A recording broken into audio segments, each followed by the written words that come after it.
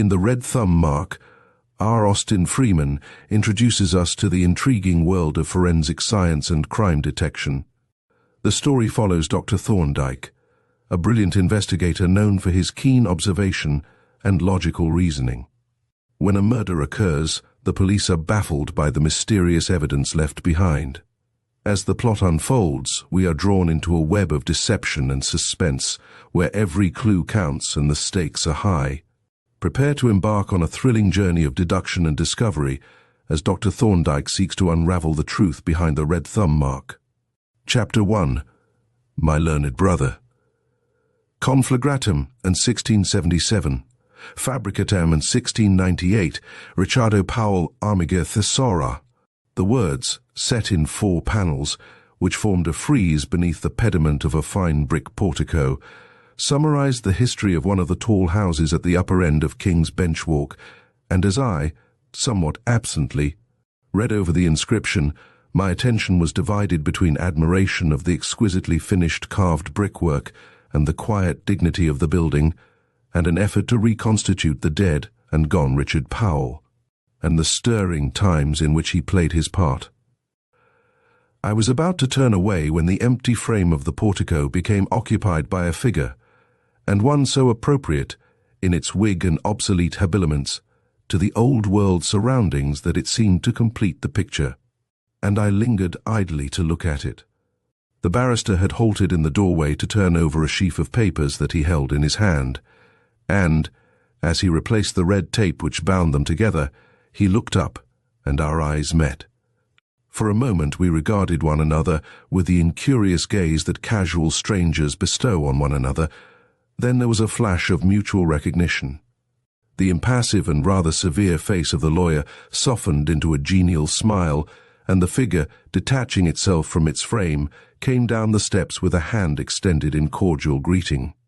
"My dear Jervis," he exclaimed, as we clasped hands warmly, "this is a great and delightful surprise. How often have I thought of my old comrade, and wondered if I should ever see him again, and lo, here he is, thrown up on the sounding beach of the inner temple, like the proverbial bread cast upon the waters." "Your surprise, Thorndyke, is nothing to mine," I replied, "for your bread has at least returned as bread, whereas I am in the position of a man who, having cast his bread upon the waters, sees it return in the form of a buttered muffin or a bath bun. I left a respectable medical practitioner, and I find him transformed into a bewigged and begowned limb of the law." Thorndyke laughed at the comparison. "Liken not your old friend unto a bath bun," said he. "Say rather that you left him a chrysalis and come back to find him a butterfly. But the change is not so great as you think. Hippocrates is only hiding under the gown of Solon, as you will understand when I explain my metamorphosis, and that I will do this very evening, if you have no engagement." "I am one of the unemployed at present," I said, "and quite at your service." "Then come round to my chambers at 7, said Thorndyke, "and we will have a chop and a pint of claret together and exchange autobiographies. I am due in court in a few minutes." "Do you reside within that noble old portico?" I asked. "No," replied Thorndyke. "I often wish I did. It would add several inches to one's stature to feel that the mouth of one's burrow was graced with a Latin inscription for admiring strangers to ponder over.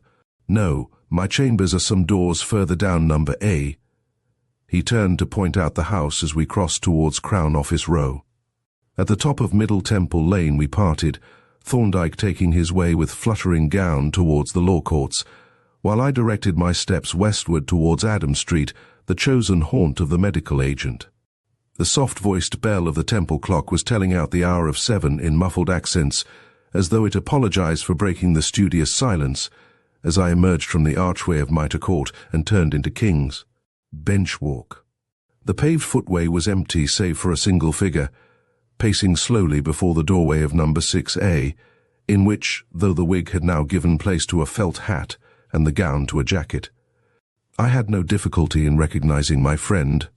"Punctual to the moment, as of old," said he, meeting me halfway. "What a blessed virtue is punctuality, even in small things. I have just been taking the air in Fountain Court, and will now introduce you to my chambers." Here is my humble retreat." We passed in through the common entrance and ascended the stone stairs to the first floor, where we were confronted by a massive door, above which my friend's name was written in white letters. "Rather a forbidding exterior," remarked Thorndyke, as he inserted the latchkey, "but it is homely enough inside." The heavy door swung outwards and disclosed a baize-covered inner door, which Thorndyke pushed open and held for me to pass in. "You will find my chambers an odd mixture," said Thorndyke, "for they combine the attractions of an office, a museum, a laboratory, and a workshop. And a restaurant," added a small elderly man, who was decanting a bottle of claret by means of a glass siphon. "You forgot that, sir." "Yes, I forgot that, Polton," said Thorndyke, "but I see you have not." He glanced towards a small table that had been placed near the fire and set out with the requisites for our meal. "Tell me," said Thorndyke, as we made the initial onslaught on the products of Polton's culinary experiments, "what has been happening to you since you left the hospital 6 years ago?" "My story is soon told," I answered, somewhat bitterly. "It is not an uncommon one. My funds ran out, as you know, rather unexpectedly. When I had paid my examination and registration fees, the coffer was absolutely empty, and though, no doubt, a medical diploma contains, to use Johnson's phrase, the potentiality of wealth beyond the dreams of avarice, there is a vast difference in practice between the potential and the actual.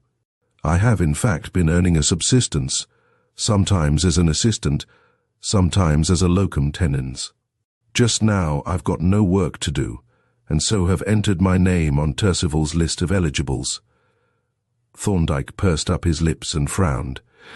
"It's a wicked shame, Jervis," said he presently, "that a man of your abilities and scientific acquirements should be frittering away his time on odd jobs like some half-qualified wastrel." "It is," I agreed. "My merits are grossly undervalued by a stiff-necked and obtuse generation. But what would you have, my learned brother? If poverty steps behind you and claps the occulting bushel over your 30,000 candle power luminary, your brilliancy is apt to be obscured."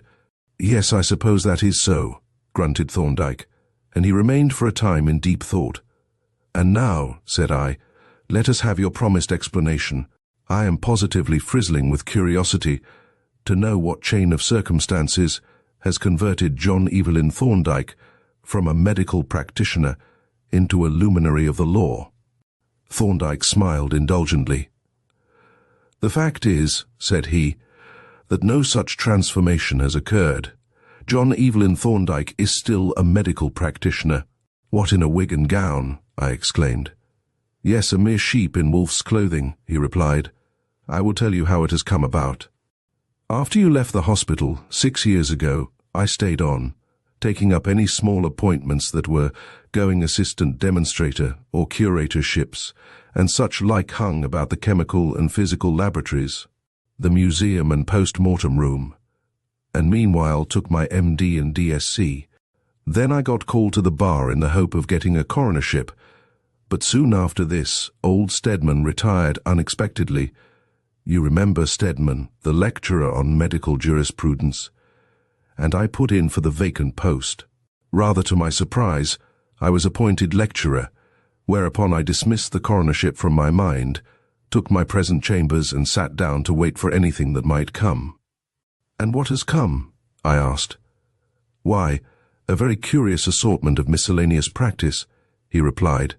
"At first I only got an occasional analysis in a doubtful poisoning case, but by degrees my sphere of influence has extended, until it now includes all cases in which a special knowledge of medicine or physical science can be brought to bear upon law." "But you plead in court, I observe," said I. "Very seldom," he replied. "More usually I appear in the character of that bête noire of judges and counsel, the scientific witness. But in most instances I do not appear at all. I merely direct investigations, arrange and analyze the results, and prime the counsel with facts and suggestions for cross-examination. A good deal more interesting than acting as understudy for an absent GP," said I, a little enviously. "But you deserve to succeed, for you were always a deuce of a worker, to say nothing of your capabilities." "Yes, I worked hard," replied Thorndyke, "and I work hard still, but I have my hours of labor and my hours of leisure, unlike you poor devils of general practitioners, who are liable to be dragged away from the dinner table or roused out of your first sleep by confound it all. Who can that be?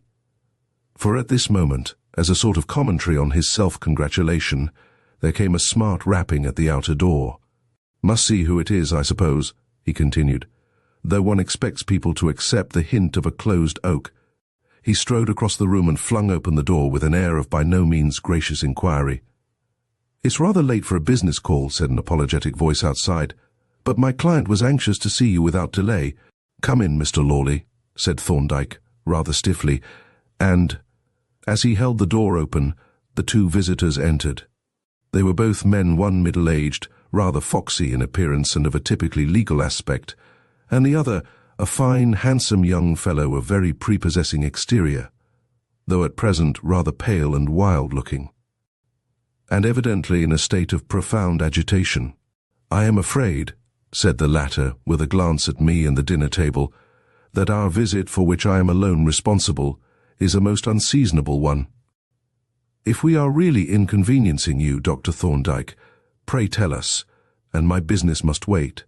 Thorndyke had cast a keen and curious glance at the young man, and he now replied in a much more genial tone, "I take it that your business is of a kind that will not wait, and as to inconveniencing us, why? My friend and I are both doctors, and as you are aware, no doctor expects to call any part of the 24 hours his own unreservedly."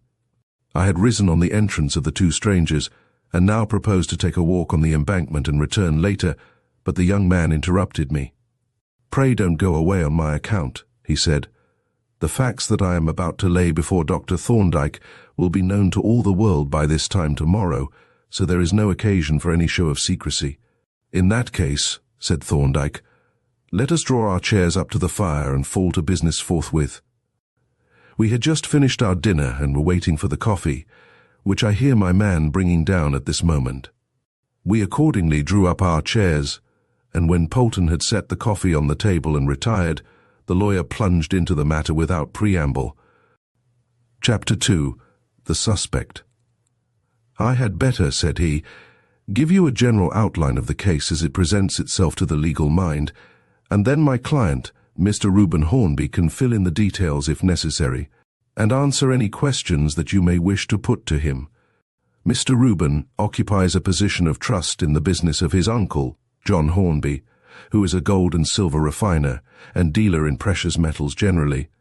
There is a certain amount of outside assay work carried on in the establishment, but the main business consists in the testing and refining of samples of gold sent from certain mines in South Africa. About 5 years ago, Mr. Reuben and his cousin Walter, another nephew of John Hornby, left school, and both were articled to their uncle, with the view to their ultimately becoming partners in the house, and they have remained with him ever since, occupying, as I have said, positions of considerable responsibility. And now for a few words as to how business is conducted in Mr. Hornby's establishment. The samples of gold are handed over at the docks to some accredited representative of the firm, generally either Mr. Reuben or Mr. Walter, who has been dispatched to meet the ship, and conveyed either to the bank or to the works according to circumstances. Of course, every effort is made to have as little gold as possible on the premises, and the bars are always removed to the bank at the earliest opportunity. But it happens unavoidably that samples of considerable value have often to remain on the premises all night, and so the works are furnished with a large and powerful safe or strong room for their reception. This safe is situated in the private office under the eye of the principal, and, as an additional precaution, the caretaker, who acts as night watchman, occupies a room directly over the office, and patrols the building periodically through the night.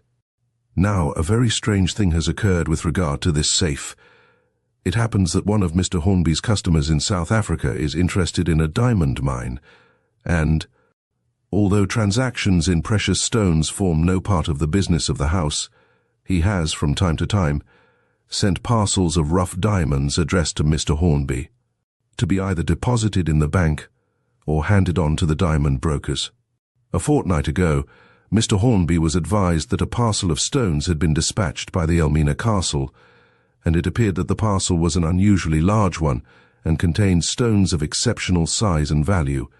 Under these circumstances, Mr. Reuben was sent down to the docks at an early hour, in the hope the ship might arrive in time for the stones to be lodged in the bank at once. Unfortunately, however, this was not the case, and the diamonds had to be taken to the works and locked up in the safe. "Who placed them in the safe?" asked Thorndyke. "Mr. Hornby himself, to whom Mr. Reuben delivered up the package on his return from the docks." "Yes," said Thorndyke. "And what happened next?" "Well, on the following morning, when the safe was opened, the diamonds had disappeared." "Had the place been broken into?" asked Thorndyke. "No, the place was all locked up as usual, and the caretaker, who had made his accustomed rounds, had heard nothing, and the safe was outwardly quite undisturbed. It had evidently been opened with keys and locked again after the stones were removed." "And in whose custody were the keys of the safe?" inquired Thorndyke. "Mr. Hornby usually kept the keys himself, but on occasions, when he was absent from the office, he handed them over to one of his nephews, whichever happened to be in charge at the time. But on this occasion, the keys did not go out of his custody from the time when he locked up the safe, after depositing the diamonds in it, to the time when it was opened by him on the following morning."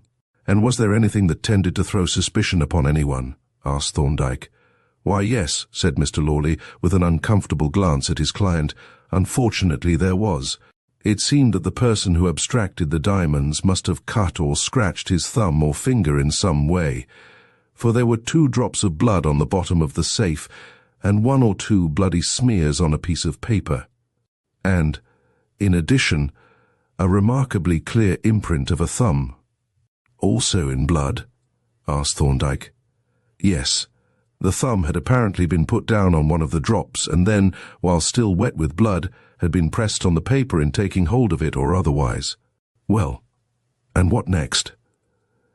"Well," said the lawyer, fidgeting in his chair, "to make a long story short, the thumbprint has been identified as that of Mr. Reuben Hornby." "Ha!" exclaimed Thorndyke. "The plot thickens with a vengeance. I had better jot down a few notes before you proceed any further." He took from a drawer a small paper-covered notebook, on the cover of which he wrote "Reuben Hornby," and then, laying the book open on a blotting pad, which he rested on his knee, he made a few brief notes.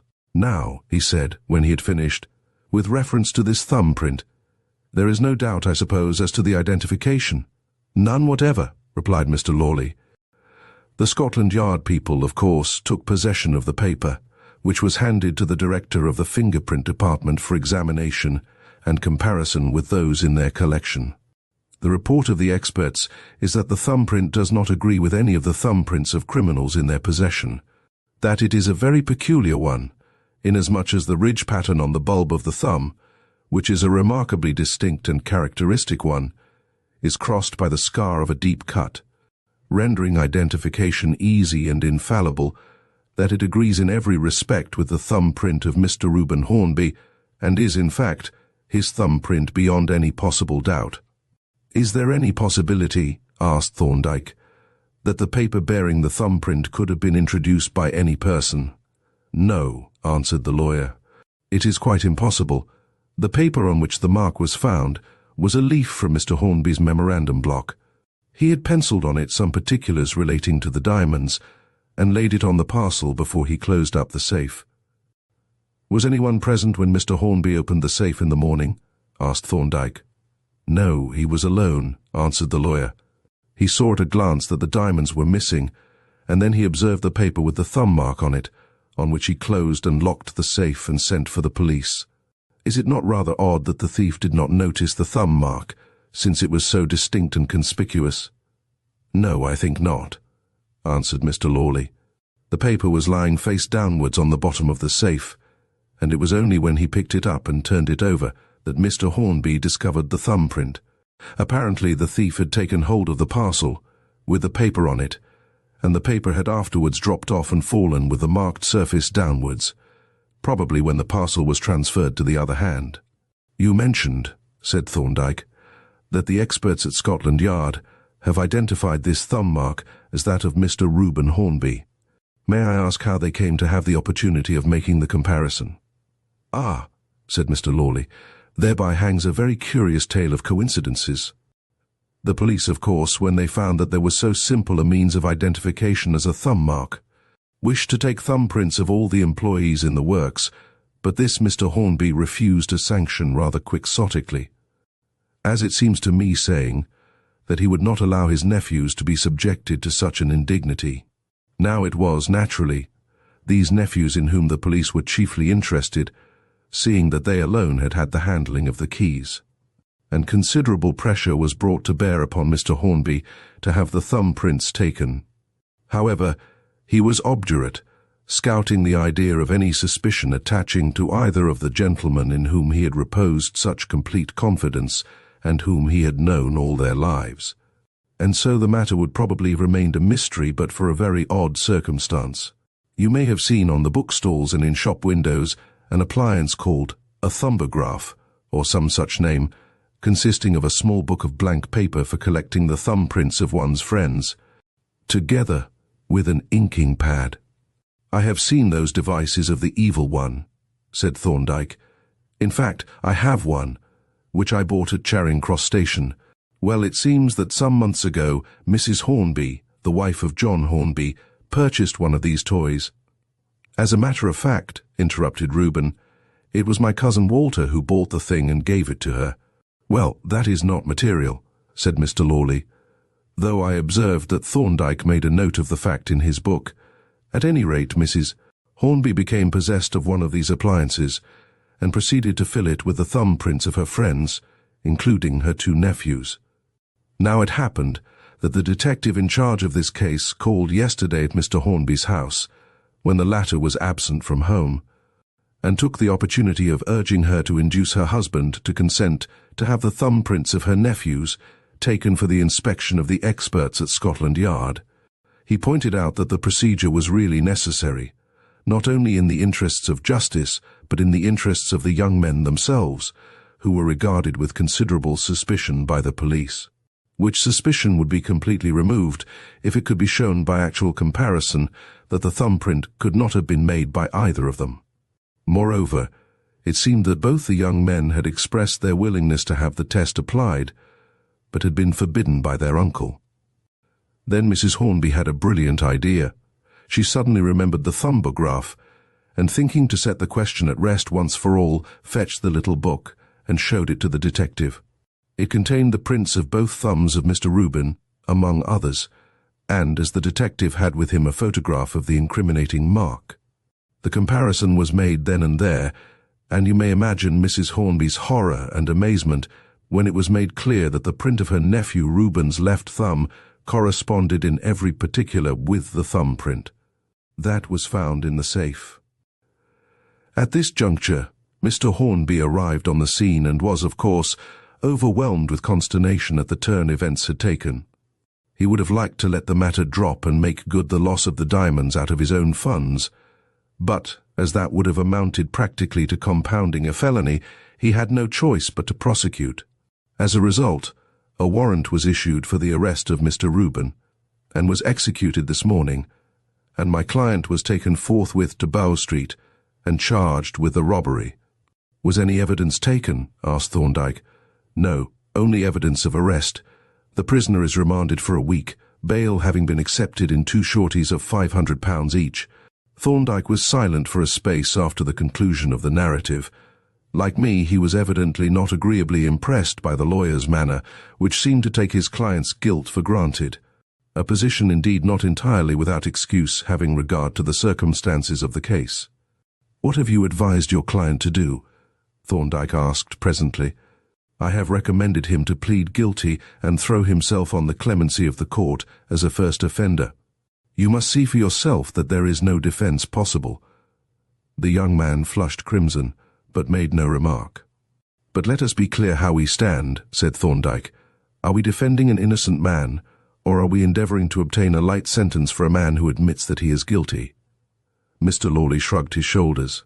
"That question can be best answered by our client himself," said he. Thorndyke directed an inquiring glance at Reuben Hornby, remarking, You are not called upon to incriminate yourself in any way, Mr. Hornby, but I must know what position you intend to adopt. Here I again proposed to withdraw, but Reuben interrupted me.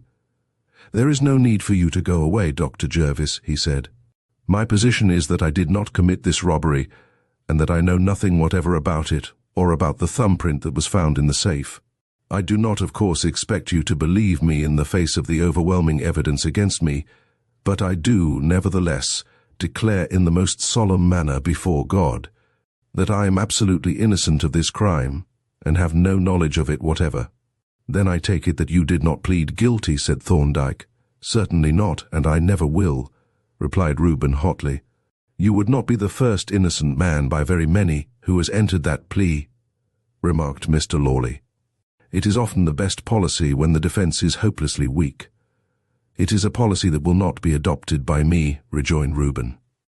I may be, and probably shall be, convicted and sentenced, but I shall continue to maintain my innocence, whatever happens. Do you think, he added, turning to Thorndyke, that you can undertake my defence on that assumption? It is the only assumption on which I should agree to undertake the case, replied Thorndyke. And if I may ask the question, pursued Reuben anxiously, do you find it possible to conceive that I may really be innocent?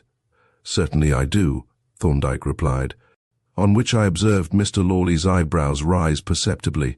I am a man of facts, not an advocate, and if I found it impossible to entertain the hypothesis of your innocence, I should not be willing to expend time and energy in searching for evidence to prove it.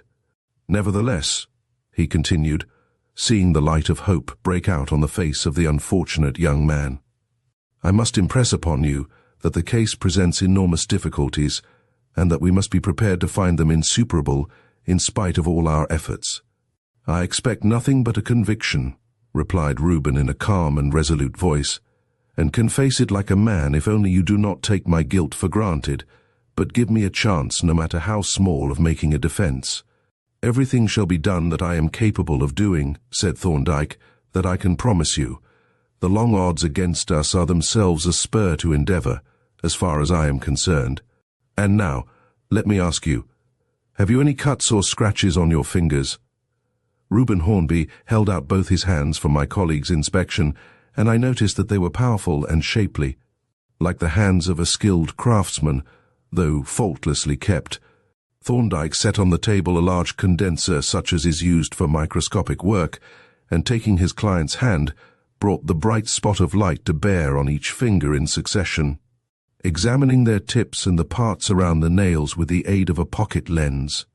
A fine, capable hand, this, said he, regarding the member approvingly as he finished his examination, but I don't perceive any trace of a scar on either the right or left.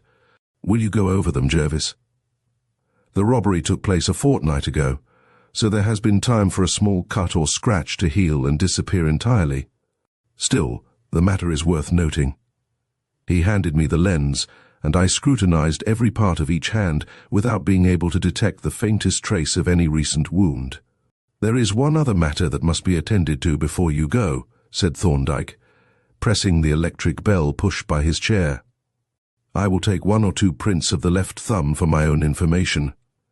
In response to the summons, Polton made his appearance from some lair unknown to me, but presumably the laboratory, and, having received his instructions, retired, and presently returned carrying a box, which he laid on the table. From this receptacle Thorndyke drew forth a bright copper plate mounted on a slab of hard wood, a small printer's roller, a tube of fingerprint ink, and a number of cards with very white and rather glazed surfaces. Now, Mr. Hornby, said he, your hands, I see, are beyond criticism as to cleanliness, but we will nevertheless give the thumb a final polish. Accordingly, he proceeded to brush the bulb of the thumb with a well-soaked badger hair nail brush, and, having rinsed it in water, dried it with a silk handkerchief, and gave it a final rub on a piece of chamois leather. The thumb having been thus prepared, he squeezed out a drop of the thick ink onto the copper plate and spread it out with the roller, testing the condition of the film from time to time by touching the plate with the tip of his finger and taking an impression on one of the cards. When the ink had been rolled out to the requisite thinness, He took Reuben's hand and pressed the thumb lightly but firmly onto the inked plate. Then, transferring the thumb to one of the cards, which he directed me to hold steady on the table, he repeated the pressure, when there was left on the card a beautifully sharp and clear impression of the bulb of the thumb, the tiny papillary ridges being shown with microscopic distinctness, and even the mouths of the sweat glands, which appeared as rows of little white dots on the black lines of the ridges. This maneuver was repeated a dozen times on 2 of the cards, each of which thus received 6 impressions. Thorndyke then took 1 or 2 rolled prints, i.e. prints produced by rolling the thumb first on the inked slab and then on the card, by which means a much larger portion of the surface of the thumb was displayed in a single print. And, "Now," said Thorndyke, "that we may be furnished with all the necessary means of comparison, we will take an impression in blood." The thumb was accordingly cleansed and dried afresh, when Thorndyke, having pricked his own thumb with a needle, squeezed out a good-sized drop of blood onto a card. "There," said he with a smile, as he spread the drop out with the needle into a little shallow pool, "it is not every lawyer who is willing to shed his blood in the interests of his client." He proceeded to make a dozen prints as before on 2 cards, writing a number with his pencil opposite each print as he made it.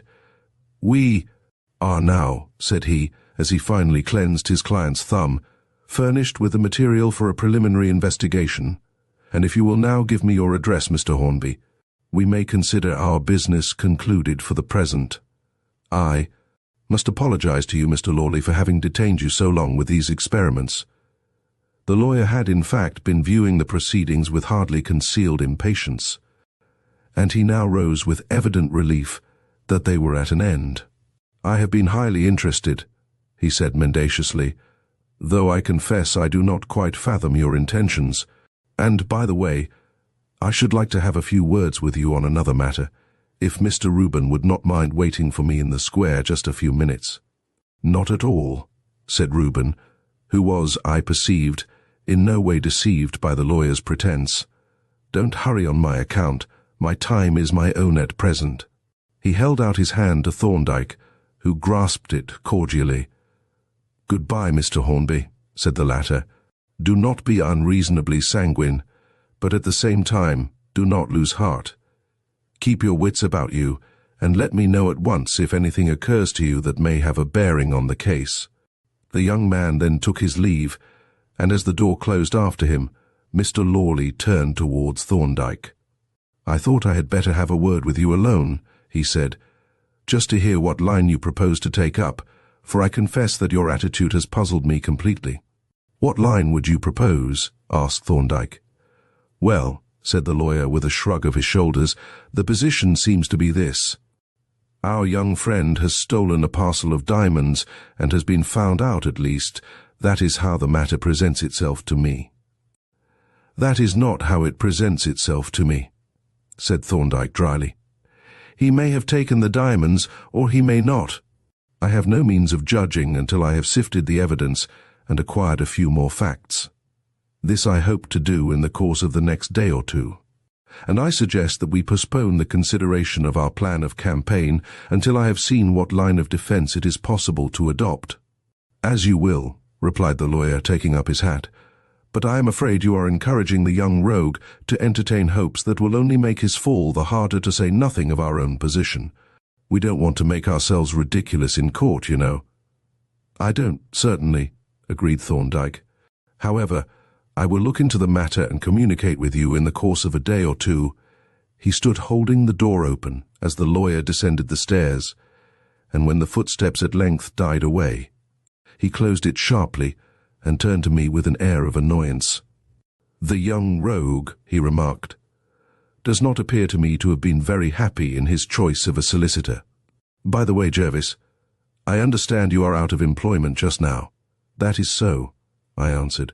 "Would you care to help me, as a matter of business, of course, to work up this case? I have a lot of other work on hand, and your assistance would be of great value to me." I said with great truth that I should be delighted. "Then," said Thorndyke, "come round to breakfast tomorrow, and we will settle the terms, and you can commence your duties at once. and now let us light our pipes and finish our yarns as though agitated clients and thick-headed solicitors had no existence.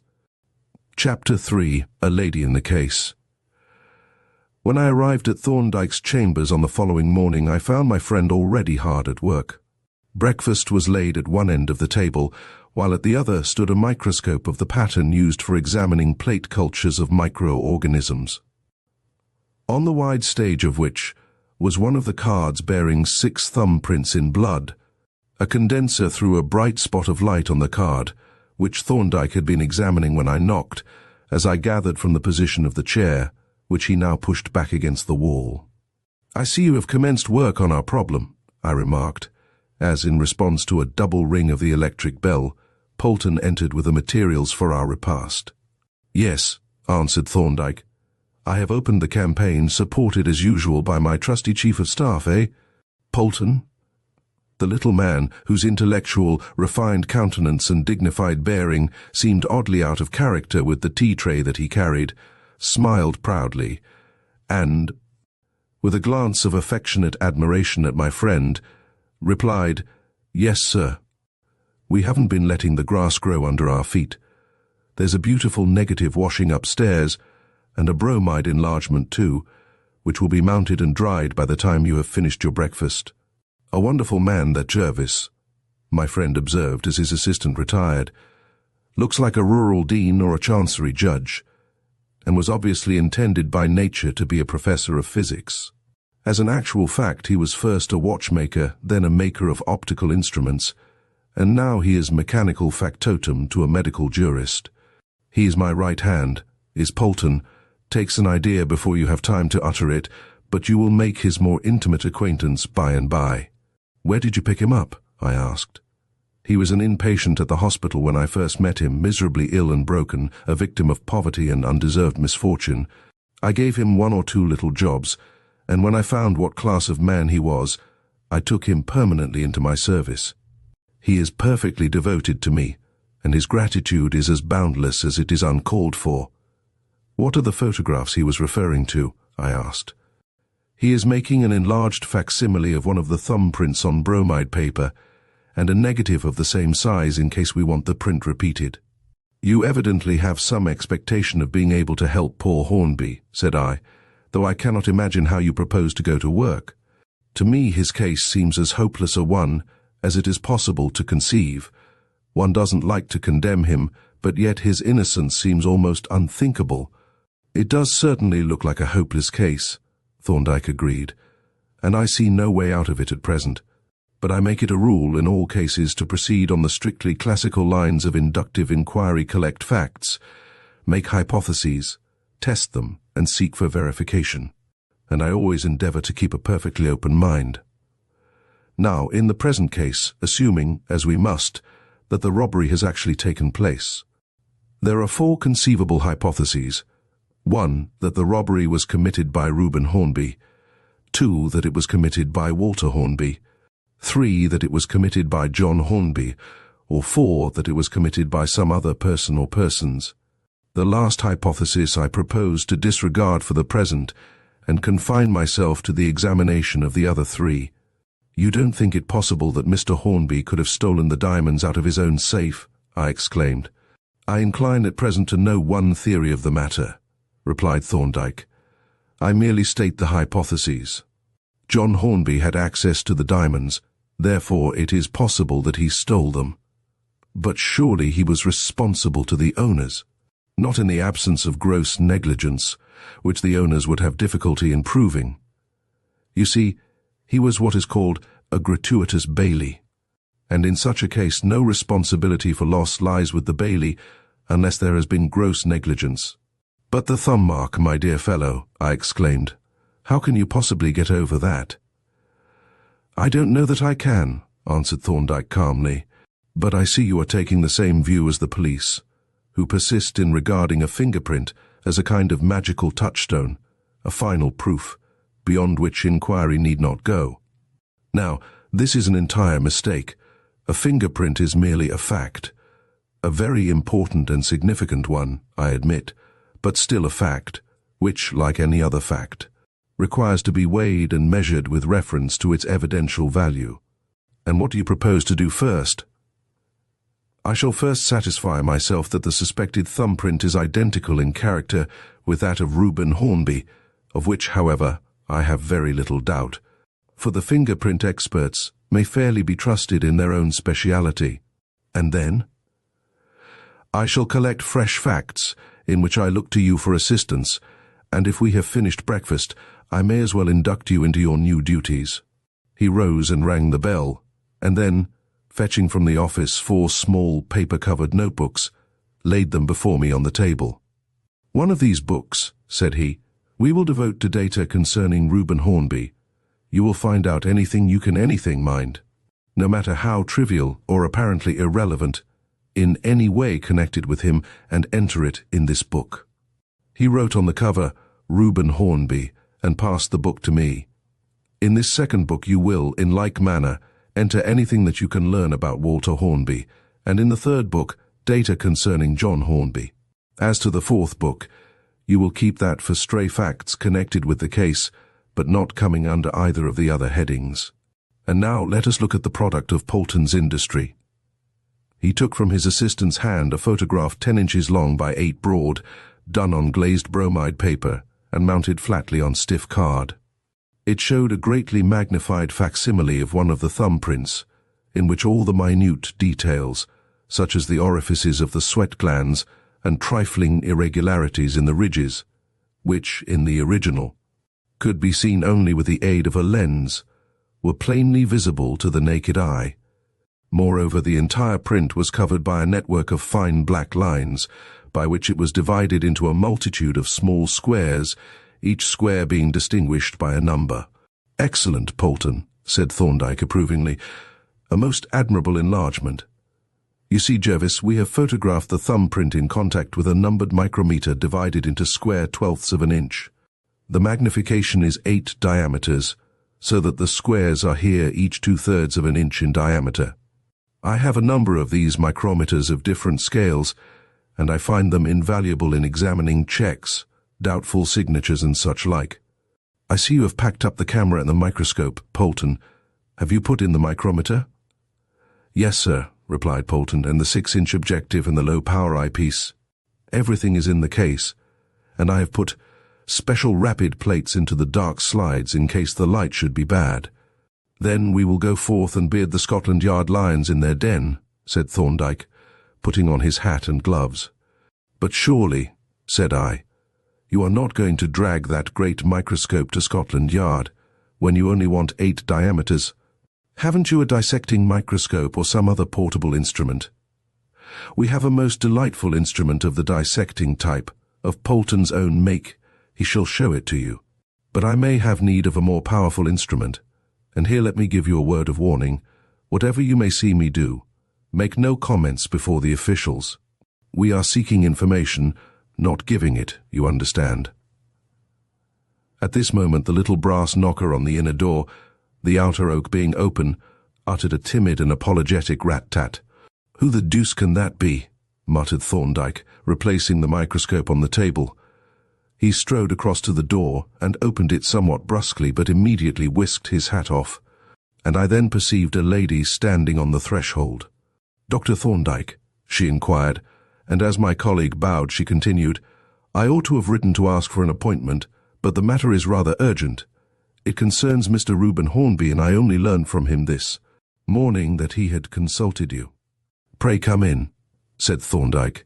Dr. Jervis and I were just setting out for Scotland Yard on this very business. Let me present you to my colleague, who is working up the case with me.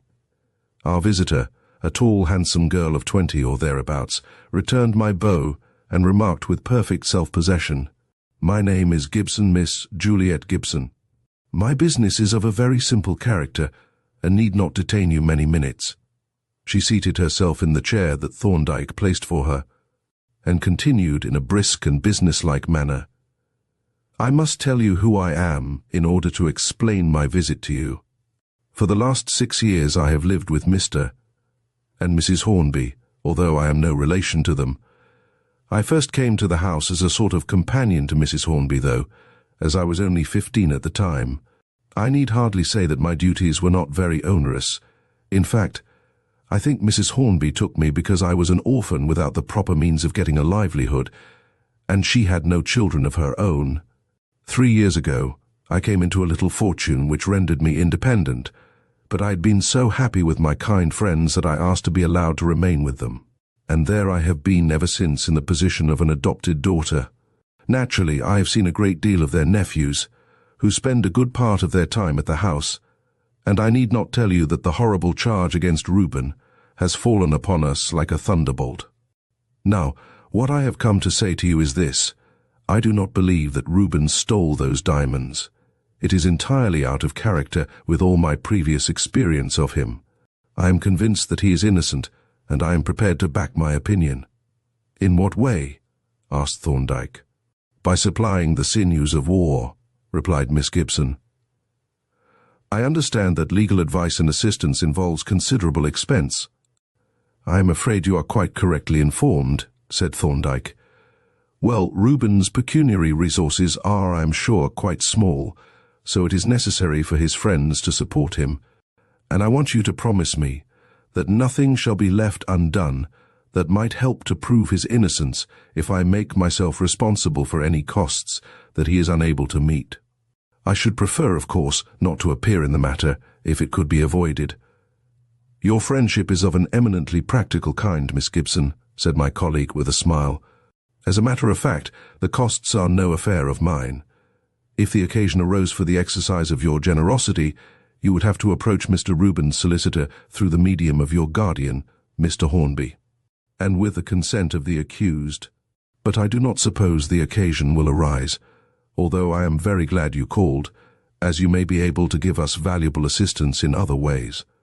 For example, you might answer one or two apparently impertinent questions. I should not consider any question impertinent that you considered necessary to ask, our visitor replied. Then, said Thorndyke, I will venture to inquire if any special relations exist between you and Mr. Reuben. You look for the inevitable motive in a woman, said Miss Gibson, laughing and flushing a little. No, there have been no tender passages between Reuben and me. We are merely old and intimate friends. In fact, there is what I may call a tendency in another direction, Walter Hornby. Do you mean that you are engaged to Mr. Walter? Oh, no, she replied. But he has asked me to marry him. He has asked me, in fact, more than once, and I really believe that he has a sincere attachment to me. She made this latter statement with an odd air, as though the thing asserted were curious and rather incredible, and the tone was evidently noticed by Thorndyke as well as me, for he rejoined, Of course he has. Why not? Well, you see, replied Miss Gibson, I have some 600 a year of my own, and should not be considered a bad match for a young man like Walter, who has neither property nor expectations, and one naturally takes that into account. But still, as I have said, I believe he is quite sincere in his professions, and not merely attracted by my money. I do not find your opinion at all incredible, said Thorndyke with a smile, even if Mr. Walter were quite a mercenary young man, which I take it he is not. Miss Gibson flushed very prettily as she replied, Oh, pray do not trouble to pay me compliments. I assure you I am by no means insensible of my merits. But with regard to Walter Hornby, I should be sorry to apply the term mercenary to him. And yet, well, I have never met a young man who showed a stronger appreciation of the value of money. He means to succeed in life, and I have no doubt he will. And do I understand that you refused him? Yes. My feelings towards him are quite friendly, but not of such a nature as to allow me to contemplate marrying him. And now, to return for a moment to Mr. Reuben. You have known him for some years? I have known him intimately for 6 years, replied Miss Gibson. And what sort of character do you give him? Speaking from my own observation of him, she replied, I can say that I have never known him to tell an untruth or do a dishonorable deed. As to theft, it is merely ridiculous. His habits have always been inexpensive and frugal. He is unambitious to a fault, and in respect to the main chance, his indifference is as conspicuous as Walter's keenness.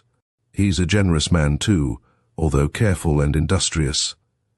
Thank you, Miss Gibson, said Thorndyke. We shall apply to you for further information as the case progresses. I am sure that you will help us if you can, and that you can help us if you will, with your clear head and your admirable frankness. If you will leave us your card, Dr. Jervis and I will keep you informed of our prospects and ask for your assistance whenever we need it." After our fair visitor had departed, Thorndyke stood for a minute or more gazing dreamily into the fire. Then, with a quick glance at his watch, he resumed his hat, and catching up the microscope, handed the camera case to me and made for the door. "How the time goes," he exclaimed as we descended the stairs. "But it hasn't been wasted, Jervis, hey?" "No, I suppose not," I answered tentatively. "You suppose not," he replied. "Why, here is as pretty a little problem as you could desire, what would be called in the jargon of the novels a psychological problem, and it is your business to work it out, too." "You mean as to Miss Gibson's relations with these two young men?" Thorndyke nodded. "Is it any concern of ours?" I asked. "Certainly it is," he replied. "Everything is a concern of ours at this preliminary stage. We are groping about for a clue and must let nothing pass unscrutinized." "Well then, to begin with, she is not wildly infatuated with Walter Hornby, I should say." "No," agreed Thorndyke, laughing softly. "We may take it that the canny Walter has not inspired a grand passion." "Then," I resumed, "if I were a suitor for Miss Gibson's hand, I think I would sooner stand in Reuben's shoes than in Walter's." "There again, I am with you," said Thorndyke. "Go on." "Well," I continued, "our fair visitor conveyed to me the impression that her evident admiration of Reuben's character was tempered by something that she had heard from a third party. That expression of hers, speaking from my own observation, seemed to imply that her observations of him were not in entire agreement with somebody else's." "Good man!" exclaimed Thorndyke, slapping me on the back, to the undissembled surprise of a policeman whom we were passing. "That is what I had hoped for in you, the capacity to perceive the essential underneath the obvious. Yes, somebody has been saying something about our client, and the thing that we have to find out is, what is it that has been said, and who has been saying it? We shall have to make a pretext for another interview with Miss Gibson.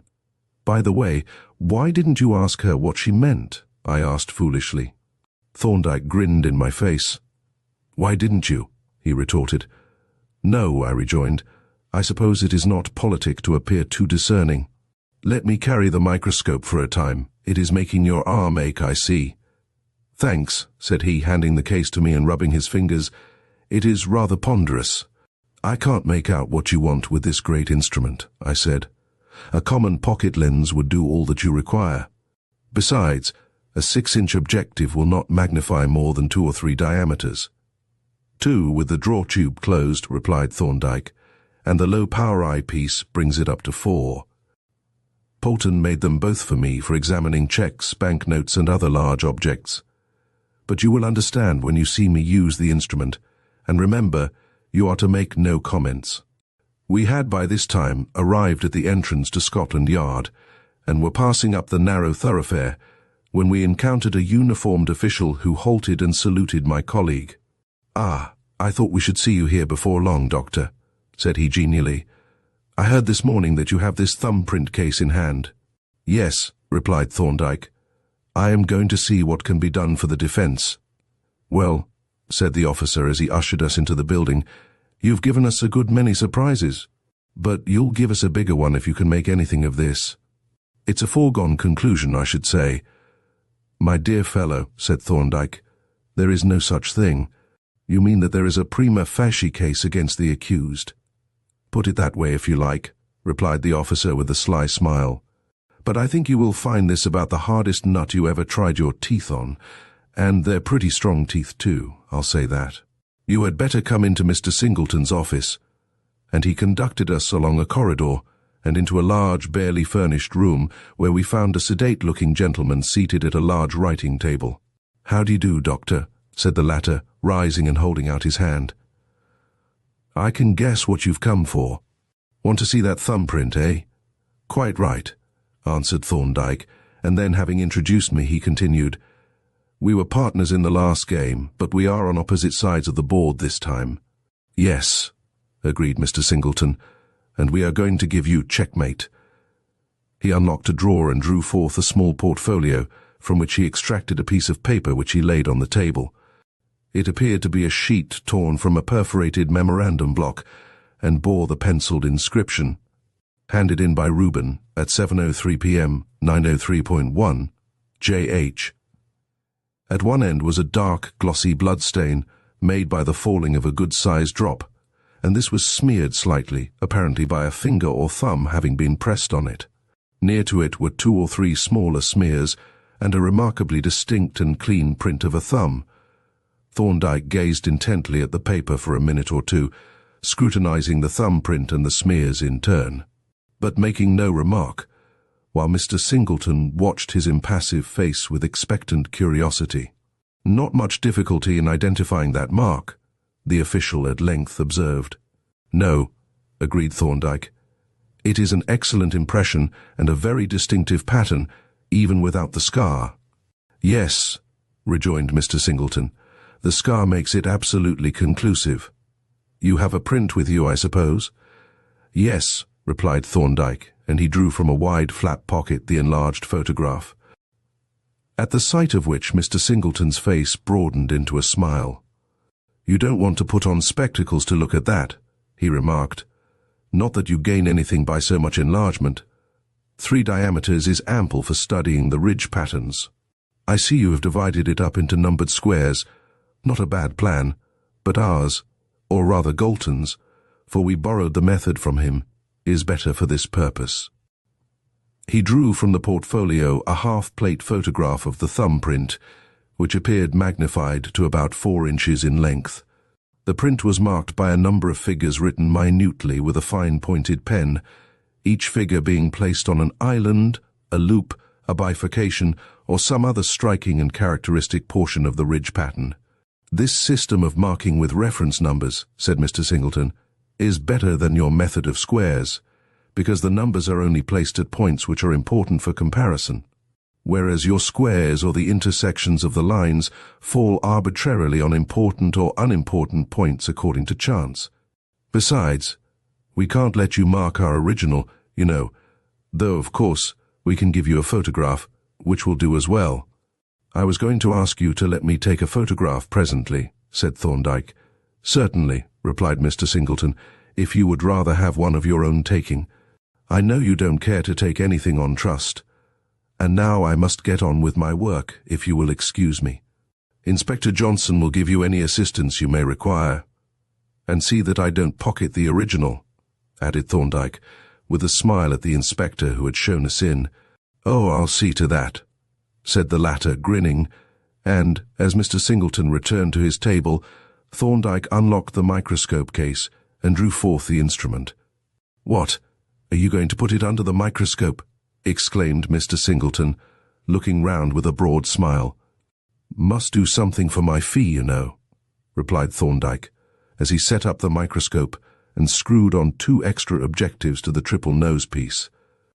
"You observe that there is no deception," he added to the inspector, as he took the paper from Mr. Singleton's table and placed it between 2 slips of glass. "I'm watching you, sir," replied the officer with a chuckle, and he did watch, with close attention and great interest, while Thorndyke laid the glass slips on the microscope stage and proceeded to focus. I also watched, and was a good deal exercised in my mind by my colleague's proceedings.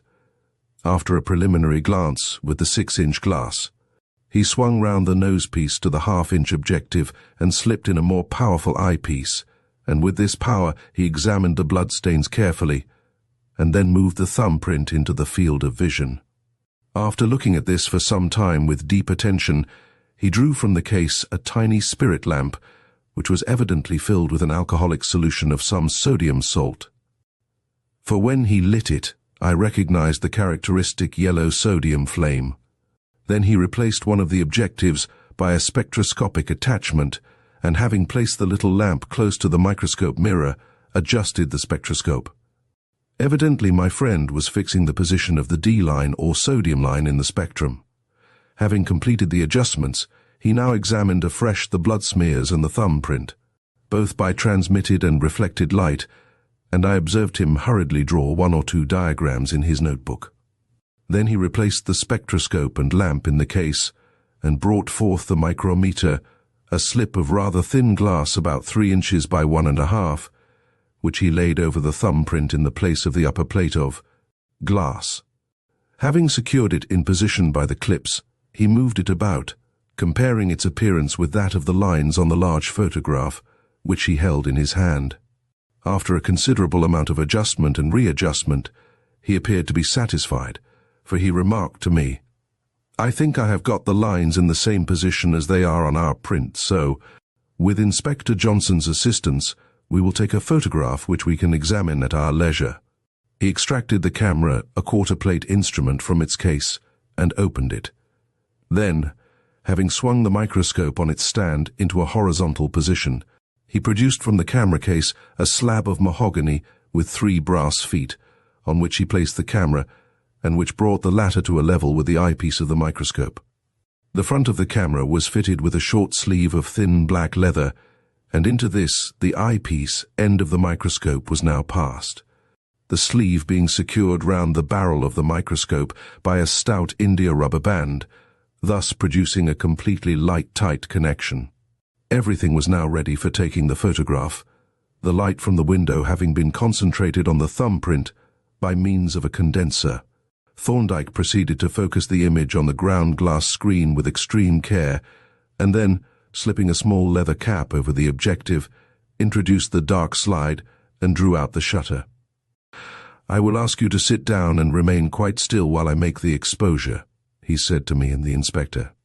"A very little vibration is enough to destroy the sharpness of the image."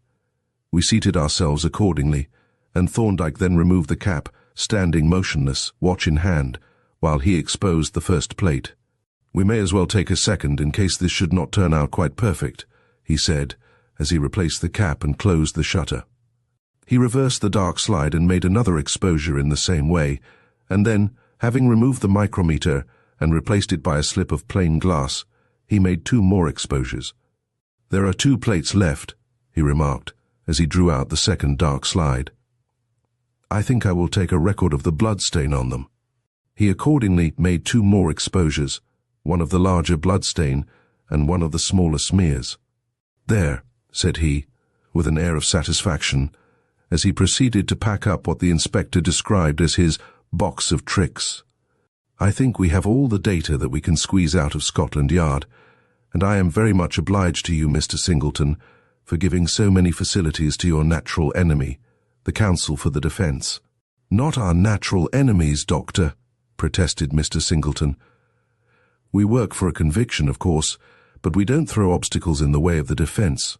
You know that perfectly well." "Of course I do, my dear sir," replied Thorndyke, shaking the official by the hand. "Haven't I benefited by your help a score of times? But I am greatly obliged all the same. Goodbye." "Goodbye, Doctor. I wish you luck, though I fear you will find it no go this time." "We shall see," replied Thorndyke, and with a friendly wave of the hand to the inspector, he caught up the 2 cases and led the way out of the building. Chapter 4. Confidences. During our walk home, my friend was unusually thoughtful and silent, and his face bore a look of concentration under which I thought I could detect, in spite of his habitually impassive expression, a certain suppressed excitement of a not entirely unpleasurable kind. I forbore, however, from making any remarks or asking questions, not only because I saw that he was preoccupied, but also because, from my knowledge of the man, I judged that he would consider it his duty to keep his own counsel and to make no unnecessary confidences even to me. On our arrival at his chambers, he immediately handed over the camera to Polton with a few curt directions as to the development of the plates, and, lunch being already prepared, we sat down at the table without delay. We had proceeded with our meal in silence for some time when Thorndyke suddenly laid down his knife and fork and looked into my face with a smile of quiet amusement. "It has just been borne in upon me, Jervis," said he, "that you are the most companionable fellow in the world. You have the heaven-sent gift of silence." "If silence is the test of companionability," I answered with a grin, "I think I can pay you a similar compliment in even more emphatic terms." He laughed cheerfully and rejoined, You are pleased to be sarcastic, I observe, but I maintain my position. The capacity to preserve an opportune silence is the rarest and most precious of social accomplishments. Now, most men would have plied me with questions and babbled comments on my proceedings at Scotland Yard, whereas you have allowed me to sort out, without interruption, a mass of evidence while it is still fresh and impressive, to docket each item and stow it away in the pigeonholes of my brain. By the way, I have made a ridiculous oversight. What is that? I asked. The Thumbograph. I never ascertained whether the police have it or whether it is still in the possession of Mrs. Hornby. Does it matter? I inquired. Not much, only I must see it, and perhaps it will furnish an excellent pretext for you to call on Miss Gibson. As I am busy at the hospital this afternoon, and Polton has his hands full, it would be a good plan for you to drop in at Ensley Gardens. That is the address, I think. And if you can see Miss Gibson, try to get a confidential chat with her, and extend your knowledge of the manners and customs of the three Monsieur Hornby. Put on your best bedside manner, and keep your weather eye lifting. Find out everything you can as to the characters and habits of those three gentlemen, regardless of all scruples of delicacy. Everything is of importance to us, even to the names of their tailors. And with regard to the Thumbograph, find out who has it, and, if it is still in Mrs. Hornby's possession, get her to lend it to us, or, what might, perhaps, be better, get her permission to take a photograph of it. It shall be done according to your word, said I. I will furbish up my exterior, and this very afternoon make my first appearance in the character of Paul Pry. About an hour later, I found myself upon the doorstep of Mr. Hornby's house in Ensley Gardens, listening to the jangling of the bell that I had just set in motion. Miss Gibson, sir, repeated the parlour-maid in response to my question. She was going out, but I am not sure whether she has gone yet. If you will step in, I will go and see. I followed her into the drawing-room, and threading my way amongst the litter of small tables and miscellaneous furniture, by which ladies nowadays convert their special domain into the semblance of a broker's shop, let go my anchor in the vicinity of the fireplace to await the parlour-maid's report. I had not long to wait, for in less than a minute Miss Gibson herself entered the room. She wore her hat and gloves, and I congratulated myself on my timely arrival. I didn't expect to see you again so soon, Dr. Jervis, she said, holding out her hand with a frank and friendly manner. But you are very welcome all the same. You have come to tell me something. On the contrary, I replied, I have come to ask you something. Well, that is better than nothing, she said, with a shade of disappointment. Won't you sit down?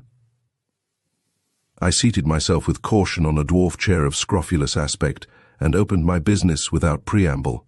Do you remember a thing called a Thumbograph? Indeed I do, she replied with energy. It was the cause of all this trouble. Do you know if the police took possession of it? The detective took it to Scotland Yard that the fingerprint experts might examine it and compare the two thumbprints, and they wanted to keep it.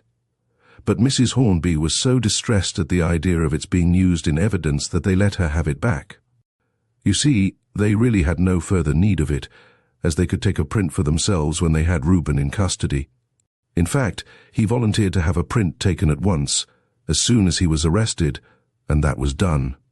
So the Thumbograph is now in Mrs. Hornby's possession. Yes, unless she has destroyed it. She spoke of doing so. I hope she has not, said I in some alarm, for Dr. Thorndyke is extremely anxious for some reason to examine it. Well, she will be down in a few minutes, and then we shall know. I told her you were here. Have you any idea what Dr. Thorndyke's reason is for wanting to see it? None whatever, I replied. Dr. Thorndyke is as close as an oyster. He treats me as he treats everyone else. He listens attentively, observes closely, and says nothing. It doesn't sound very agreeable, mused Miss Gibson, and yet he seemed very nice and sympathetic. He is very nice and sympathetic, I retorted with some emphasis, but he doesn't make himself agreeable by divulging his client's secrets. I suppose not, and I regard myself as very effectively snubbed, said she, smiling, but evidently somewhat piqued by my not very tactful observation. I was hastening to repair my error with apologies and self-accusations when the door opened and an elderly lady entered the room. She was somewhat stout, amiable and placid of mien, and impressed me to be entirely truthful, as looking rather foolish. "Here is Mrs. Hornby," said Miss Gibson, presenting me to her hostess, and she continued, "Dr. Jervis has come to ask about the Thumbograph. You haven't destroyed it, I hope?" "No, my dear," replied Mrs. Hornby. "I have it in my little bureau. What did Dr. Jervis wish to know about it?" Seeing that she was terrified lest some new and dreadful surprise should be sprung upon her, I hastened to reassure her. "My colleague, Dr. Thorndyke, is anxious to examine it. He is directing your nephew's defence, you know." "Yes, yes," said Mrs. Hornby. "Juliet told me about him. She says he is a dear. Do you agree with her?" Here I caught Miss Gibson's eye, in which was a mischievous twinkle, and noted a little deeper pink in her cheeks. "Well," I answered dubiously, "I have never considered my colleague in the capacity of a dear, but I have a very high opinion of him in every respect." "That, no doubt, is the masculine equivalent," said Miss Gibson, recovering from the momentary embarrassment that Mrs. Hornby's artless repetition of her phrase had produced. "I think the feminine expression is more epigrammatic and comprehensive. But to return to the object of Dr. Jervis's visit, would you let him have the Thumbograph, Aunt, to show to Dr. Thorndyke?" "Oh, my dear Juliet," replied Mrs. Hornby, "I would do anything to help our poor boy. I will never believe that he could be guilty of theft, common, vulgar theft. There has been some dreadful mistake. I am convinced there has. I told the detectives so. I assured them that Reuben could not have committed the robbery, and that they were totally mistaken in supposing him to be capable of such an action. But they would not listen to me, although I have known him since he was a little child, and ought to be able to judge if anyone is. Diamonds, too. Now I ask you, what could Reuben want with diamonds? And they were not even cut." Here Mrs. Hornby drew forth a lace-edged handkerchief and mopped her eyes. "I am sure Dr. Thorndyke will be very much interested to see this little book of yours," said I, with a view to stemming the tide of her reflections. "Oh, the Thumbograph," she replied. "Yes, I will let him have it with the greatest pleasure. I am so glad he wishes to see it. It makes one feel hopeful to know that he is taking so much interest in the case. Would you believe it, Dr. Jervis? Those detective people actually wanted to keep it to bring up in evidence against the poor boy.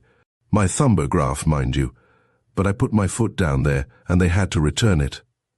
I was resolved that they should not receive any assistance from me in their efforts to involve my nephew in this horrible affair."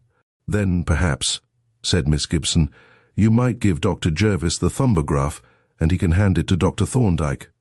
"Of course I will," said Mrs. Hornby. "Instantly, and you need not return it, Dr. Jervis. When you have finished with it, fling it into the fire. I wish never to see it again." But I had been considering the matter, and had come to the conclusion that it would be highly indiscreet to take the book out of Mrs. Hornby's custody, and this I now proceeded to explain.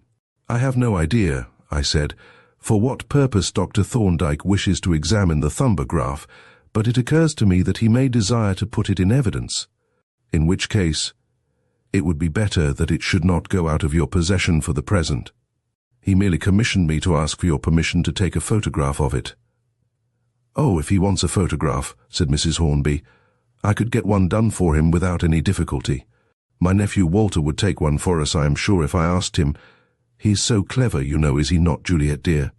"Yes, Aunt," replied Miss Gibson quickly, "but I expect Dr. Thorndyke would rather take the photograph himself." "I am sure he would," I agreed. "In fact, a photograph taken by another person would not be of much use to him." "Ah," said Mrs. Hornby in a slightly injured tone, "you think Walter is just an ordinary amateur, but if I were to show you some of the photographs he has taken, you would really be surprised. He is remarkably clever, I assure you. Would you like us to bring the book to Dr. Thorndyke's chambers?" asked Miss Gibson. "That would save time and trouble." "It is excessively good of you," I began. "Not at all. When shall we bring it? Would you like to have it this evening?" "We should very much," I replied. "My colleague could then examine it and decide what is to be done with it. But it is giving you so much trouble." "It is nothing of the kind," said Miss Gibson. You would not mind coming with me this evening, would you, Aunt? Certainly not, my dear, replied Mrs. Hornby, and she was about to enlarge on the subject when Miss Gibson rose and, looking at her watch, declared that she must start on her errand at once. I also rose to make my adieu, and she then remarked, "If you are walking in the same direction as I am, Dr. Jervis, we might arrange the time of our proposed visit as we go along." I was not slow to avail myself of this invitation, and a few seconds later we left the house together, leaving Mrs. Hornby smiling fatuously after us from the open door. "Will 8 o'clock suit you, do you think?" Miss Gibson asked, as we walked up the street. "It will do excellently, I should say," I answered. "If anything should render the meeting impossible, I will send you a telegram. I could wish that you were coming alone, as ours is to be a business conference." Miss Gibson laughed softly, and a very pleasant and musical laugh it was. "Yes," she agreed. "Dear Mrs. Hornby is a little diffuse and difficult to keep to one subject, but you must be indulgent to her little failings. You would be if you had experienced such kindness and generosity from her as I have." "I am sure I should," I rejoined. "In fact, I am. After all, a little diffuseness of speech and haziness of ideas are no great faults in a generous and amiable woman of her age." Miss Gibson rewarded me for these highly correct sentiments with a little smile of approval, and we walked on for some time in silence. Presently she turned to me with some suddenness and a very earnest expression, and said, "I want to ask you a question, Dr. Jervis, and please forgive me if I beg you to put aside your professional reserve just a little in my favor. I want you to tell me if you think Dr. Thorndyke has any kind of hope or expectation of being able to save poor Reuben from the dreadful peril that threatens him." This was a rather pointed question, and I took some time to consider it before replying. "I should like," I replied at length, "to tell you as much as my duty to my colleague will allow me to, but that is so little that it is hardly worth telling. However, I may say this without breaking any confidence. Dr. Thorndyke has undertaken the case, and is working hard at it, and he would, most assuredly, have done neither the one nor the other if he had considered it a hopeless one." "That is a very encouraging view of the matter," said she, "which had, however, already occurred to me. May I ask if anything came of your visit to Scotland Yard?" "Oh, please don't think me encroaching. I am so terribly anxious and troubled. I can tell you very little about the results of our expedition, for I know very little, but I have an idea that Dr. Thorndyke is not dissatisfied with his morning's work. He certainly picked up some facts, though I have no idea of their nature, and as soon as we reached home, he developed a sudden desire to examine the Thumbograph." "Thank you, Dr. Jervis," she said gratefully. "You have cheered me more than I can tell you, and I won't ask you any more questions. Are you sure I am not bringing you out of the way?" "Not at all," I answered hastily. "The fact is, I had hoped to have a little chat with you when we had disposed of the Thumbograph, so I can regard myself as combining a little business with a great deal of pleasure if I am allowed to accompany you." She gave me a little ironical bow as she inquired, "And, in short, I may take it that I am to be pumped?" "Come now," I retorted. "You have been plying the pump handle pretty vigorously yourself, but that is not my meaning at all. You see, we are absolute strangers to all the parties concerned in this case, which, of course, makes for an impartial estimate of their characters. But after all, knowledge is more useful to us than impartiality. There is our client, for instance. He impressed us both very favorably, I think, but he might have been a plausible rascal with the blackest of records. Then you come and tell us that he is a gentleman of stainless character, and we are at once on firmer ground." "I see," said Miss Gibson thoughtfully.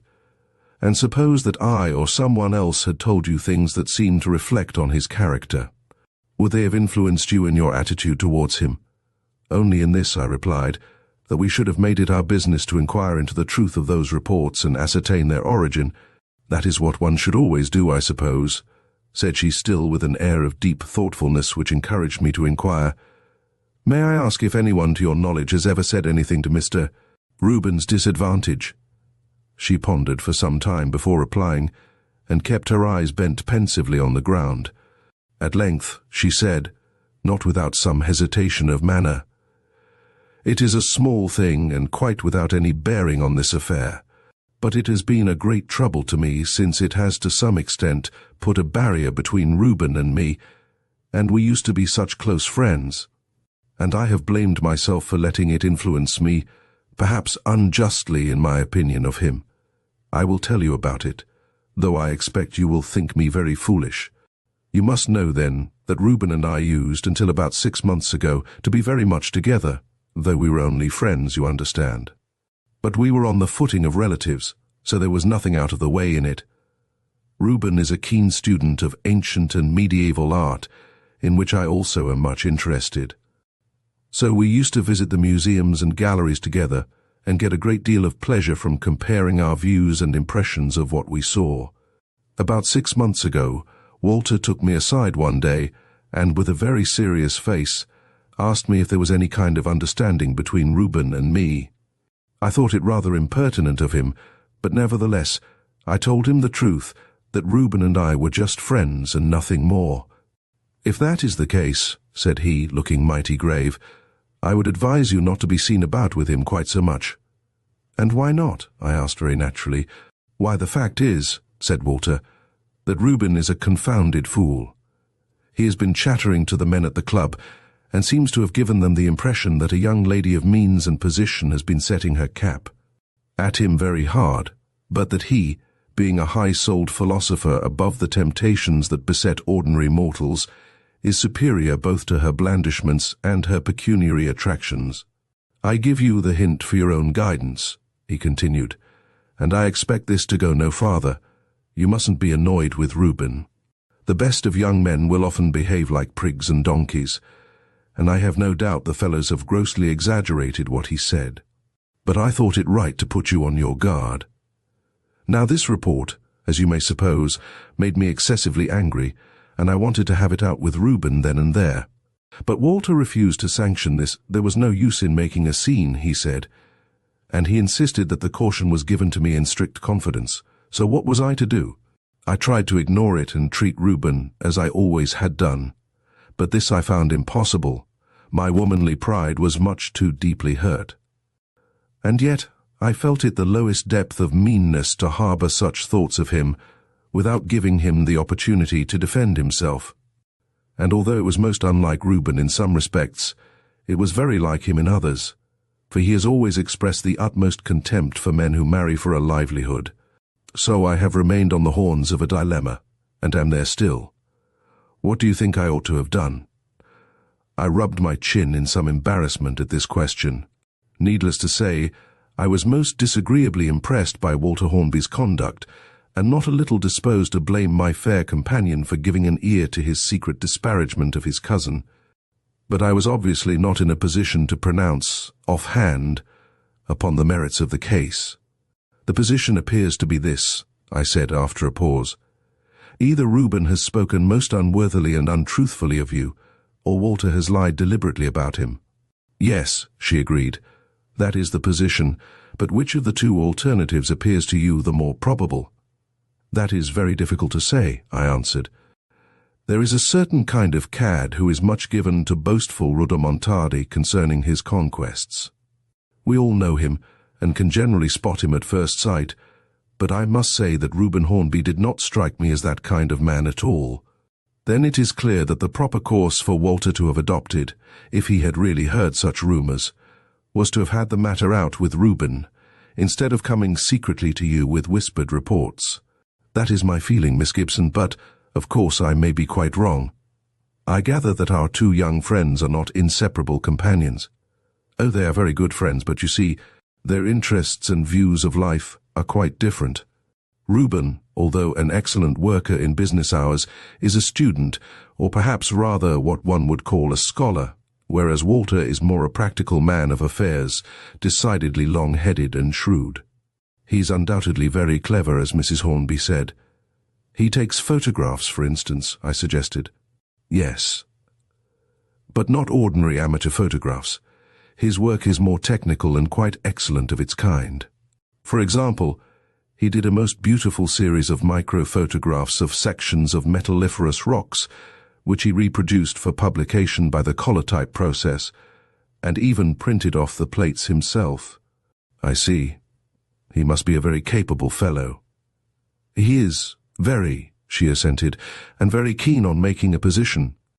But I am afraid he is rather too fond of money for its own sake, which is not a pleasant feature in a young man's character, is it? I agreed that it was not. Excessive keenness in money affairs, proceeded Miss Gibson oracularly, is apt to lead a young man into bad ways.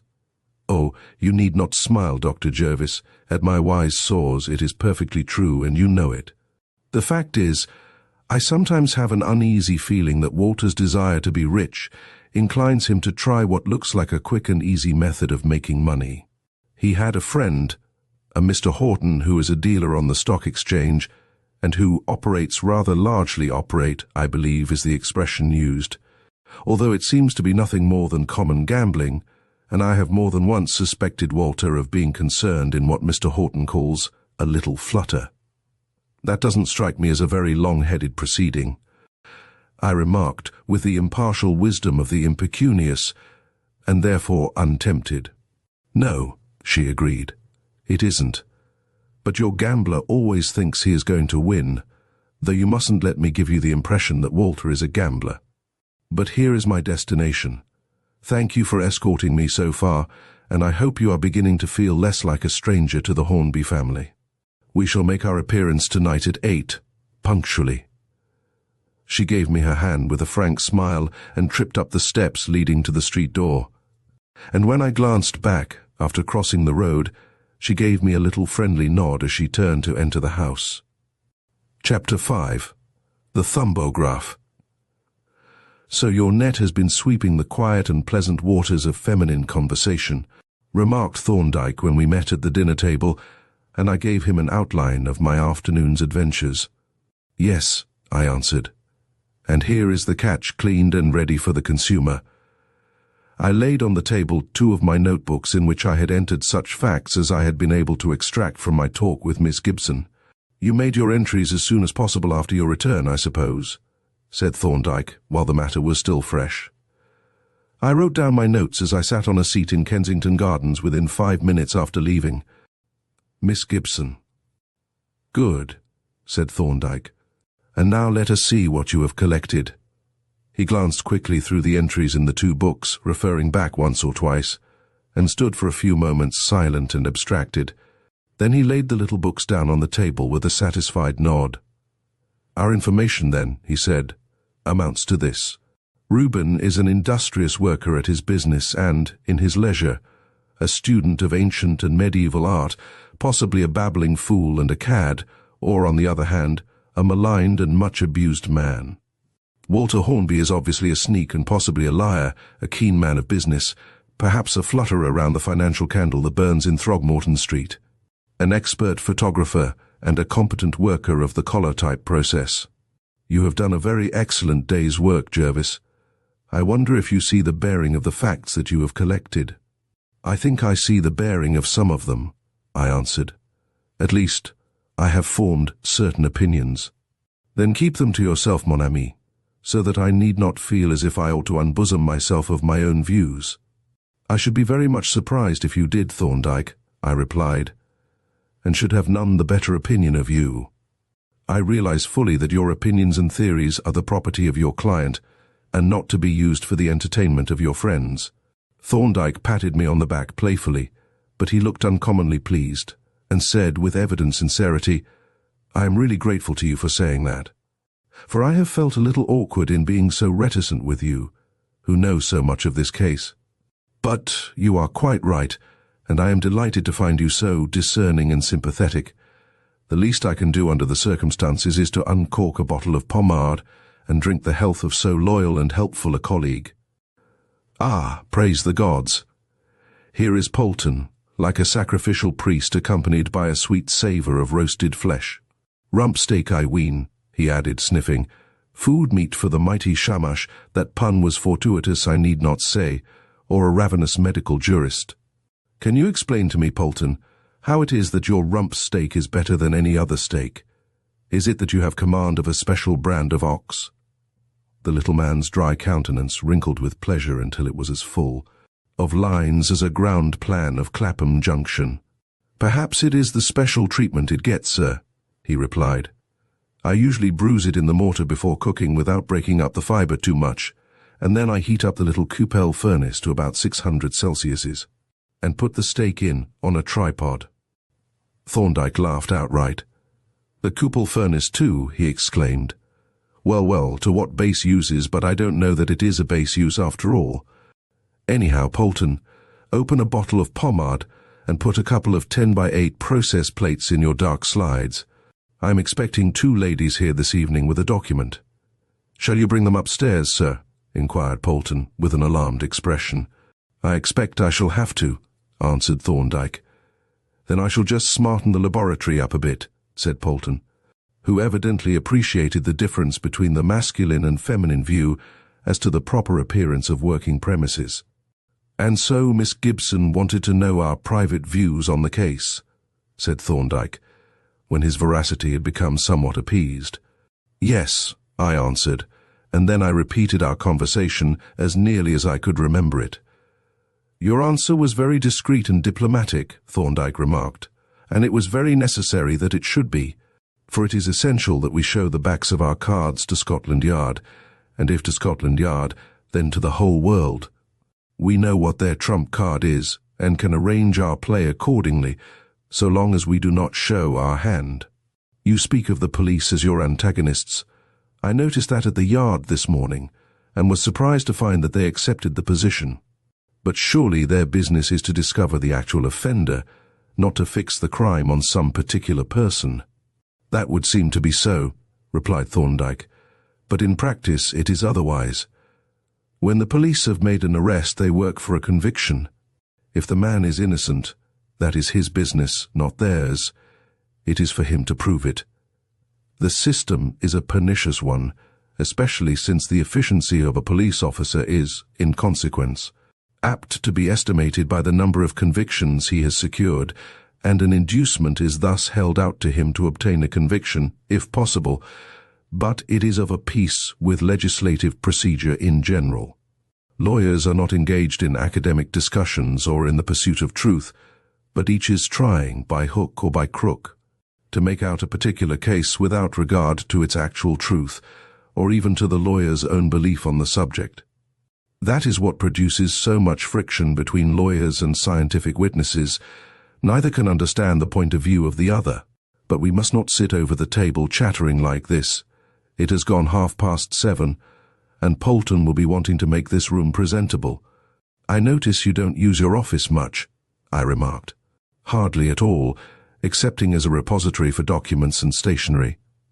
It is very cheerless to talk in an office, and nearly all my business is transacted with solicitors and counsel who are known to me, so there is no need for such formalities." "All right, Polton, we shall be ready for you in 5 minutes." The temple bell was striking 8 as, at Thorndyke's request, I threw open the iron-bound oak, and even as I did so, the sound of footsteps came up from the stairs below. I waited on the landing for our 2 visitors, and led them into the room. "I am so glad to make your acquaintance," said Mrs. Hornby, when I had done the honours of introduction. "I have heard so much about you from Juliet." "Really, my dear aunt," protested Miss Gibson as she caught my eye with a look of comical alarm. "You will give Dr. Thorndyke a most erroneous impression.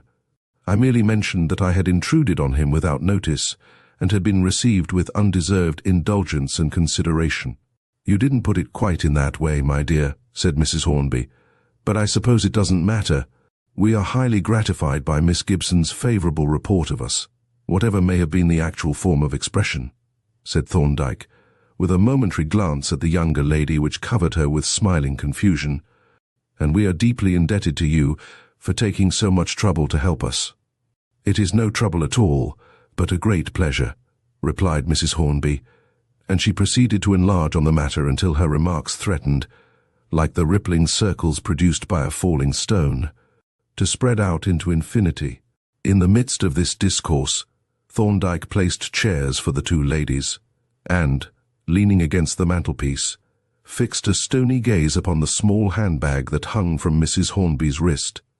"Is the Thumbograph in your bag?" interrupted Miss Gibson, in response to this mute appeal. "Of course it is, my dear Juliet," replied the elder lady. "You saw me put it in yourself. What an odd girl you are. Did you think I should have taken it out and put it somewhere else?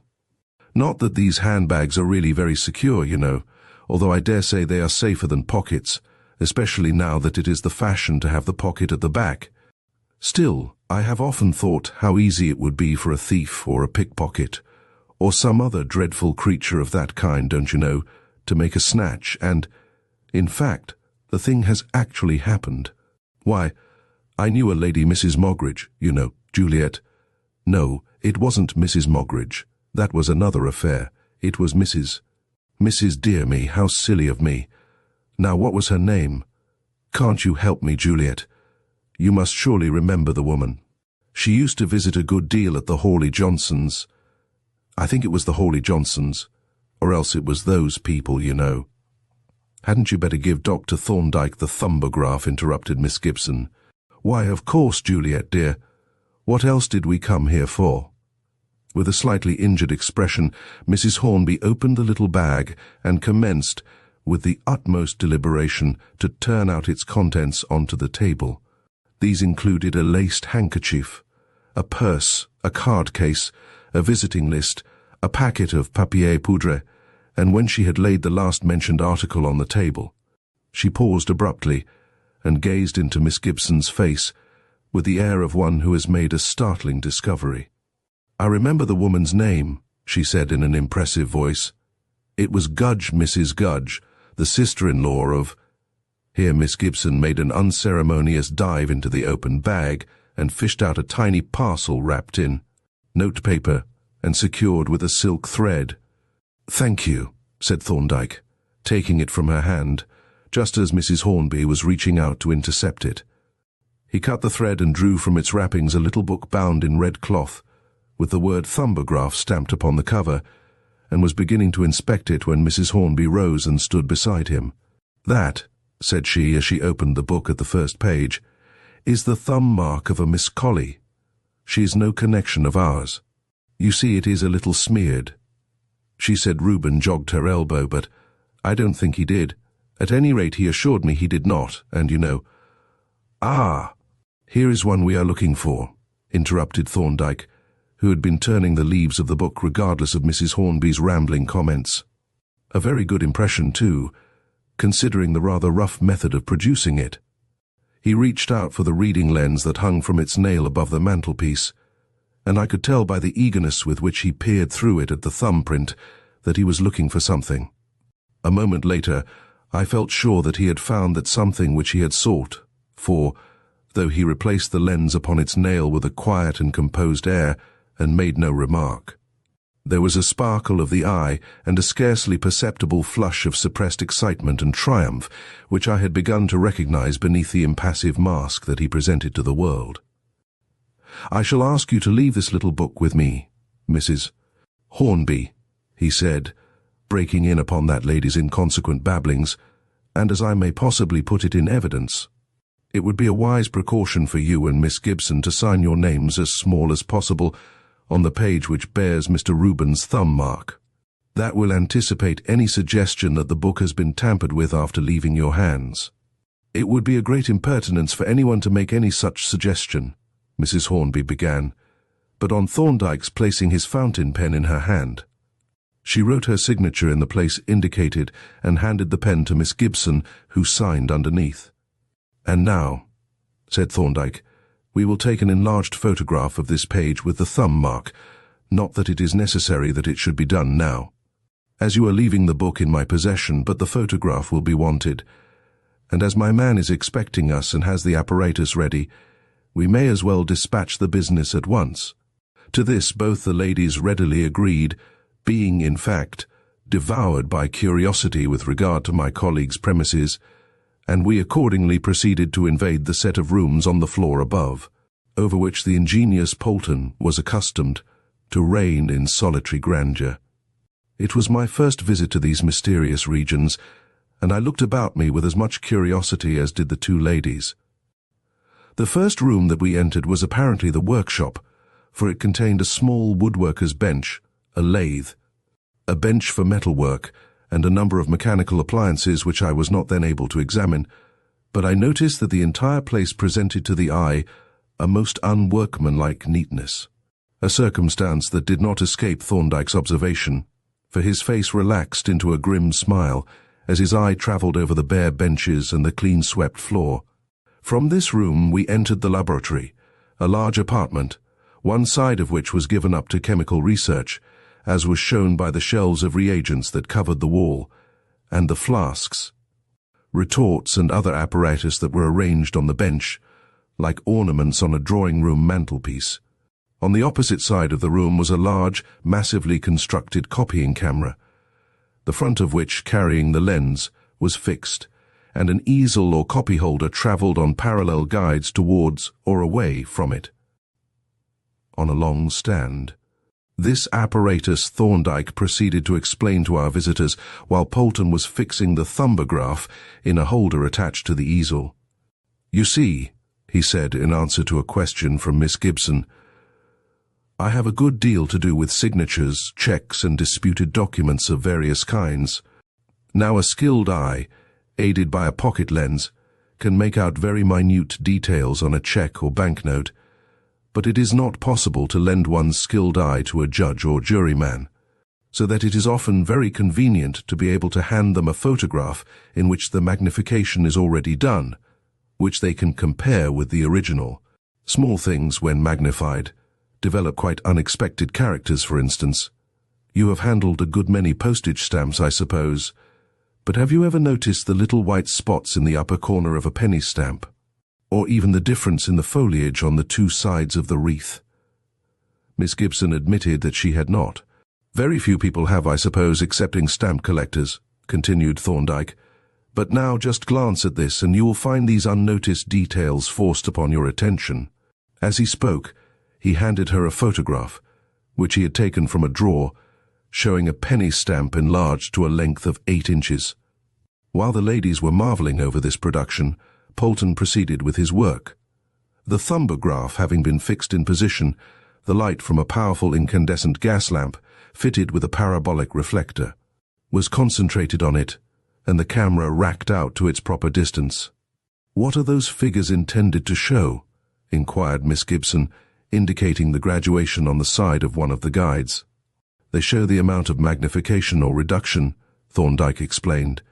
"When the pointer is opposite 0, the photograph is the same size as the object photographed. When it points to, say, x4, the photograph will be 4 times the width and length of the object, while if it should point to, say, 4, the photograph will be 1/4 the length of the object. It is now, you see, pointing to x8, so the photograph will be 8 times the diameter of the original thumb mark." By this time, Polton had brought the camera to an accurate focus, and when we had all been gratified by a glimpse of the enlarged image on the focusing screen, we withdrew to a smaller room which was devoted to bacteriology and microscopical research, while the exposure was made and the plate developed. Here, after an interval, we were joined by Polton, who bore with infinite tenderness the dripping negative on which could be seen the grotesque transparency of a colossal thumb mark.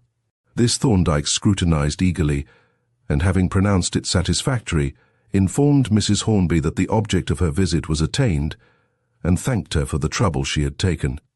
"I am very glad we came," said Miss Gibson to me, as a little later we walked slowly up Mitre Court in the wake of Mrs. Hornby and Thorndyke, "and I am glad to have seen these wonderful instruments too. It has made me realize that something is being done, and that Dr. Thorndyke really has some object in view. It has really encouraged me immensely, and very properly so," I replied. "I too, although I really know nothing of what my colleague is doing, feel very strongly that he would not take all this trouble and give up so much valuable time if he had not some very definite purpose and some substantial reasons for taking a hopeful view." "Thank you for saying that," she rejoined warmly, "and you will let me have a crumb of comfort when you can, won't you?" She looked in my face so wistfully as she made this appeal that I was quite moved.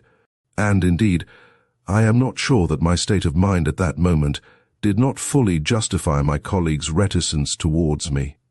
However, I, fortunately, had nothing to tell, and so, When we emerged into Fleet Street to find Mrs. Hornby already ensconced in a hansom, I could only promise, as I grasped the hand that she offered to me, to see her again at the earliest opportunity, a promise which my inner consciousness assured me would be strictly fulfilled.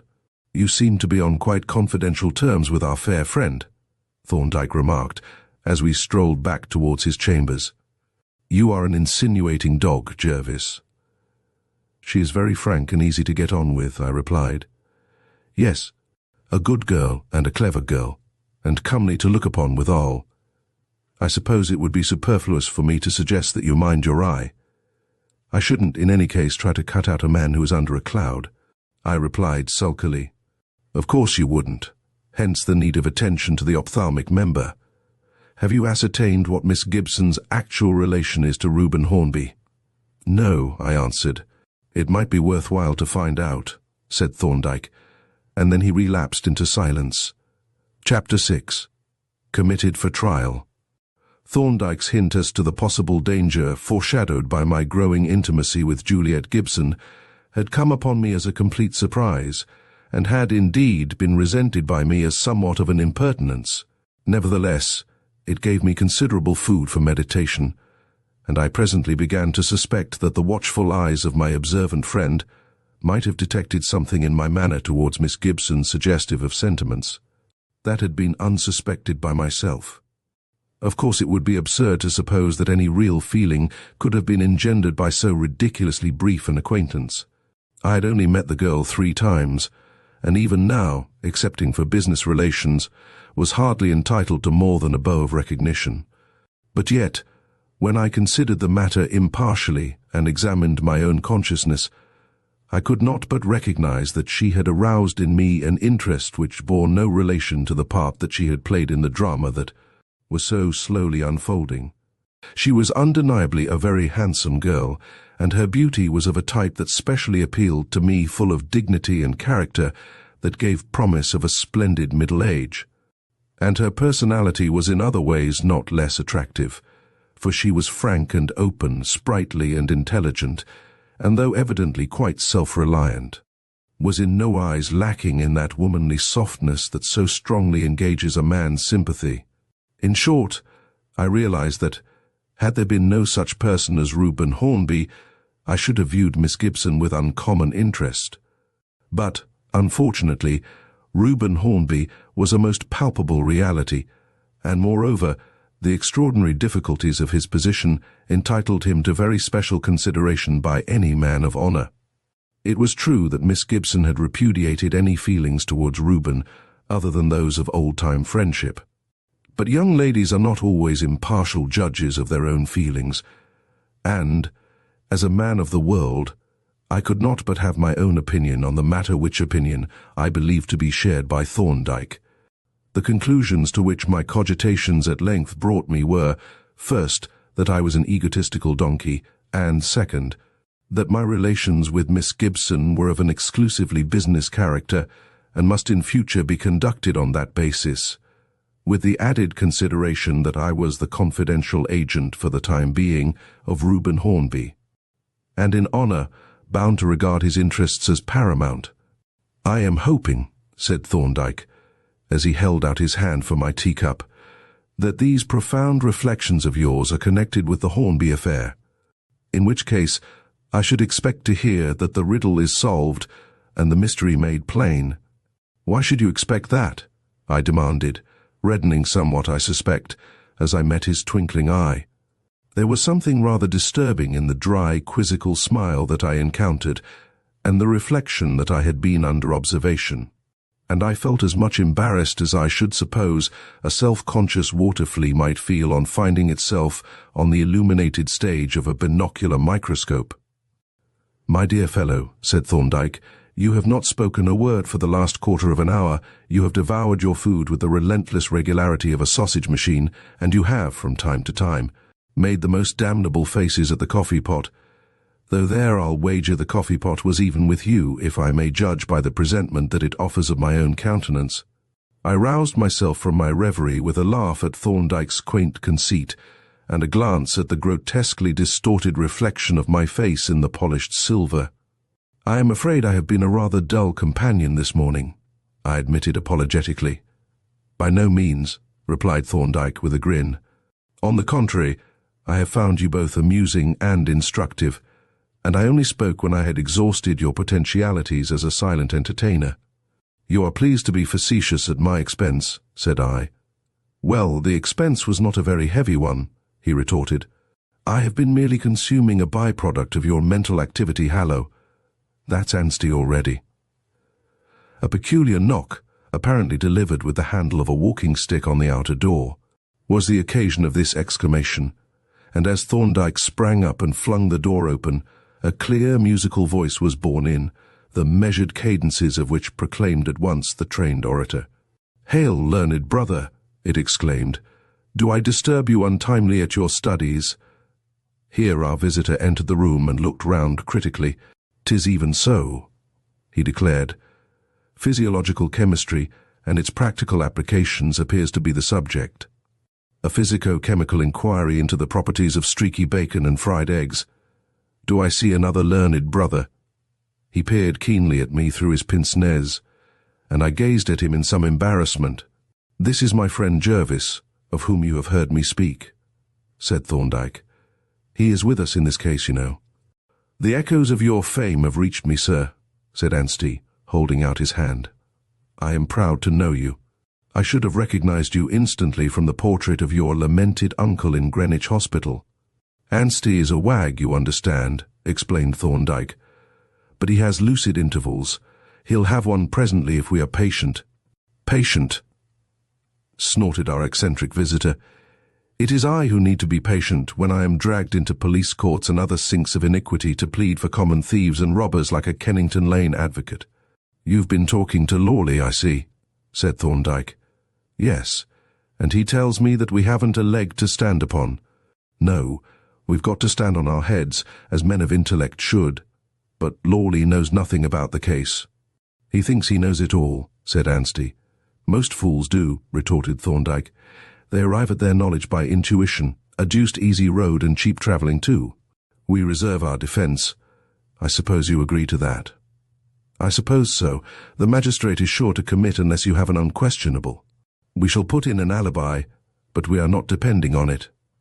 "Then we had better reserve our defence," said Anstey, "and it is time that we wended on our pilgrimage, for we are due at Lawley's at 10:30. Is Jervis coming with us?" "Yes, you'd better come," said Thorndyke. "It's the adjourned hearing of poor Hornby's case, you know. There won't be anything done on our side, but we may be able to glean some hint from the prosecution." "I should like to hear what takes place at any rate," I said, and we accordingly sallied forth together in the direction of Lincoln's Inn, on the north side of which Mr. Lawley's office was situated. "Ah," said the solicitor as we entered. "I'm glad you've come. I was getting anxious. It doesn't do to be late on these occasions, you know. Let me see, do you know Mr. Walter Hornby?" "I don't think you do." He presented Thorndyke and me to our client's cousin, and as we shook hands, we viewed one another with a good deal of mutual interest. "I have heard about you from my aunt," said he, addressing himself more particularly to me. "She appears to regard you as a kind of legal masculine and cook. I hope, for my cousin's sake, that you will be able to work the wonders that she anticipates." "Poor old fellow. He looks pretty bad, doesn't he?" I glanced at Reuben, who was at the moment talking to Thorndyke, and as he caught my eye, he held out his hand with a warmth that I found very pathetic. He seemed to have aged since I had last seen him, and was pale and rather thinner, but he was composed in his manner, and seemed to me to be taking his trouble very well on the whole. "Cab's at the door, sir," a clerk announced. "Cab," repeated Mr. Lawley, looking dubiously at me. "We want an omnibus." "Dr. Jervis and I can walk," Walter Hornby suggested. "We shall probably get there as soon as you, and it doesn't matter if we don't." "Yes, that will do," said Mr. Lawley. "You two walk down together. Now let us go." We trooped out onto the pavement, beside which a four-wheeler was drawn up, and as the others were entering the cab, Thorndyke stood close beside me for a moment. "Don't let him pump you," he said in a low voice, without looking at me. Then he sprang into the cab and slammed the door. "What an extraordinary affair this is," Walter Hornby remarked, after we had been walking in silence for a minute or two. "A most ghastly business. I must confess that I can make neither head nor tail of it." "How is that?" I asked. "Why, do you see, there are apparently only two possible theories of the crime, and each of them seems to be unthinkable. On the one hand, there is Reuben, a man of the most scrupulous honor, as far as my experience of him goes, committing a mean and sordid theft for which no motive can be discovered, for he is not poor, nor pecuniarily embarrassed, nor in the smallest degree avaricious. On the other hand, there is this thumbprint, which, in the opinion of the experts, is tantamount to the evidence of an eyewitness that he did commit the theft. It is positively bewildering, don't you think so?" "As you put it," I answered, "the case is extraordinarily puzzling. But how else would you put it?" he demanded with ill-concealed eagerness. "I mean that, if Reuben is the man you believe him to be, the thing is incomprehensible." "Quite so," he agreed, though he was evidently disappointed at my colorless answer. He walked on silently for a few minutes and then said, "I suppose it would not be fair to ask if you see any way out of the difficulty. We are all naturally anxious about the upshot of the affair, seeing what poor old Reuben's position is. Naturally. But the fact is that I know no more than you do, and as to Thorndyke, you might as well cross-examine a Whitstable native as put questions to him." "Yes, so I gathered from Juliet, but I thought you might have gleaned some notion of the line of defense from your work in the laboratory, the microscopical and photographic work, I mean. I was never in the laboratory until last night, when Thorndyke took me there with your aunt and Miss Gibson. The work there is done by the laboratory assistant, and his knowledge of the case, I should say, is about as great as a type founder's knowledge of the books that he is helping to produce. No, Thorndyke is a man who plays a single-handed game, and no one knows what cards he holds until he lays them on the table." My companion considered this statement in silence, while I congratulated myself on having parried, with great adroitness, a rather inconvenient question. But the time was not far distant when I should have occasion to reproach myself bitterly for having been so explicit and emphatic.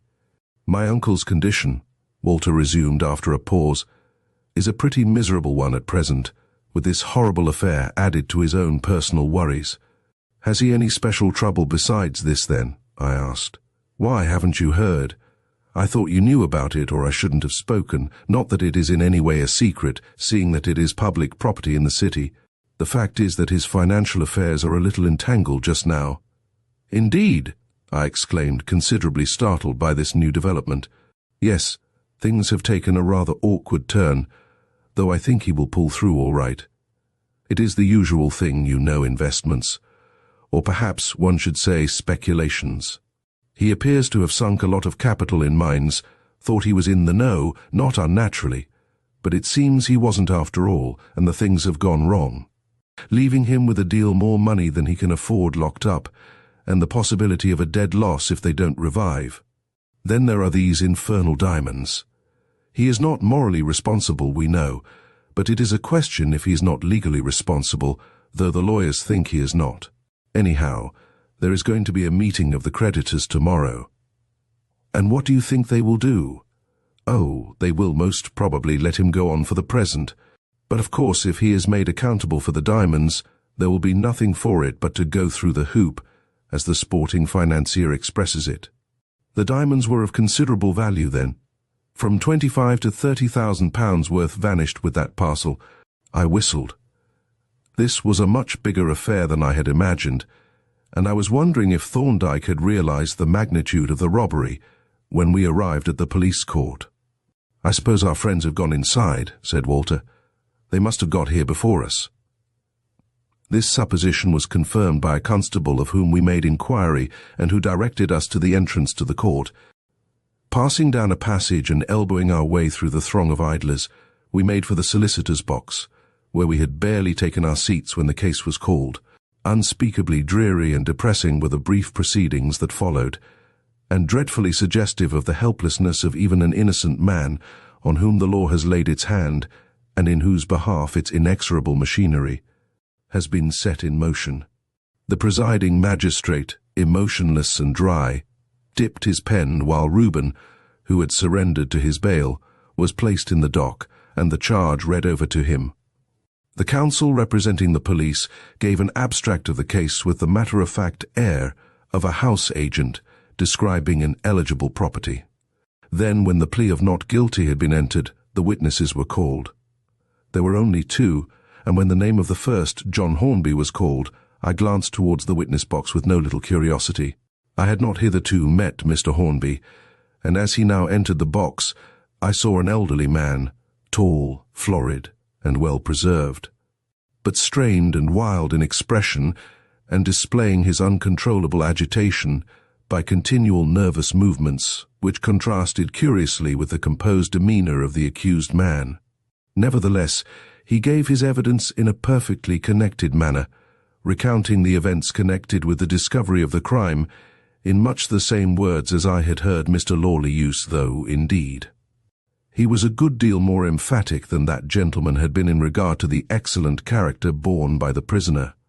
After him came Mr. Singleton, of the fingerprint department at Scotland Yard, to whose evidence I listened with close attention. He produced the paper which bore the thumbprint in blood which had previously been identified by Mr. Hornby, and a paper bearing the print taken by himself of the prisoner's left thumb. These two thumbprints, he stated, were identical in every respect. And you are of opinion that the mark on the paper that was found in Mr. Hornby's safe was made by the prisoner's left thumb? The magistrate asked in dry and businesslike tones. I am certain of it. You are of opinion that no mistake is possible? No mistake is possible, your worship. It is a certainty. The magistrate looked at Anstey inquiringly, whereupon the barrister rose. We reserve our defence, your worship. The magistrate then, in the same placid, business-like manner, committed the prisoner for trial at the Central Criminal Court, refusing to accept bail for his appearance, and as Reuben was led forth from the dock, the next case was called.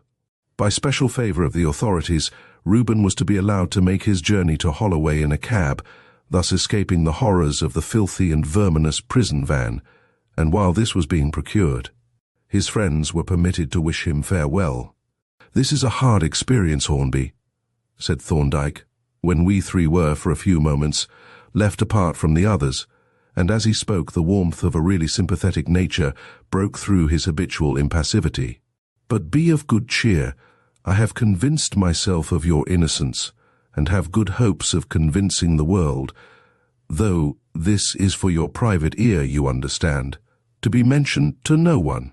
Reuben wrung the hand of this friend in need, but was unable for the moment to speak, and, as his self-control was evidently strained to the breaking point, Thorndyke, with a man's natural instinct, wished him a hasty goodbye, and passing his hand through my arm, turned away. I wish it had been possible to save the poor fellow from this delay, and especially from the degradation of being locked up in a jail, he exclaimed regretfully as we walked down the street. There is surely no degradation in being merely accused of a crime, I answered, without much conviction, however. It may happen to the best of us, and he is still an innocent man in the eyes of the law. That, my dear Jervis, you know as well as I do to be mere casuistry, he rejoined. The law professes to regard the unconvicted man as innocent, but how does it treat him? You heard how the magistrate addressed our friend. Outside the court he would have called him Mr. Hornby. You know what will happen to Reuben at Holloway. He will be ordered about by warders, will have a number label fastened onto his coat. He will be locked in a cell with a spy hole in the door, through which any passing stranger may watch him. His food will be handed to him in a tin pan with a tin knife and spoon, and he will be periodically called out of his cell and driven round the exercise yard with a mob composed for the most part of the sweepings of the London slums. If he is acquitted, he will be turned loose without a suggestion of compensation or apology for these indignities, or the losses he may have sustained through his detention. Still, I suppose these evils are unavoidable, I said. That may or may not be, he retorted. My point is that the presumption of innocence is a pure fiction, that the treatment of an accused man, from the moment of his arrest, is that of a criminal. However, he concluded, hailing a passing hansom, this discussion must be adjourned, or I shall be late at the hospital. What are you going to do?" "I shall get some lunch, and then call on Miss Gibson to let her know the real position." "Yes, that will be kind, I think," baldly stated. "The news may seem rather alarming. I was tempted to thrash the case out in the police court, but it would not have been safe. He would almost certainly have been committed for trial after all, and then we should have shown our hand to the prosecution." He sprang into the hansom and was speedily swallowed up in the traffic, while I turned back towards the police court to make certain inquiries concerning the regulations as to visitors at Holloway Prison. At the door, I met the friendly inspector from Scotland Yard, who gave me the necessary information, whereupon, with a certain homely little French restaurant in my mind, I bent my steps in the direction of Soho. Chapter 7. Shoals and Quicksands. When I arrived at Ensley Gardens, Miss Gibson was at home, and to my unspeakable relief, Mrs. Hornby was not. My veneration for that lady's moral qualities was excessive, but her conversation drove me to the verge of insanity, an insanity not entirely free from homicidal tendencies. "It is good of you to come, though I thought you would," Miss Gibson said impulsively as we shook hands. "You have been so sympathetic and human, both you and Dr. Thorndyke, so free from professional stiffness. My aunt went off to see Mr. Lawley directly we got Walter's telegram." "I am sorry for her," I said, and was on the point of adding, "and him." But fortunately a glimmer of sense restrained me. "She will find him dry enough." "Yes, I dislike him extremely. Do you know that he had the impudence to advise Reuben to plead guilty? He told us he had done so, and got a well-deserved snubbing from Thorndyke for his pains." "I am so glad," exclaimed Miss Gibson viciously. "But tell me what has happened." "Walter simply said, 'transferred to higher court,' which we agreed was to mean, 'committed for trial.' Has the defence failed?" "And where is Reuben?" "The defence is reserved. Dr. Thorndyke considered it almost certain that the case would be sent for trial, and that being so, decided that it was essential to keep the prosecution in the dark as to the line of defence. You see, if the police knew what the defence was to be, they could revise their own plans accordingly." "I see that," said she dejectedly, "but I am dreadfully disappointed. I had hoped that Dr. Thorndyke would get the case dismissed. What has happened to Reuben?" This was the question that I had dreaded, and now that I had to answer it, I cleared my throat and bent my gaze nervously on the floor. "The magistrate refused bail," I said after an uncomfortable pause. "Well?" "Consequently, Reuben has been detained in custody." "You don't mean to say that they have sent him to prison?" she exclaimed breathlessly. "Not as a convicted prisoner, you know. He is merely detained pending his trial." "But in prison?" "Yes," I was forced to admit, "in Holloway Prison." She looked me stonily in the face for some seconds, pale and wide-eyed, but silent. Then, with a sudden catch in her breath, she turned away, and, grasping the edge of the mantel shelf, laid her head upon her arm and burst into a passion of sobbing. Now I am not, in general, an emotional man, nor even especially impulsive, but neither am I a stock or a stone or an effigy of wood, which I most surely must have been if I could have looked without being deeply moved on the grief, so natural and unselfish, of this strong, brave, loyal-hearted woman. In effect, I moved to her side and, gently taking in mind the hand that hung down, murmured some incoherent words of consolation in a particularly husky voice. Presently she recovered herself somewhat and softly withdrew her hand, as she turned towards me, drying her eyes. "You must forgive me for distressing you, as I fear I have," she said, "for you are so kind, and I feel that you are really my friend and Reuben's." "I am indeed, dear Miss Gibson," I replied, "and so, I assure you, is my colleague." "I am sure of it," she rejoined, "but I was so unprepared for this, I cannot say why, excepting that I trusted so entirely in Dr. Thorndyke, and it is so horrible, and above all so dreadfully suggestive of what may happen. Up to now the whole thing has seemed like a nightmare, terrifying, but yet unreal. But now that he is actually in prison, it has suddenly become a dreadful reality, and I am overwhelmed with terror. Oh, poor boy, what will become of him? For pity's sake, Dr. Jervis, tell me what is going to happen. What could I do? I had heard Thorndyke's words of encouragement to Reuben, and knew my colleague well enough to feel sure that he meant all he had said. Doubtless my proper course would have been to keep my own counsel and put Miss Gibson off with cautious ambiguities. But I could not. She was worthy of more confidence than that. You must not be unduly alarmed about the future, I said. I have it from Dr. Thorndyke that he is convinced of Reuben's innocence and is hopeful of being able to make it clear to the world. But I did not have this to repeat, I added with a slight qualm of conscience. I know, she said softly, and I thank you from my heart. And as to this present misfortune, I continued, you must not let it distress you too much. Try to think of it as of a surgical operation, which is a dreadful thing in itself, but is accepted in lieu of something which is immeasurably more dreadful. I will try to do as you tell me, she answered meekly.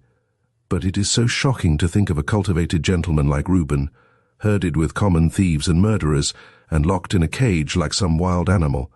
Think of the ignominy and degradation. There is no ignominy in being wrongfully accused, I said, a little guiltily I must own, for Thorndyke's words came back to me with all their force. But regardless of this, I went on, an acquittal will restore him to his position with an unstained character, and nothing but the recollection of a passing inconvenience to look back upon. She gave her eyes a final wipe and resolutely put away her handkerchief. You have given me back my courage, she said, and chased away my terror.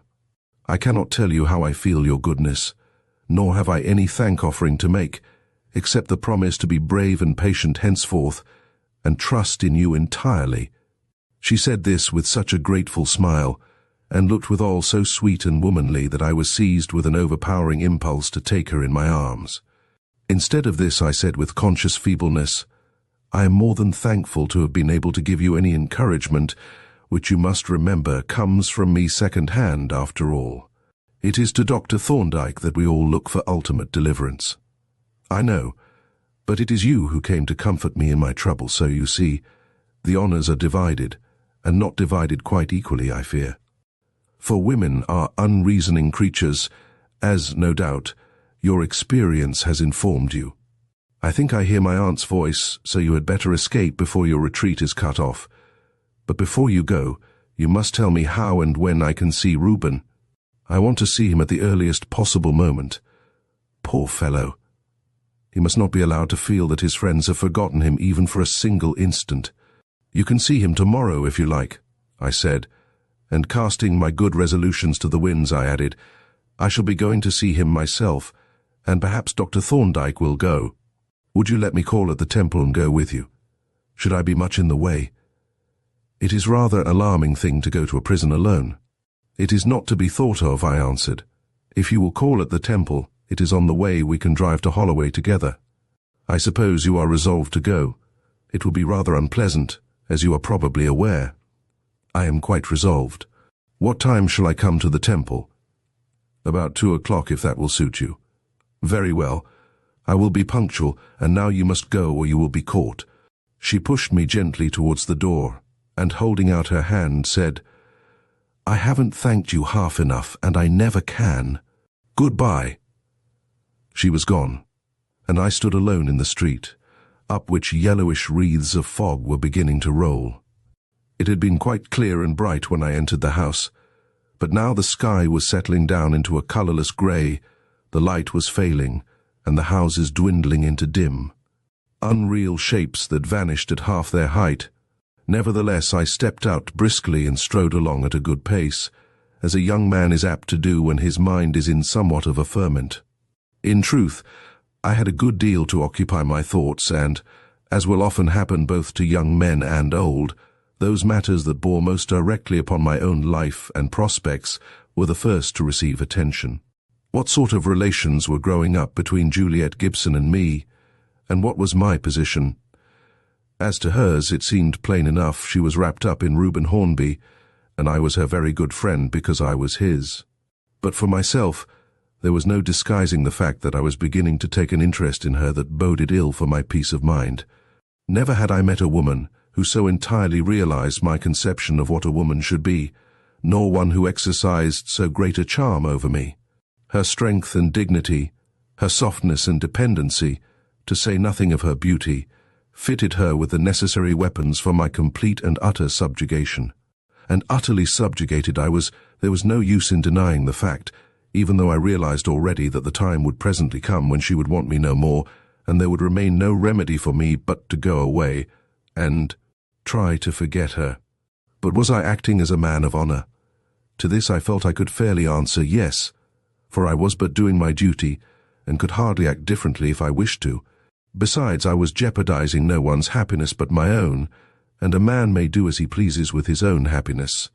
No, even Thorndyke could not accuse me of dishonorable conduct. Presently my thoughts took a fresh turn, and I began to reflect upon what I had heard concerning Mr. Hornby. Here was a startling development indeed, and I wondered what difference it would make in Thorndyke's hypothesis of the crime. What his theory was I had never been able to guess, but as I walked along through the thickening fog, I tried to fit this new fact into our collection of data and determine its bearings and significance. In this, for a time, I failed utterly. The red thumb mark filled my field of vision to the exclusion of all else. To me, as to everyone else but Thorndyke, this fact was final and pointed to a conclusion that was unanswerable. But as I turned the story of the crime over and over, there came to me presently an idea that set in motion a new and very startling train of thought. Could Mr. Hornby himself be the thief? His failure appeared sudden to the outside world, but he must have seen difficulties coming. There indeed was the thumb mark on the leaf which he had torn from his pocket block. Yes, but who had seen him tear it off? No one. The fact rested on his bare statement, but the thumb mark, well, it was possible, though unlikely still possible, that the mark might have been made accidentally on some previous occasion and forgotten by Reuben, or even unnoticed. Mr. Hornby had seen the Thumbograph, in fact his own mark was in it, and so would have had his attention directed to the importance of fingerprints in identification. He might have kept the marked paper for future use, and on the occasion of the robbery, penciled a dated inscription on it, and slipped it into the safe as a sure means of diverting suspicion. All this was improbable in the highest degree, but then so was every other explanation of the crime. And as to the unspeakable baseness of the deed, what action is too base for a gambler in difficulties? I was so much excited and elated by my own ingenuity in having formed an intelligible and practicable theory of the crime, that I was now impatient to reach home that I might impart my news to Thorndyke and see how they affected him. But as I approached the centre of the town, the fog grew so dense that all my attention was needed to enable me to thread my way safely through the traffic, while the strange, deceptive aspect that it lent to familiar objects and the obliteration of landmarks made my progress so slow that it was already past 6 o'clock when I felt my way down Middle Temple Lane and crept through Crown Office Row towards my colleague's chambers. On the doorstep I found Polton peering with anxious face into the blank expanse of yellow vapour. "The doctor's late, sir," said he. "Detained by the fog, I expect. It must be pretty thick in the borough."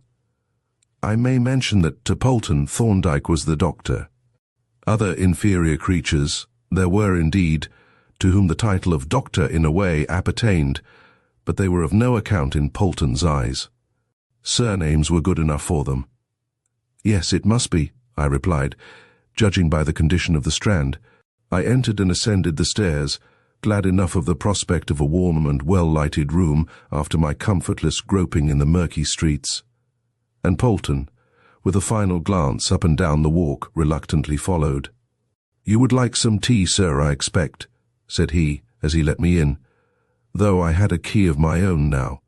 I thought I should, and he accordingly set about the preparations in his deft, methodical way, but with an air of abstraction that was unusual with him. "The doctor said he should be home by 5, he remarked, as he laid the teapot on the tray. "Then he's a defaulter," I answered. "We shall have to water his tea." "A wonderful punctual man, sir, is the doctor," pursued Polton. "Keeps his time to the minute as a rule, he does." "You can't keep your time to a minute in a London particular," I said a little impatiently. for I wished to be alone that I might think over matters, and Polton's nervous flutterings irritated me somewhat. He was almost as bad as a female housekeeper.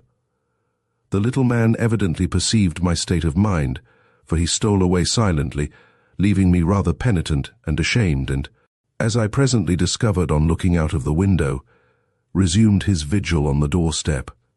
From this coign of vantage he returned after a time to take away the tea things, and thereafter, though it was now dark as well as foggy, I could hear him softly flitting up and down the stairs with a gloomy stealthiness that at length reduced me to a condition as nervously apprehensive as his own. Chapter 8. A Suspicious Accident. The temple clock had announced in soft and confidential tones that it was 7:15, in which statement it was stoutly supported by its colleague on our mantelpiece. And still, there was no sign of Thorndyke. It was really a little strange, for he was the soul of punctuality, and moreover, his engagements were of such a kind as rendered punctuality possible. I was burning with impatience to impart my news to him, and this fact, together with the ghostly proceedings of Polton, worked me up to a state of nervous tension that rendered either rest or thought equally impossible. I looked out of the window at the lamp below, glaring redly through the fog, and then, opening the door, went out onto the landing to listen. At this moment, Polton made a silent appearance on the stairs leading from the laboratory, giving me quite a start, and I was about to retire into the room when my ear caught the tinkle of a hansom approaching from Paper Buildings. The vehicle drew nearer, and at length stopped opposite the house, on which Polton slid down the stairs with the agility of a harlequin. A few moments later I heard his voice ascending from the hall.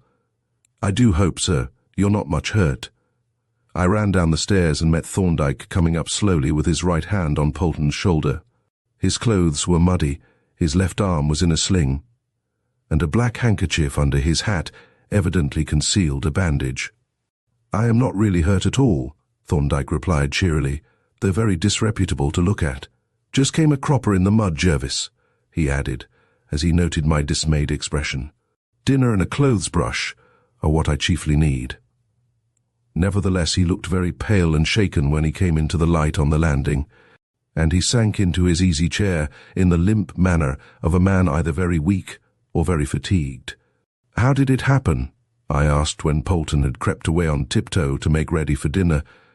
Thorndyke looked round to make sure that his henchman had departed, and said, "A queer affair, Jervis. A very odd affair indeed. I was coming up from the Borough, picking my way mighty carefully across the road on account of the greasy, slippery mud, and had just reached the foot of London Bridge when I heard a heavy lorry coming down the slope a good deal too fast, considering that it was impossible to see more than a dozen yards ahead, and I stopped on the curb to see it safely past. Just as the horses emerged from the fog, a man came up behind and lurched violently against me and, strangely enough, at the same moment passed his foot in front of mine. Of course I went sprawling into the road right in front of the lorry. The horses came stamping and sliding straight onto me, and before I could wriggle out of the way, the hoof of one of them smashed in my hat. That was a new one, that I came home in, and half stunned me. Then the near wheel struck my head, making a dirty little scalp wound, and pinned down my sleeve so that I couldn't pull away my arm, which is consequently barked all the way down. It was a mighty near thing, Jervis, another inch or two, and I should have been rolled out as flat as a starfish. "What became of the man?" I asked, wishing I could have had a brief interview with him. "Lost to sight, though to memory, dear, he was off like a lamplighter. An alcoholic applewoman picked me up and escorted me back to the hospital." "It must have been a touching spectacle," he added, with a dry smile at the recollection. "And I suppose they kept you there for a time to recover?" "Yes, I went into dry dock in the OP room, and then old Langdale insisted on my lying down for an hour or so in case any symptoms of concussion should appear. But I was only a trifle shaken and confused. Still, it was a queer affair." "You mean the man pushing you down in that way?" "Yes, I can't make out how his foot got in front of mine." "You don't think it was intentional, surely?" I said. "No, of course not," he replied, but without much conviction, as it seemed to me, and I was about to pursue the matter when Polton reappeared, and my friend abruptly changed the subject. After dinner, I recounted my conversation with Walter Hornby, watching my colleague's face with some eagerness to see what effect this new information would produce on him. The result was, on the whole, disappointing. He was interested, keenly interested, but showed no symptoms of excitement. "So John Hornby has been plunging in mines, eh?" he said when I had finished. "He ought to know better at his age. Did you learn how long he had been in difficulties?" "No, but it can hardly have been quite sudden and unforeseen." "I should think not," Thorndyke agreed. "A sudden slump often proves disastrous to the regular stock exchange gambler who is paying differences on large quantities of unpaid-for stock. But it looks as if Hornby had actually bought and paid for these mines, treating them as investments rather than speculations, in which case the depreciation would not have affected him in the same way. It would be interesting to know for certain. It might have a considerable bearing on the present case, might it not?" "Undoubtedly," said Thorndyke. "It might bear on the case in more ways than one, but you have some special point in your mind, I think." "Yes. I was thinking that if these embarrassments had been growing up gradually for some time, they might have already assumed an acute form at the time of the robbery." "That is well considered," said my colleague. "But what is the special bearing on the case, supposing it was so?" "On the supposition," I replied, "that Mr. Hornby was in actual pecuniary difficulties at the date of the robbery, it seems to me possible to construct a hypothesis as to the identity of the robber." "I should like to hear that hypothesis stated," said Thorndyke, rousing himself, and regarding me with lively interest.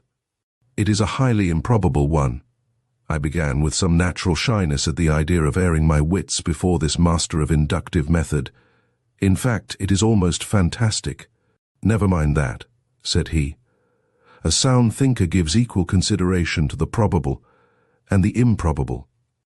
Thus encouraged, I proceeded to set forth the theory of the crime as it had occurred to me on my way home in the fog, and I was gratified to observe the close attention with which Thorndyke listened, and his little nods of approval at each point that I made.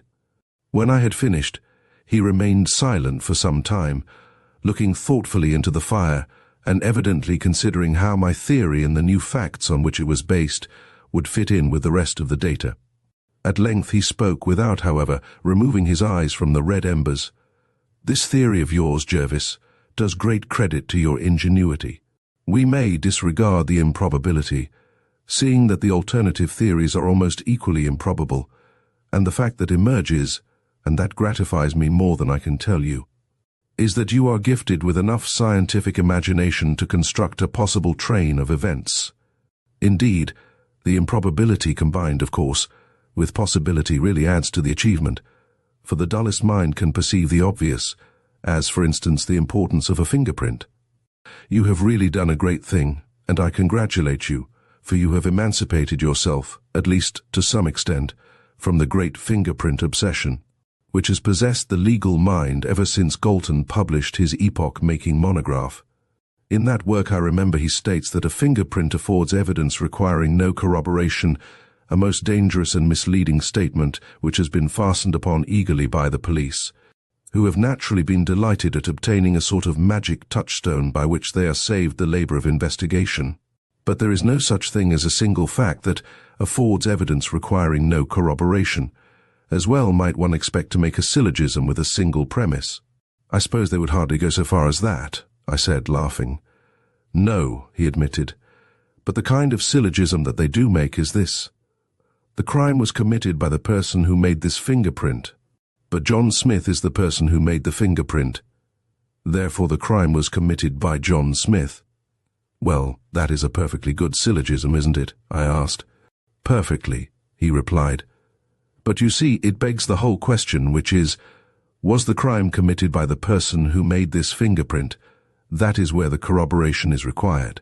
That practically leaves the case to be investigated without reference to the fingerprint, which thus becomes of no importance." "Not at all," rejoined Thorndyke. "The fingerprint is a most valuable clue, as long as its evidential value is not exaggerated. Take our present case, for instance.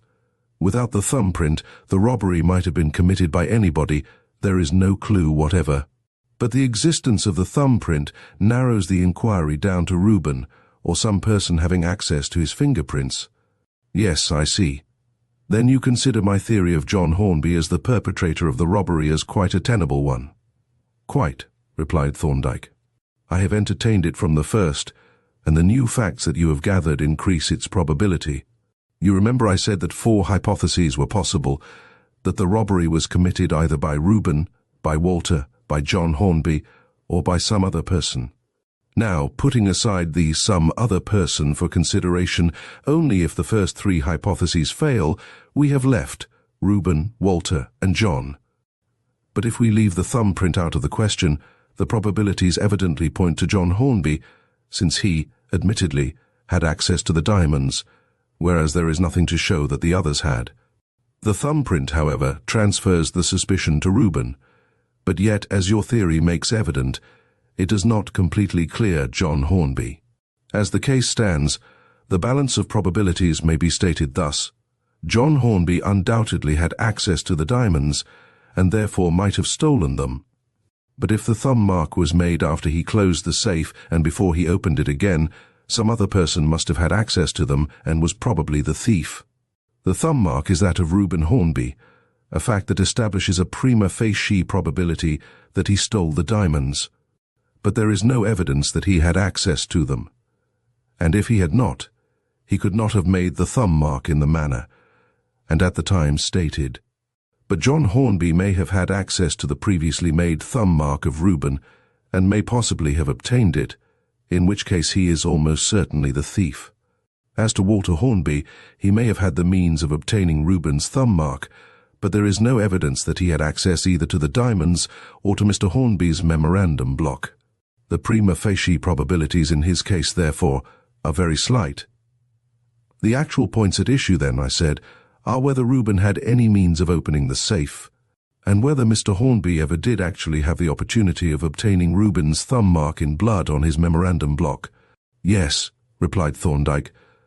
Those are the points, with some others, and they are likely to remain unsettled. Reuben's rooms have been searched by the police, who failed to find any skeleton or duplicate keys, but this proves nothing, as he would probably have made away with them when he heard of the thumb mark being found. As to the other matter, I have asked Reuben, and he has no recollection of ever having made a thumb mark in blood. So there the matter rests. And what about Mr. Hornby's liability for the diamonds? I think we may dismiss that, answered Thorndyke. He had undertaken no liability and there was no negligence. He would not be liable at law. After my colleague retired, which he did quite early, I sat for a long time pondering upon this singular case in which I found myself involved. And the more I thought about it, the more puzzled I became. If Thorndyke had no more satisfactory explanation to offer than that which he had given me this evening, the defence was hopeless, for the court was not likely to accept his estimate of the evidential value of fingerprints. Yet he had given Reuben something like a positive assurance that there would be an adequate defence, and had expressed his own positive conviction of the accused man's innocence. But Thorndyke was not a man to reach such a conviction through merely sentimental considerations. The inevitable conclusion was that he had something up his sleeve, that he had gained possession of some facts that had escaped my observation, and when I had reached this point, I knocked out my pipe and betook myself to bed. Chapter 9. The Prisoner. On the following morning, as I emerged from my room, I met Polton coming up with a tray. Our bedrooms were on the attic floor above the laboratory and workshop, and I accordingly followed him into my friend's chamber. I shan't go out today, said Thorndyke, though I shall come down presently. It is very inconvenient, but one must accept the inevitable. I have had a knock on the head, and although I feel none the worse, I must take the proper precautions, rest and a low diet, until I see that no results are going to follow. You can attend to the scalp wound and send round the necessary letters, can't you? I expressed my willingness to do all that was required, and applauded my friend's self-control and good sense. Indeed, I could not help contrasting the conduct of this busy, indefatigable man, cheerfully resigning himself to most distasteful inaction, with the fussy behavior of the ordinary patient who, with nothing of importance to do, can hardly be prevailed upon to rest, no matter how urgent the necessity. Accordingly, I breakfasted alone and spent the morning in writing and dispatching letters to the various persons who were expecting visits from my colleague. Shortly after lunch, a very spare one, by the way, for Polton appeared to include me in the scheme of reduced diet. My expectant ear caught the tinkle of a hansom approaching down Crown Office Row. "Here comes your fair companion," said Thorndyke, whom I had acquainted with my arrangements. "Tell Hornby from me to keep up his courage, and for yourself bear my warning in mind. I should be sorry indeed if you ever had cause to regret that you had rendered me the very valuable services for which I am now indebted to you. Goodbye. Don't keep her waiting." I ran down the stairs and came out of the entry just as the cabman had pulled up and flung open the doors. "Holloway Prison main entrance," I said, as I stepped up onto the footboard. "There ain't no back door there, sir," the man responded, with a grin, and I was glad that neither the answer nor the grin was conveyed to my fellow passenger. "You are very punctual, Miss Gibson," I said. "It is not 1:30 yet." "Yes, I thought I should like to get there by 2 so as to have as long a time with him as is possible without shortening your interview." I looked at my companion critically. She was dressed with rather more than her usual care, and looked, in fact, a very fine lady indeed. This circumstance, which I noted at first with surprise, and then with decided approbation, caused me some inward discomfort, for I had in my mind a very distinct and highly disagreeable picture of the visiting arrangements at a local prison in one of the provinces, at which I had acted temporarily as medical officer. "I suppose," I said at length, "it is of no use for me to reopen the question of the advisability of this visit on your part." "Not the least," she replied resolutely, "though I understand and appreciate your motive in wishing to do so." "Then," said I, "if you are really decided, it will be as well for me to prepare you for the ordeal. I am afraid it will give you a terrible shock." "Indeed," said she, "is it so bad? Tell me what it will be like." "In the first place," I replied, "you must keep in your mind the purpose of a prison like Holloway. We are going to see an innocent man, a cultivated and honourable gentleman. But the ordinary inmates of Holloway are not innocent men. For the most part, the remand cases on the male side are professional criminals, while the women are either petty offenders or chronic inebriates. Most of them are regular customers at the prison, such is the idiotic state of the law, who come into the reception room like travellers entering a familiar hostelry, address the prison officers by name, and demand the usual privileges and extra comforts, the drunks, for instance. Generally ask for a dose of bromide to steady their nerves and a light in the cell to keep away the horrors. And such being the character of the inmates, their friends who visit them are naturally of the same type, the lowest outpourings of the slums, and it is not surprising to find that the arrangements of the prison are made to fit its ordinary inmates. The innocent man is a negligible quantity, and no arrangements are made for him or his visitors. "But shall we not be taken to Reuben's cell?" asked Miss Gibson. "Bless you, no," I answered, and determined to give her every inducement to change her mind, I continued. "I will describe the procedure as I have seen it, and a very dreadful and shocking sight I found it, I can tell you. It was while I was acting as a prison doctor in the Midlands that I had this experience.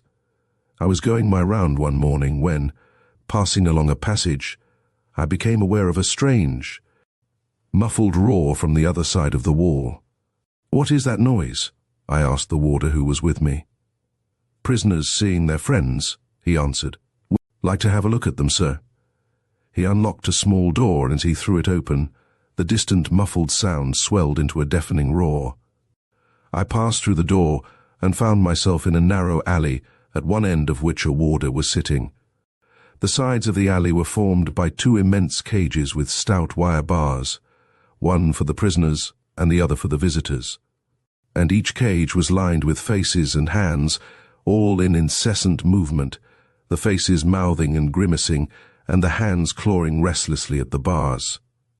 The uproar was so terrific that no single voice could be distinguished, though everyone present was shouting his loudest to make himself heard above the universal din. The result was a very strange and horrid illusion, for it seemed as if no one was speaking at all, but that the noise came from outside, and that each one of the faces, low, vicious faces, mostly was silently grimacing and gibbering, snapping its jaws and glaring furiously at the occupants of the opposite cage. It was a frightful spectacle. I could think of nothing but the monkey house at the zoo. It seemed as if one ought to walk up the alley and offer nuts and pieces of paper to be torn to pieces. "Horrible!" exclaimed Miss Gibson. "And do you mean to say that we shall be turned loose into one of these cages with a herd of other visitors?" "No, you are not turned loose anywhere in a prison. The arrangement is this. Each cage is divided by partitions into a number of small boxes or apartments, which are numbered. The prisoner is locked in one box and his visitor in the corresponding box opposite. They are thus confronted. With the width of the alley between them, they can see one another and talk, but cannot pass any forbidden articles across. A very necessary precaution, I need hardly say. Yes, I suppose it is necessary, but it is horrible for decent people. Surely they ought to be able to discriminate. Why not give it up and let me take a message to Reuben? He would understand and be thankful to me for dissuading you." "No, no," she said quickly. "The more repulsive it is, the greater the necessity for me to go. He must not be allowed to think that a trifling inconvenience or indignity is enough to scare his friends away. What building is that ahead?" We had just swung round from Caledonian Road into a quiet and prosperous-looking suburban street, at the end of which rose the tower of a castellated building. "That is the prison," I replied. "We are looking at it from the most advantageous point of view. Seen from the back, and especially from the inside, it is a good deal less attractive." Nothing more was said until the cab drove into the courtyard and set us down outside the great front gates. Having directed the cabman to wait for us, I rang the bell, and we were speedily admitted through a wicket, which was immediately closed and locked, into a covered court closed in by a second gate, through the bars of which we could see across an inner courtyard to the actual entrance to the prison. Here, while the necessary formalities were gone through, we found ourselves part of a numerous and very motley company, for a considerable assemblage of the prisoner's friends was awaiting the moment of admission. I noticed that my companion was observing our fellow visitors with a kind of horrified curiosity, which she strove, however, and not unsuccessfully, to conceal, and certainly the appearance of the majority furnished eloquent testimony to the failure of crime as a means of worldly advancement. Their present position was productive of very varied emotions. Some were silent and evidently stricken with grief. A larger number were voluble and excited, while a considerable proportion were quite cheerful and even inclined to be facetious. At length, the great iron gate was unlocked and our party taken in charge by a warder, who conducted us to that part of the building known as the wing, and, in the course of our progress, I could not help observing the profound impression made upon my companion by the circumstance that every door had to be unlocked to admit us, and was locked again as soon as we had passed through. "It seems to me," I said, as we neared our destination, "that you had better let me see Reuben first. I have not much to say to him and shall not keep you waiting long." "Why do you think so?" she asked, with a shade of suspicion. "Well," I answered, "I think you may be a little upset by the interview, and I should like to see you into your cab as soon as possible afterwards." "Yes," she said, "perhaps you are right, and it is kind of you to be so thoughtful on my account."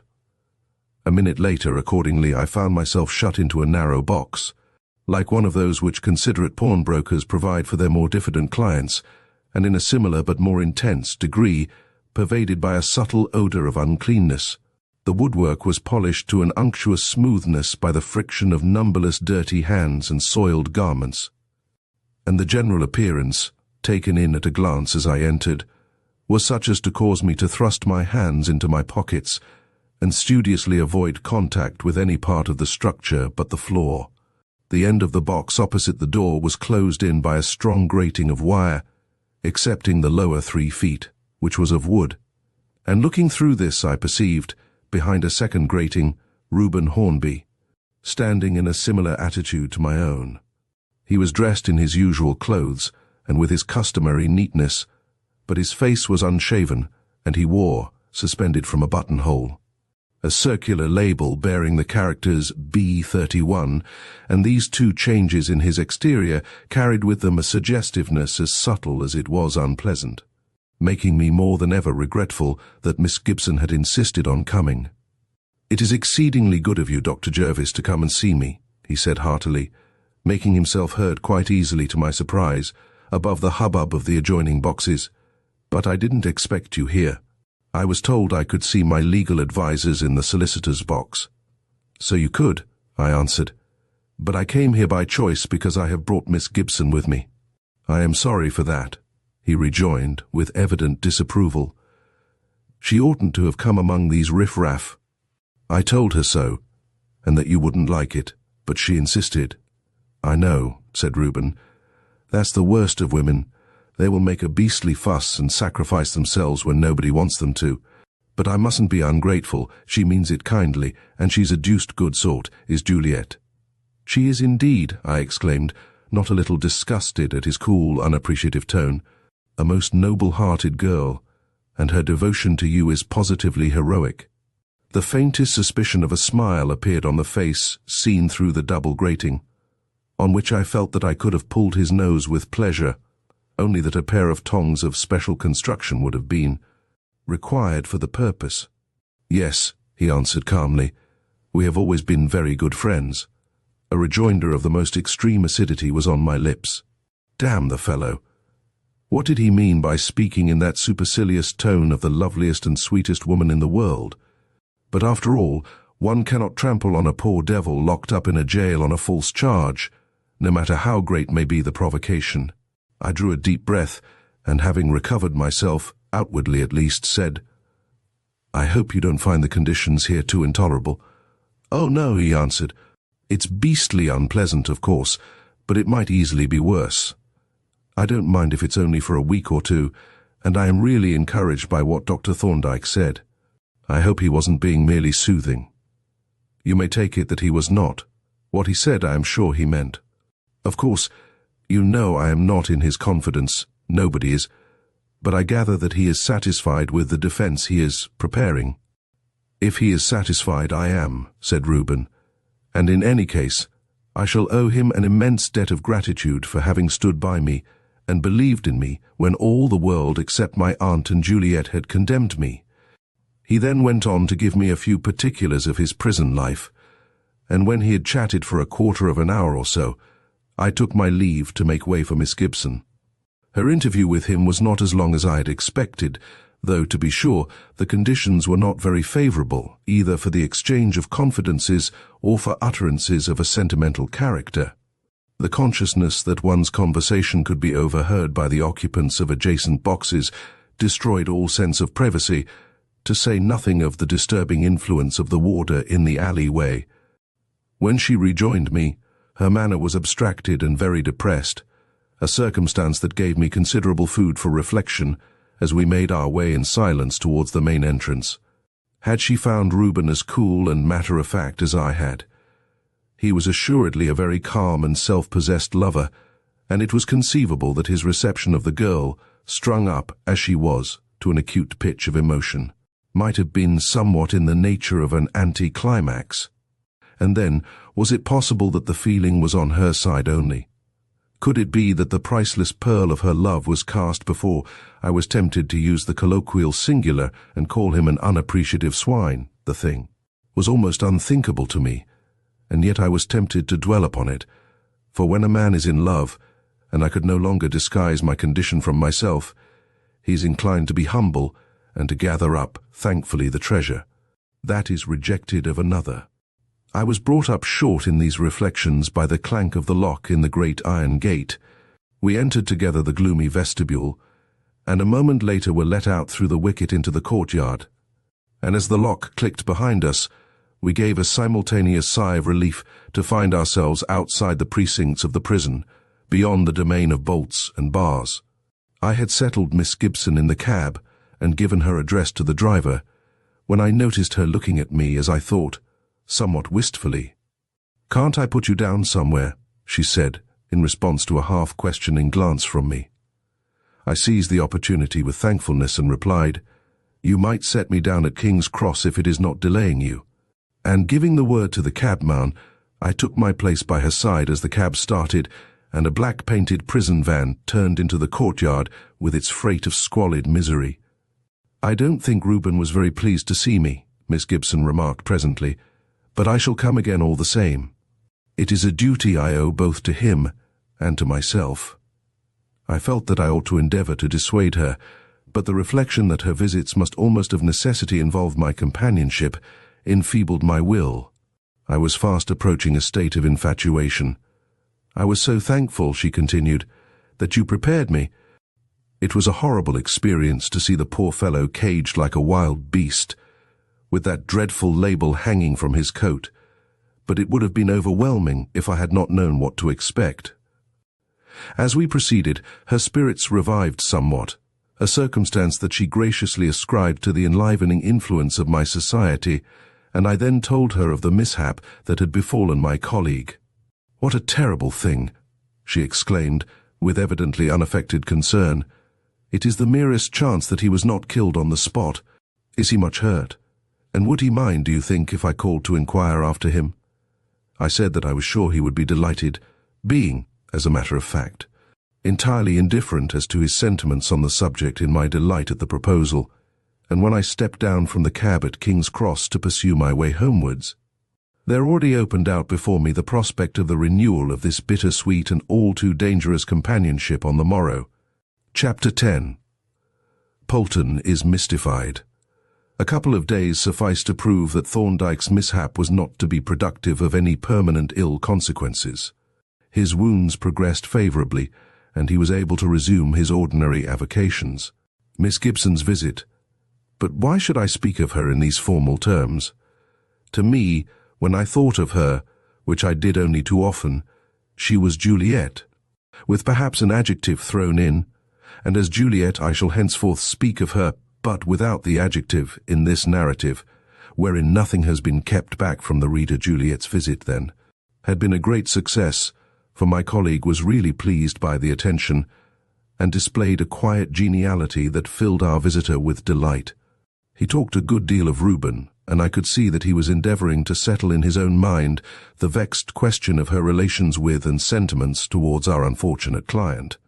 But what conclusions he arrived at, I was unable to discover, for he was by no means communicative after she had left.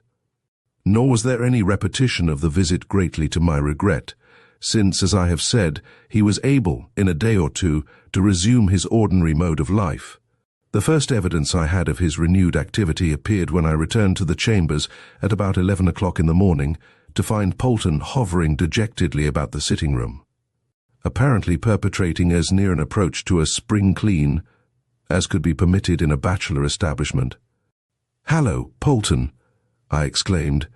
"Have you contrived to tear yourself away from the laboratory for an hour or two?" "No, sir," he answered gloomily. "The laboratory has torn itself away from me." "What do you mean?" I asked. "The doctor has shut himself in and locked the door, and he says I am not to disturb him. It will be a cold lunch today."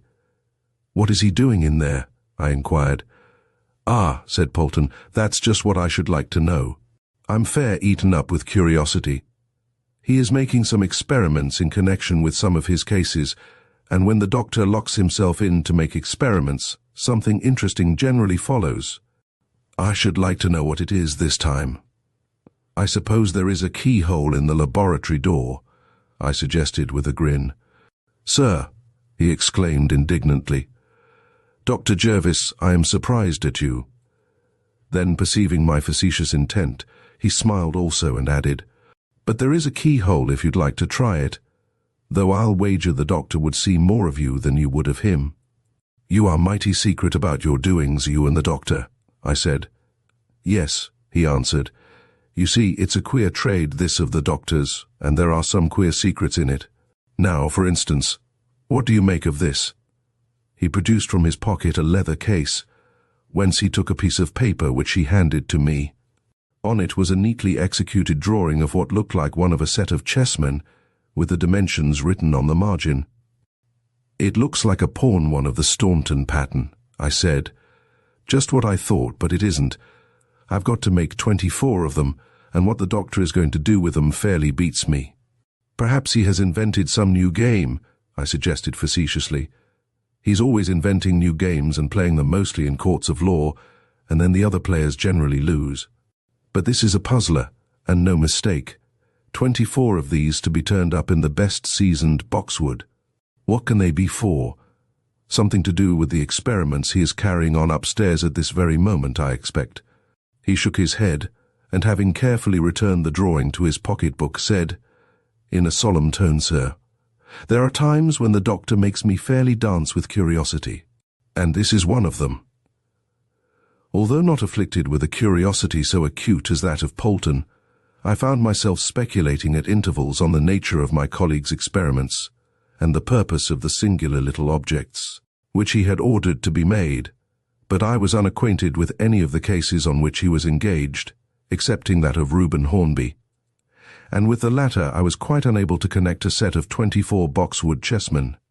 Moreover, on this day, I was to accompany Juliet on her second visit to Holloway, and that circumstance gave me abundant mental occupation of another kind. At lunch, Thorndyke was animated and talkative but not communicative. He had some work in the laboratory that he must do himself, he said, but gave no hint as to its nature, and as soon as our meal was finished, he returned to his labours, leaving me to pace up and down the walk, listening with ridiculous eagerness for the sound of the hansom that was to transport me to the regions of the blessed, and, incidentally, to Holloway Prison. When I returned to the Temple, the sitting-room was empty and hideously neat, as the result of Polton's spring cleaning efforts. My colleague was evidently still at work in the laboratory, and, from the circumstance that the tea things were set out on the table and a kettle of water placed in readiness on the gas ring by the fireplace, I gathered that Polton also was full of business and anxious not to be disturbed. Accordingly, I lit the gas and made my tea, enlivening my solitude by turning over in my mind the events of the afternoon. Juliet had been charming, as she always was, frank, friendly, and unaffectedly pleased to have my companionship. She evidently liked me and did not disguise the fact. Why should she, indeed? But treated me with a freedom almost affectionate, as though I had been a favourite brother, which was very delightful, and would have been more so if I could have accepted the relationship. As to her feelings towards me, I had not the slightest misgiving, and so my conscience was clear, for Juliet was as innocent as a child, with the innocence that belongs to the direct, straightforward nature that neither does evil itself nor looks for evil motives in others. For myself, I was past praying for. The thing was done, and I must pay the price hereafter, content to reflect that I had trespassed against no one but myself. It was a miserable affair, and many a heartache did it promise me in the lonely days that were to come, when I should have said goodbye to the Temple and gone back to my old nomadic life, and yet I would not have had it changed if I could, would not have bartered the bittersweet memories for dull forgetfulness. But other matters had transpired in the course of our drive than those that loomed so large to me in the egotism of my love. We had spoken of Mr. Hornby and his affairs, and from our talk there had emerged certain facts of no little moment to the inquiry on which I was engaged. Misfortunes are proverbially sociable, Juliet had remarked, in reference to her adopted uncle. As if this trouble about Reuben were not enough, there are worries in the city. Perhaps you have heard of them. I replied that Walter had mentioned the matter to me.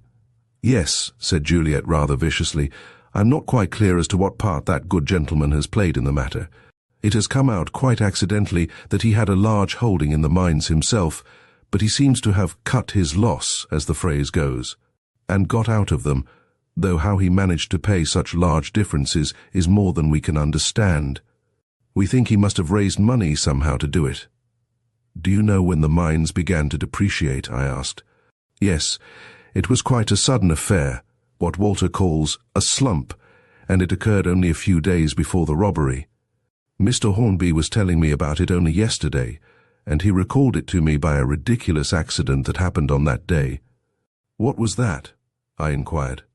Why, I cut my finger and nearly fainted, she answered with a shamefaced little laugh. It was rather a bad cut, you know, but I didn't notice it until I found my hand covered with blood. Then I turned suddenly faint and had to lie down on the hearthrug. It was in Mr. Hornby's study, which I was tidying up at the time. Here I was found by Reuben, and a dreadful fright it gave him at first, and then he tore up his handkerchief to tie up the wounded finger, and you never saw such an awful mess as he got his hands in.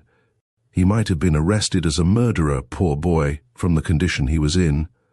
It will make your professional gorge rise to learn that he fastened up the extemporized bandage with red tape, which he got from the writing table after rooting about among the sacred papers in the most ruthless fashion. When he had gone, I tried to put the things on the table straight again, and really you might have thought some horrible crime had been committed. The envelopes and papers were all smeared with blood and marked with the print of gory fingers.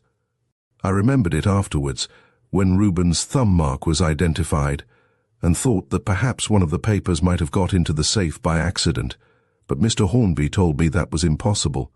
He tore the leaf off his memorandum block at the time when he put away the diamonds. Such was the gist of our conversation as the cab rattled through the streets on the way to the prison. And certainly it contained matter sufficiently important to draw away my thoughts from other subjects, more agreeable, but less relevant to the case. With a sudden remembrance of my duty, I drew forth my notebook, and was in the act of committing the statements to writing, when Thorndyke entered the room. "Don't let me interrupt you, Jervis," said he. "I will make myself a cup of tea while you finish your writing, and then you shall exhibit the day's catch and hang your nets out to dry." I was not long in finishing my notes, for I was in a fever of impatience to hear Thorndyke's comments on my latest addition to our store of information. By the time the kettle was boiling, my entries were completed, and I proceeded forthwith to retail to my colleague those extracts from my conversation with Juliet that I have just recorded. He listened as usual with deep and critical attention. "This is very interesting and important," he said when I had finished. "Really, Jervis, you are a most invaluable coadjutor. It seems that information, which would be strictly withheld from the forbidding Jorkins, trickles freely and unasked into the ear of the genial Spenlow. Now, I suppose you regard your hypothesis as having received very substantial confirmation." "Certainly I do, and very justifiably. You see now how completely you were in the right when you allowed yourself to entertain this theory of the crime in spite of its apparent improbability. By the light of these new facts, it has become quite a probable explanation of the whole affair, and if it could only be shown that Mr. Hornby's memorandum block was among the papers on the table, it would rise to a high degree of probability. The obvious moral is, never disregard the improbable. By the way, it is odd that Reuben failed to recall this occurrence when I questioned him. Of course, the bloody finger marks were not discovered until he had gone, but one would have expected him to recall the circumstance when I asked him pointedly if he had never left bloody fingerprints on any papers. "I must try to find out if Mr. Hornby's memorandum block was on the table and among the marked papers," I said. "Yes, that would be wise," he answered, "though I don't suppose the information will be forthcoming." My colleague's manner rather disappointed me. He had heard my report with the greatest attention, he had discussed it with animation, but yet he seemed to attach to the new, and as they appeared to me, highly important facts, an interest that was academic rather than practical. Of course, his calmness might be assumed, but this did not seem likely, for John Thorndyke was far too sincere and dignified a character to cultivate in private life the artifices of the actor. To strangers, indeed, he presented habitually a calm and impassive exterior, but this was natural to him, and was but the outward sign of his even and judicial habit of mind. No, there was no doubt that my startling news had left him unmoved, and this must be for one of two reasons. Either he already knew all that I had told him, which was perfectly possible, or he had some other and better means of explaining the crime. I was turning over these two alternatives, not unobserved by my watchful colleague, when Polton entered the room. A broad grin was on his face, and a drawing board, that he carried like a tray, bore 24 neatly turned boxwood pieces. Thorndyke at once entered into the unspoken jest that beamed from the countenance of his subordinate. "Here is Polton with a problem for you, Jervis," he said. "He assumes that I have invented a new parlour game and has been trying to work out the moves. Have you succeeded yet, Polton?" "No, sir, I haven't, but I suspect that one of the players will be a man in a wig and gown." "Perhaps you are right," said Thorndyke, "but that doesn't take you very far. Let us hear what Dr. Jervis has to say." "I can make nothing of them," I answered. "Polton showed me the drawing this morning, and then was terrified lest he had committed a breach of confidence, and I have been trying ever since without a glimmer of success. To guess what they can be for." "Pum!" grunted Thorndyke, as he sauntered up and down the room, teacup in hand. "To guess, eh? I like not that word guess in the mouth of a man of science. What do you mean by a guess?" His manner was wholly facetious, but I professed to take his question seriously and replied, "By a guess, I mean a conclusion arrived at without data." "Impossible," he exclaimed with mock sternness. "Nobody but an utter fool arrives at a conclusion without data." "Then I must revise my definition instantly," I rejoined. "Let us say that a guess is a conclusion drawn from insufficient facts." "That is better," said he, "but perhaps it would be better still to say that a guess is a particular and definite conclusion deduced from facts which properly yield only a general and indefinite one. Let us take an instance," he continued. "Looking out of the window, I see a man walking round paper buildings. Now suppose I say, after the fashion of the inspired detective of the romances, that man is a station master or inspector. That would be a guess. The observed facts do not yield the conclusion, though they do warrant a conclusion less definite and more general." "You'd have been right, though, sir," exclaimed Polton, who had stepped forward with me to examine the unconscious subject of the demonstration. "That gent used to be the station master at Camberwell. I remember him well." The little man was evidently greatly impressed. "I happen to be right, you see," said Thorndyke, "but I might as easily have been wrong." "You weren't, though, sir," said Polton. "You spotted him at a glance." In his admiration of the result, he cared not a fig for the correctness of the means by which it had been attained. "Now why do I suggest that he is a station master?"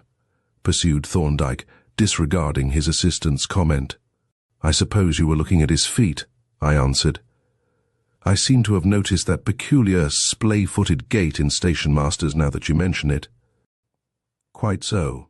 The arch of the foot has given way, the plantar ligaments have become stretched, and the deep calf muscles weakened. Then, since bending of the weakened arch causes discomfort, the feet have become turned outwards, by which the bending of the foot is reduced to a minimum. And as the left foot is the more flattened, so it is turned out more than the right. Then the turning out of the toes causes the legs to splay outward from the knees downwards, a very conspicuous condition in a tall man like this one. And you notice that the left leg splays out more than the other. But we know that depression of the arch of the foot is brought about by standing for long periods. Continuous pressure on a living structure weakens it, while intermittent pressure strengthens it, so the man who stands on his feet continuously develops a flat instep and a weak calf, while the professional dancer or runner acquires a high instep and a strong calf. Now there are many occupations which involve prolonged standing, and so induce the condition of flat foot.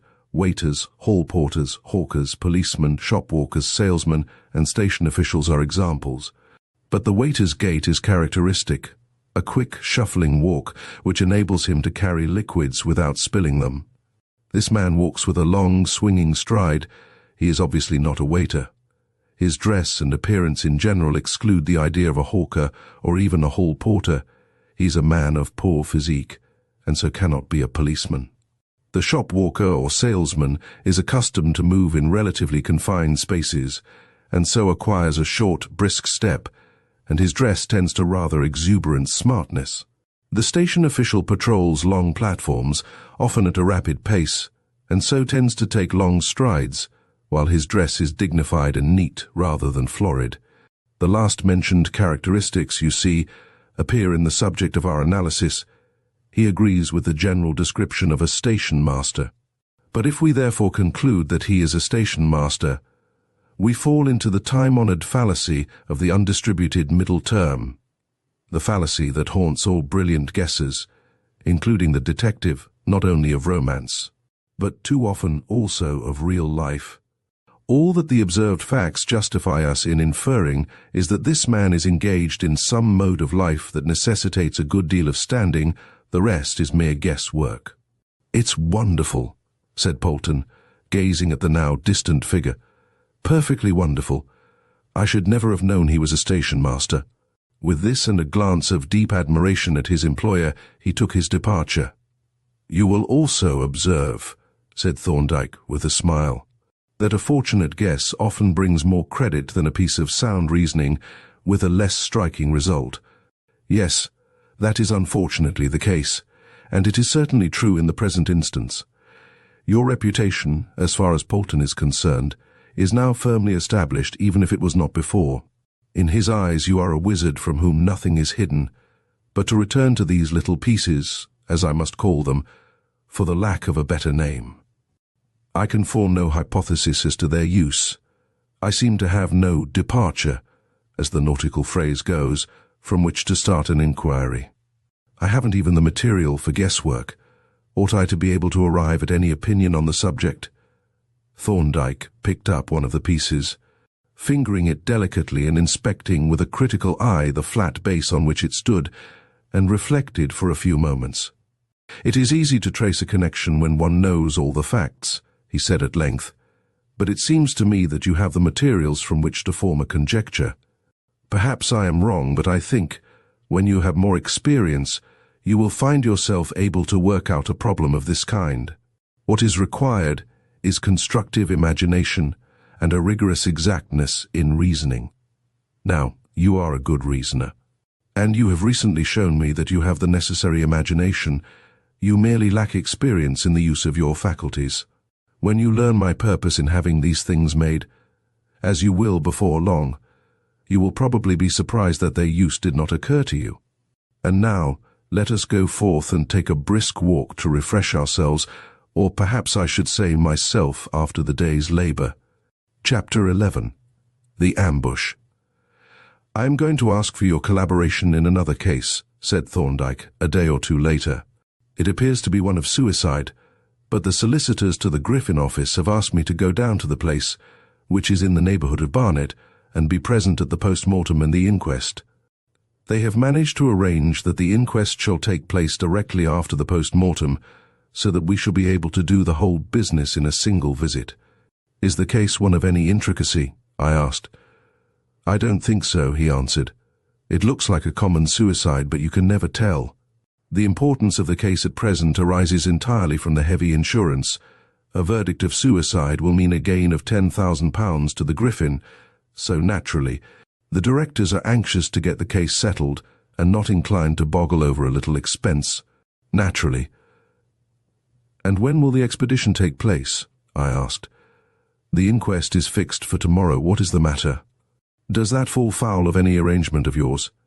"Oh, nothing of any importance," I replied hastily, deeply ashamed of the momentary change of countenance that my friend had been so quick to observe. "Well, what is it?"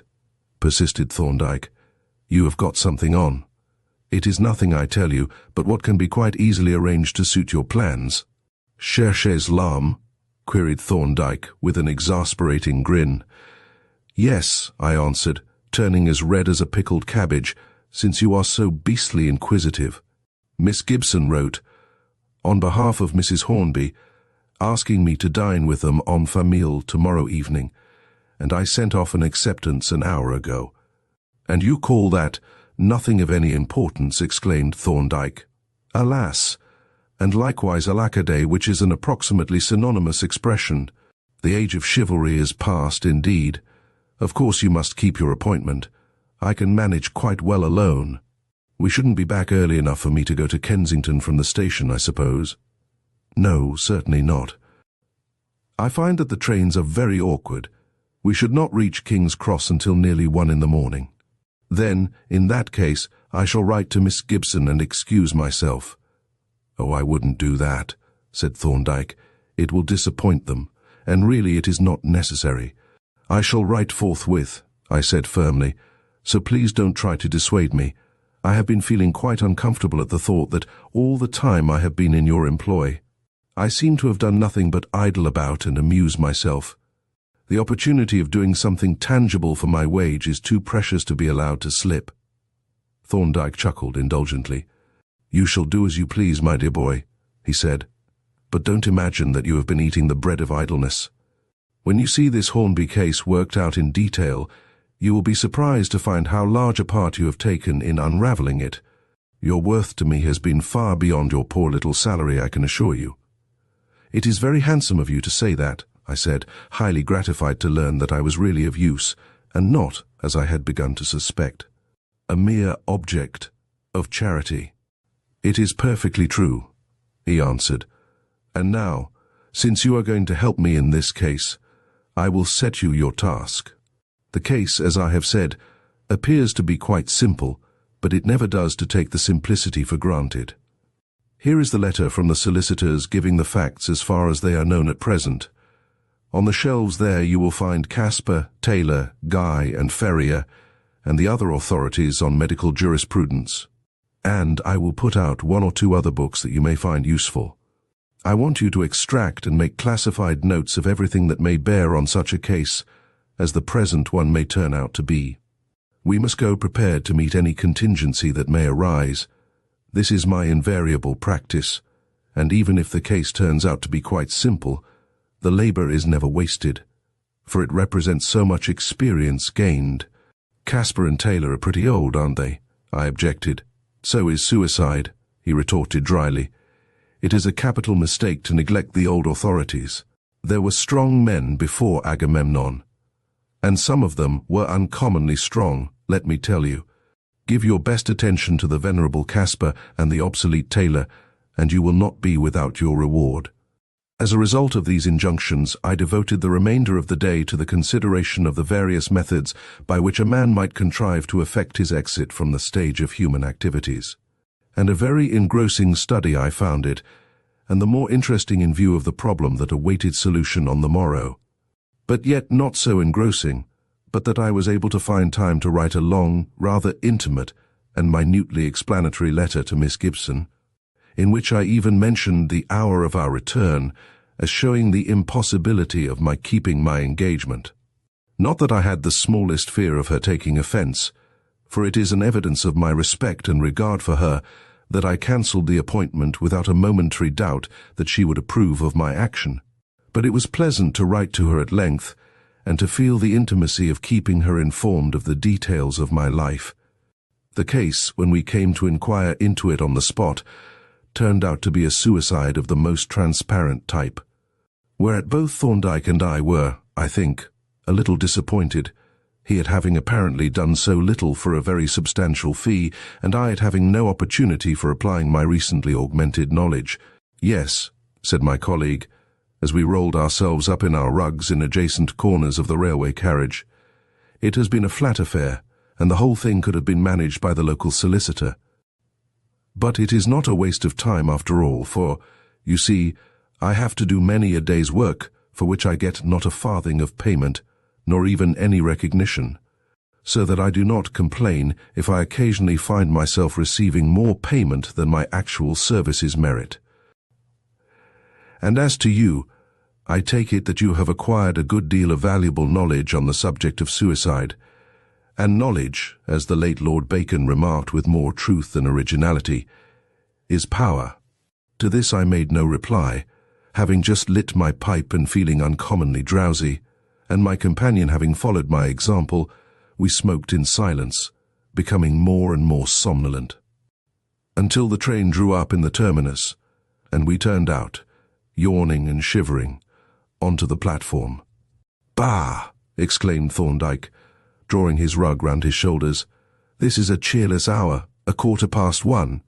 See how chilly and miserable all these poor devils of passengers look. Shall we cab it or walk?" "I think a sharp walk would rouse our circulation after sitting huddled up in the carriage for so long," I answered. "So do I," said Thorndyke. "So let us away, hark forward, and also tally-ho. In fact, one might go so far as to say yoicks. That gentleman appears to favour the strenuous life if one may judge by the size of his sprocket wheel.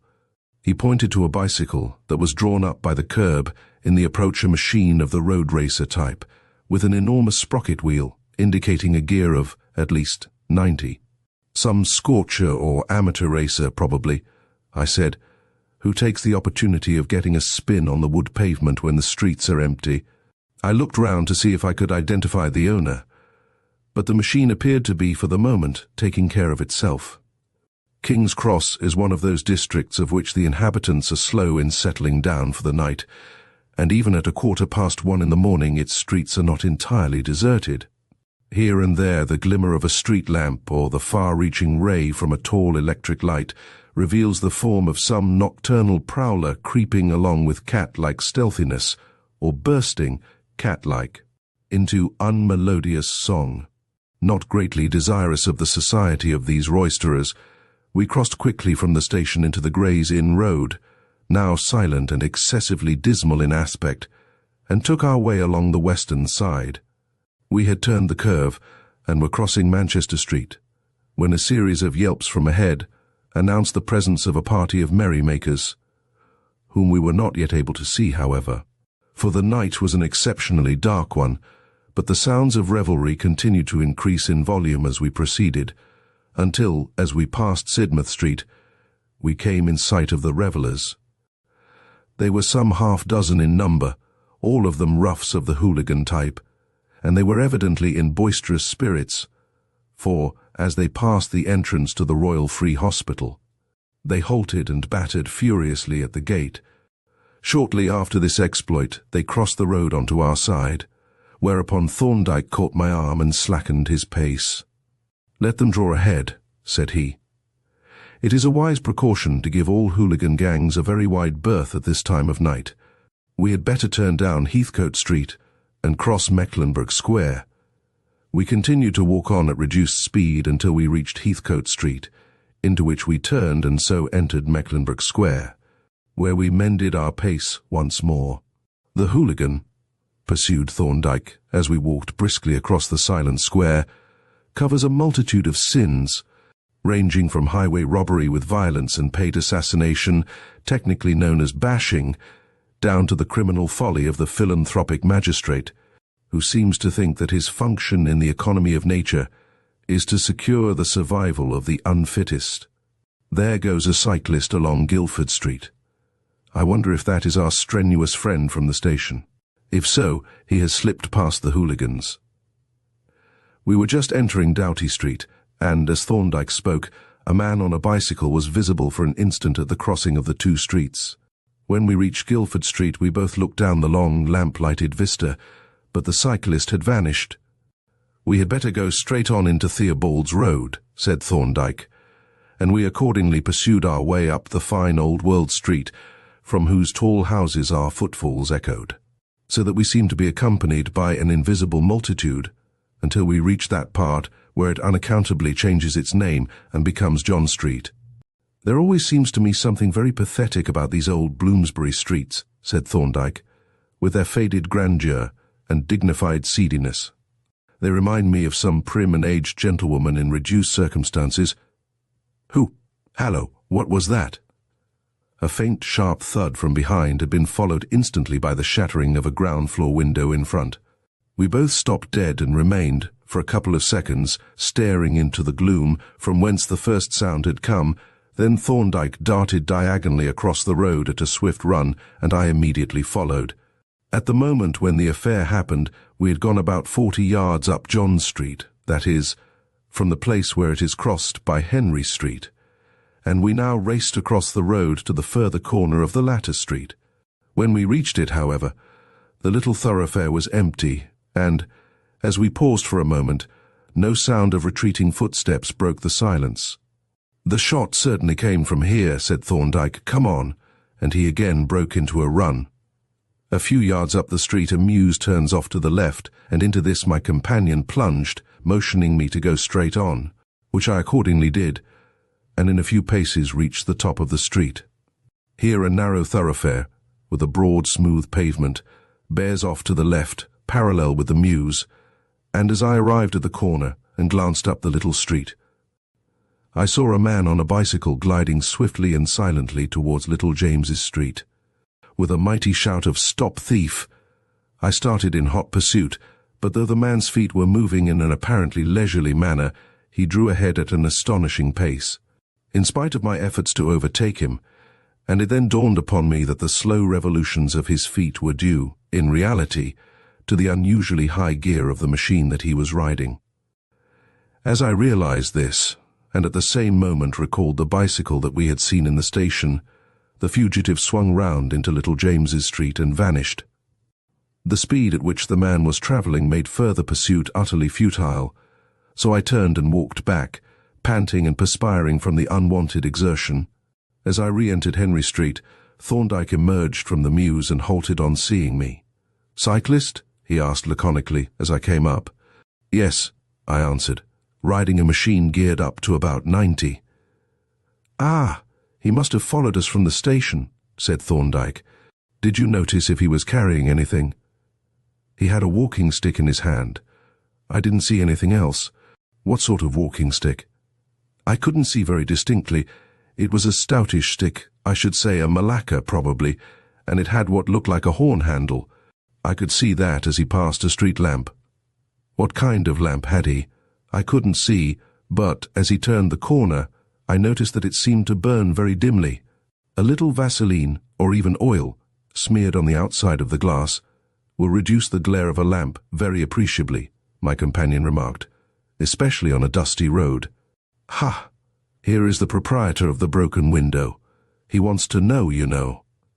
We had once more turned into John Street and now perceived a man standing on the wide doorstep of the house with the shattered window, looking anxiously up and down the street. "Do either of you gents know anything about this here?" he asked, pointing to the broken pane. "Yes," said Thorndyke. "We happened to be passing when it was done. In fact," he added, "I rather suspect that the missile, whatever it was intended for our benefit." "Oh," said the man. "Who done it?" "That I can't say," replied Thorndyke. "Whoever he was, he made off on a bicycle and we were unable to catch him." "Oh," said the man once more, regarding us with growing suspicion. "On a bicycle, hey? Damn funny, ain't it? What did he do it with?" "That is what I should like to find out," said Thorndyke. "I see this house is empty." "Yes, it's empty, leastways it's to let. I'm the caretaker. But what's that got to do with it?" "Merely this," answered Thorndyke, "that the object stone bullet, or whatever it may have been, was aimed, I believe, at me, and I should like to ascertain its nature. Would you do me the favour of permitting me to look for it?"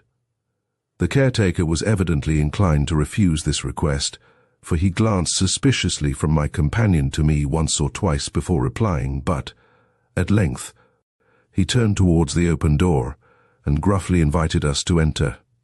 A paraffin lamp was on the floor in a recess of the hall, and this our conductor took up when he had closed the street door. "This is the room," he said, turning the key and thrusting the door open. "The library, they call it, but it's the front parlour in plain English." He entered and, holding the lamp above his head, stared balefully at the broken window. Thorndyke glanced quickly along the floor in the direction that the missile would have taken, and then said, "Do you see any mark on the wall there?" As he spoke, he indicated the wall opposite the window, which obviously could not have been struck by a projectile entering with such extreme obliquity, and I was about to point out this fact when I fortunately remembered the great virtue of silence. Our friend approached the wall, still holding up the lamp, and scrutinized the surface with close attention.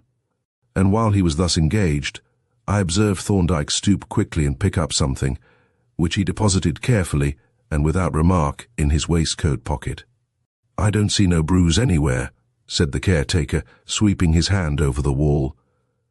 "Perhaps the thing struck this wall," suggested Thorndyke, pointing to the one that was actually in the line of fire. "Yes, of course," he added. "It would be this one. The shot came from Henry Street." The caretaker crossed the room and threw the light of his lamp on the wall thus indicated.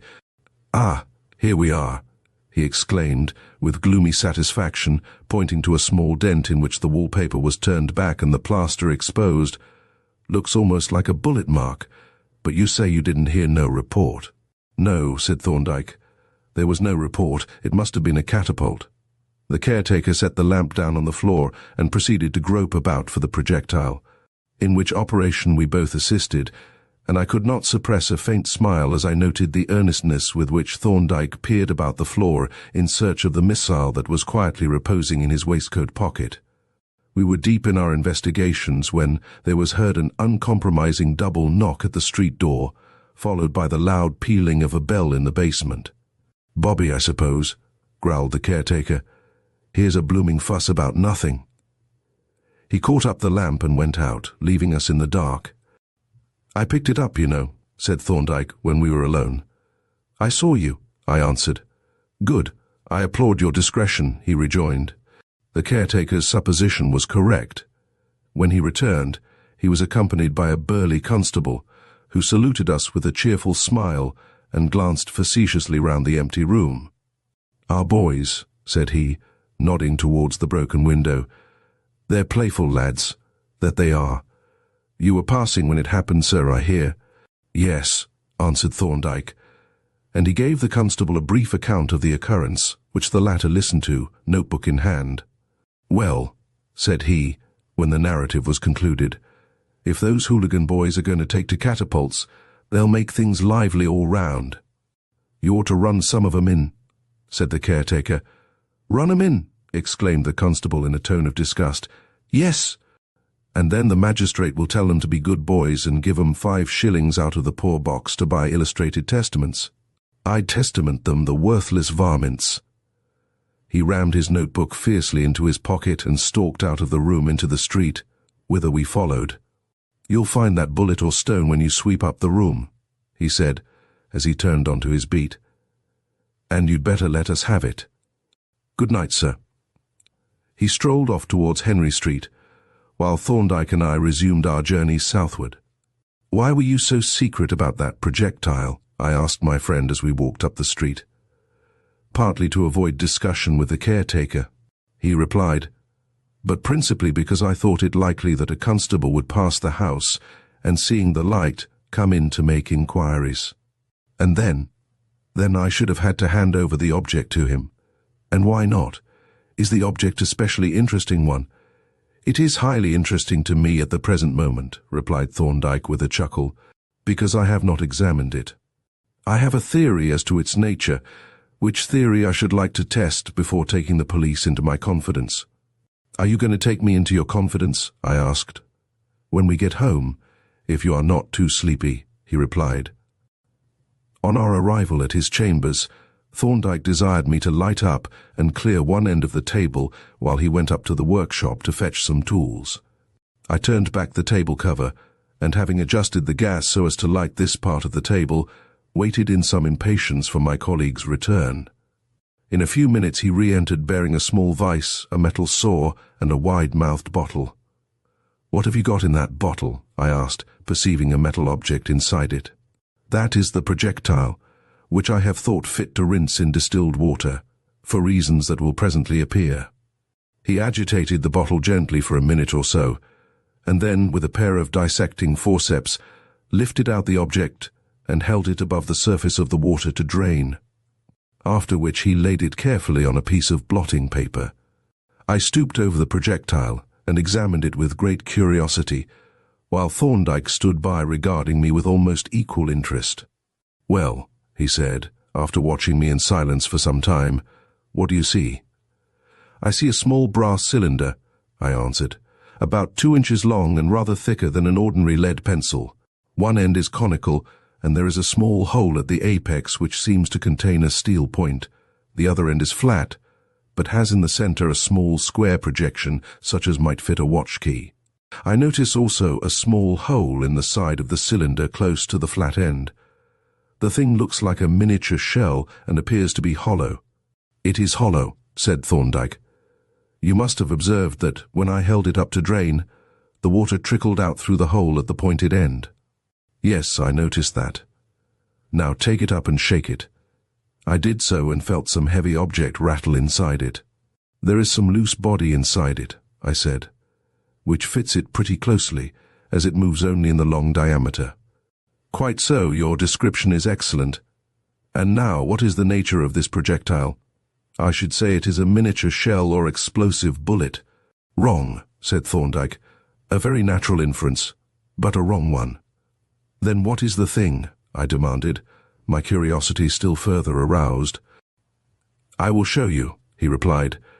It is something much more subtle than an explosive bullet, which would really be a rather crude appliance, admirably thought out and thoroughly well executed. We have to deal with a most ingenious and capable man. I was fain to laugh at his enthusiastic appreciation of the methods of his would-be assassin, and the humour of the situation then appeared to dawn on him, for he said, with an apologetic smile, I am not expressing approval, you must understand, but merely professional admiration. It is this class of criminal that creates the necessity for my services. He is my patron, so to speak, my ultimate employer. For the common crook can be dealt with quite efficiently by the common policeman. While he was speaking, he had been fitting the little cylinder between two pads of tissue paper in the vise, which he now screwed up tight. Then, with the fine metal saw, he began to cut the projectile, lengthwise, into two slightly unequal parts. This operation took some time, especially since he was careful not to cut the loose body inside, but at length the section was completed and the interior of the cylinder exposed. When he released it from the vise and held it up before me with an expression of triumph. Now what do you make it? He demanded. I took the object in my fingers and looked at it closely, but was at first more puzzled than before. The loose body I now saw to be a cylinder of lead, about half an inch long, accurately fitting the inside of the cylinder, but capable of slipping freely backwards and forwards. The steel point which I had noticed in the hole at the apex of the conical end was now seen to be the pointed termination of a slender steel rod which projected fully an inch into the cavity of the cylinder. And the conical end itself was a solid mass of lead. Well? Queried Thorndyke, seeing that I was still silent. You tell me it is not an explosive bullet, I replied. Otherwise I should have been confirmed in that opinion. I should have said that the percussion cap was carried by this lead plunger, and struck on the end of that steel rod, when the flight of the bullet was suddenly arrested. Very good indeed, said Thorndyke. You are right so far that this is, in fact, the mechanism of a percussion shell. But look at this. You see, this little rod was driven inside the bullet when the latter struck the wall. Let us replace it in its original position. He laid the end of a small flat file against the end of the rod and pressed it firmly, when the rod slid through the hole until it projected an inch beyond the apex of the cone. Then he handed the projectile back to me. A single glance at the point of the steel rod made the whole thing clear, and I gave a whistle of consternation, for the rod was a fine tube with a sharply pointed end. The infernal scoundrel! I exclaimed. It is a hypodermic needle. Yes, a veterinary hypodermic of extra-large bore. Now you see the subtlety and ingenuity of the whole thing. If he had had a reasonable chance, he would certainly have succeeded. You speak quite regretfully, I said, laughing again at the oddity of his attitude towards the assassin. Not at all, he replied. I have the character of a single-handed player, but even the most self-reliant man can hardly make a post-mortem on himself. I am merely appreciating an admirable piece of mechanical design most efficiently carried out. Observe the completeness of the thing, and the way in which all the necessities of the case are foreseen and met. This projectile was discharged from a powerful air gun, the walking stick form, provided with a force pump and key. The barrel of that gun was rifled. How do you know that? I asked. Well, to begin with, it would be useless to fit a needle to the projectile unless the latter was made to travel with a point forwards. But there is direct evidence that the barrel was rifled. You notice the little square projection on the back surface of the cylinder. That was evidently made to fit a washer, or wad, probably a thin plate of soft metal, which would be driven by the pressure from behind into the grooves of the rifling, and thus give a spinning motion to the bullet. When the latter left the barrel, the wad would drop off, leaving it free. I see. I was wondering what the square projection was for. It is, as you say, extremely ingenious. Highly ingenious, said Thorndyke enthusiastically, and so is the whole device. See how perfectly it would have worked, but for a mere fluke and for the complication of your presence. Supposing that I had been alone, so that he could have approached to a shorter distance, in that case he would not have missed, and the thing would have been done. You see how it was intended to be done, I suppose. I think so, I answered, but I should like to hear your account of the process. Well, you see, he first finds out that I am returning by a late train, which he seems to have done, and he waits for me at the terminus. Meanwhile, he fills the cylinder with a solution of a powerful alkaloidal poison, which is easily done by dipping the needle into the liquid and sucking at the small hole near the back end, when the piston will be drawn up and the liquid will follow it. You notice that the upper side of the piston is covered with Vaseline introduced through the hole, no doubt, which would prevent the poison from coming out into the mouth and make the cylinder secure from leakage. On my arrival, he follows me on his bicycle until I pass through a sufficiently secluded neighborhood. Then he approaches me, or passes me and waits round a corner, and shoots at pretty close range. It doesn't matter where he hits me, all parts are equally vital, so he can aim at the middle of my back. Then the bullet comes spinning through the air point foremost. The needle passes through the clothing and enters the flesh, and, as the bullet is suddenly stopped, the heavy piston flies down by its own great momentum and squirts out a jet of the poison into the tissues. The bullet then disengages itself and drops onto the ground. Meanwhile, our friend has mounted his bicycle and is off, and when I feel the prick of the needle I turn and, without stopping to look for the bullet, immediately give chase. I am, of course, not able to overtake a man on a racing machine, but still, I follow him some distance. Then the poison begins to take effect, the more rapidly from the violent exercise, and presently I drop insensible. Later on, my body is found. There are no marks of violence, and probably the needle puncture escapes observation at the post-mortem, in which case the verdict will be death from heart failure. Even if the poison and the puncture are discovered, there is no clue. The bullet lies some streets away, and is probably picked up by some boy or passing stranger who cannot conjecture its use, and who would never connect it with the man who was found dead. You will admit that the whole plan has been worked out with surprising completeness and foresight. Yes, I answered. There is no doubt that the fellow is a most infernally clever scoundrel. May I ask if you have any idea who he is?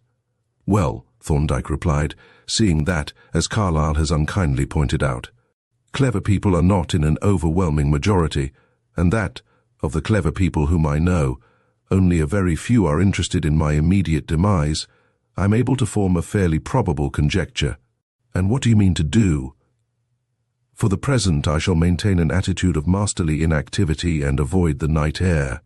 But surely, I exclaimed, you will take some measures to protect yourself against attempts of this kind.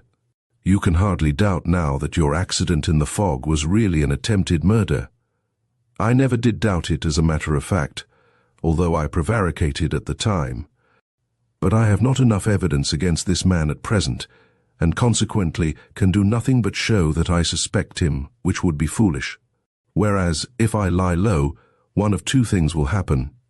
Either the occasion for my removal, which is only a temporary one, will pass, or he will commit himself, will put a definite clue into my hands.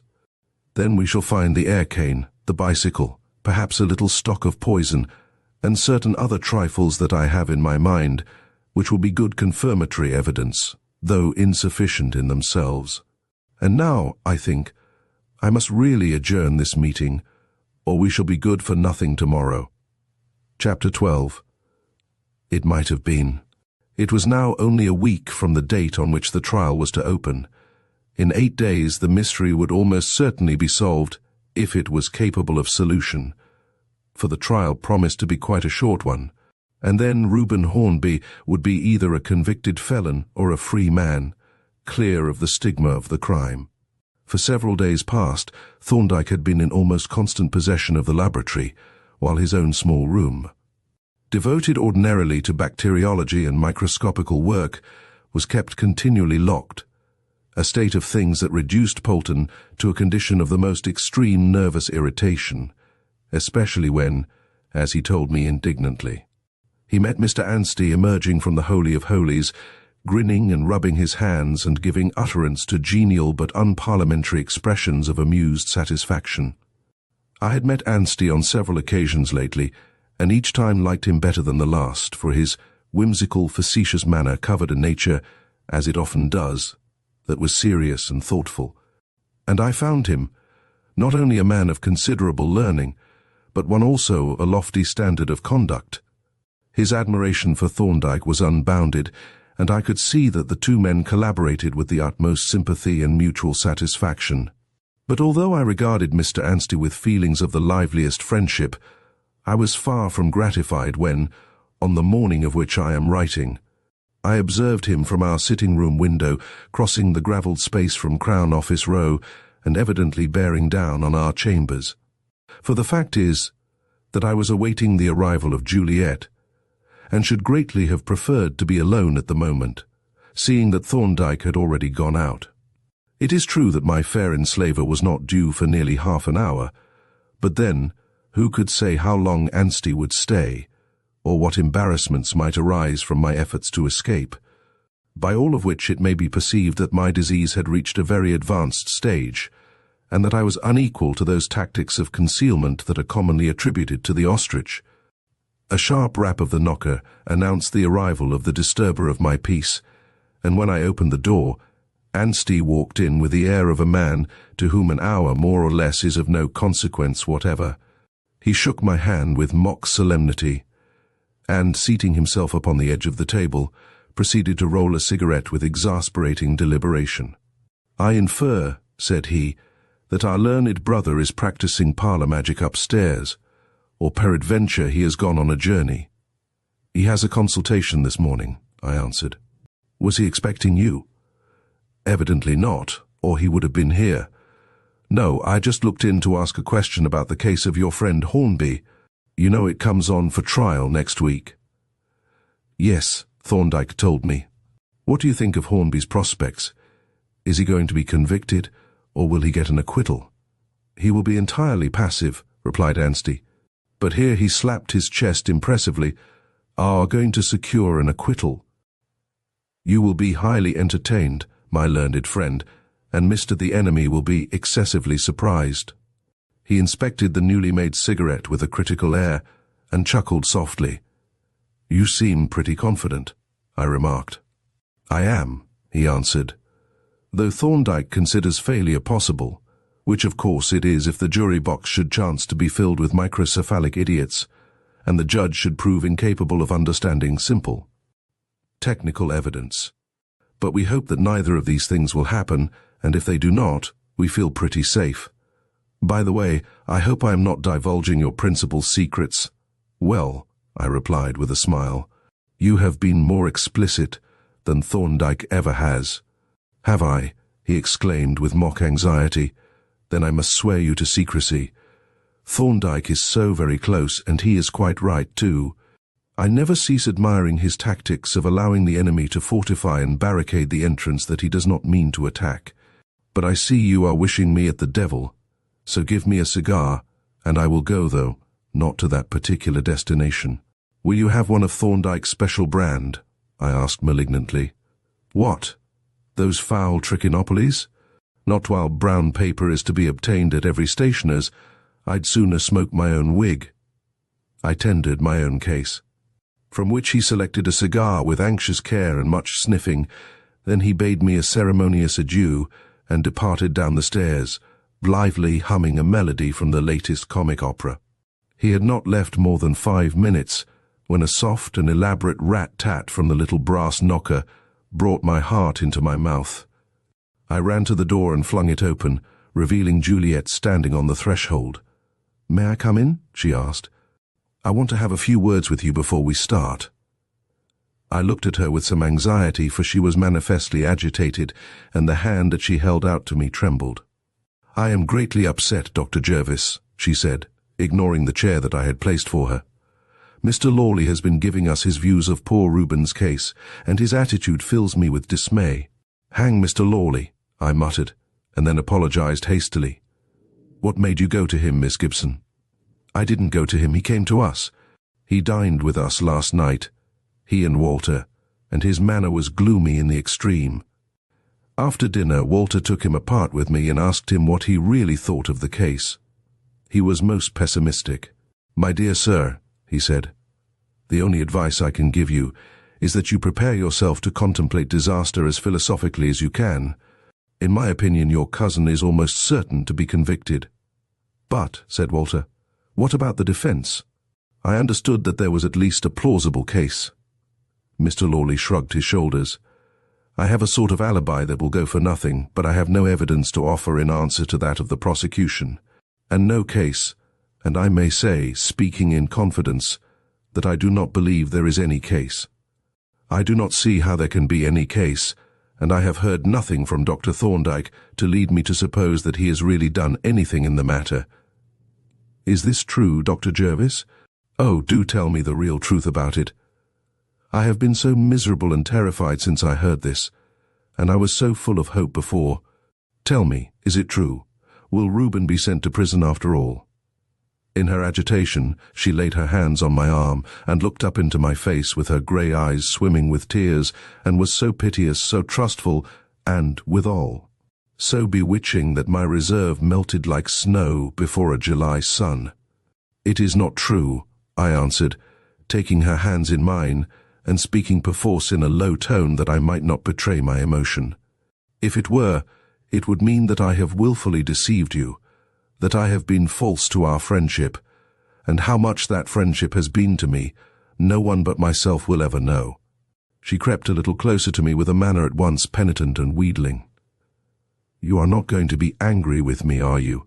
It was foolish of me to listen to Mr. Lawley after all you have told me, and it did look like a want of trust in you, I know. But you, who are so strong and wise, must make allowance for a woman who is neither. It is all so terrible that I am quite unstrung, but say you are not really displeased with me, for that would hurt me most of all. Oh, Delilah!" That concluding stroke of the shears severed the very last lock, and left me, morally speaking, as bald as a billiard ball. Henceforth I was at her mercy, and would have divulged, without a scruple, the uttermost secrets of my principal, but that astute gentleman had placed me beyond the reach of temptation. "As to being angry with you," I answered, "I am not, like Thorndyke, one to essay the impossible, and if I could be angry it would hurt me more than it would you. But, in fact, you are not to blame at all, and I am an egotistical brute. Of course you were alarmed and distressed. Nothing could be more natural. So now let me try to chase away your fears and restore your confidence. I have told you what Thorndyke said to Reuben, that he had good hopes of making his innocence clear to everybody. That alone should have been enough." "I know it should," murmured Juliet remorsefully. "Please forgive me for my want of faith. But," I continued, "I can quote you the words of one to whose opinions you will attach more weight. Mr. Anstey was here less than half an hour ago." "Do you mean Reuben's counsel?" "Yes." "And what did he say?" "Oh, do tell me what he said." "He said in brief that he was quite confident of obtaining an acquittal and that the prosecution would receive a great surprise. He seemed highly pleased with his brief and spoke with great admiration of Thorndyke." "Did he really say that he was confident of an acquittal?" Her voice was breathless and unsteady, and she was clearly, as she had said, quite unstrung. "What a relief it is," she murmured incoherently, "and so very, very kind of you."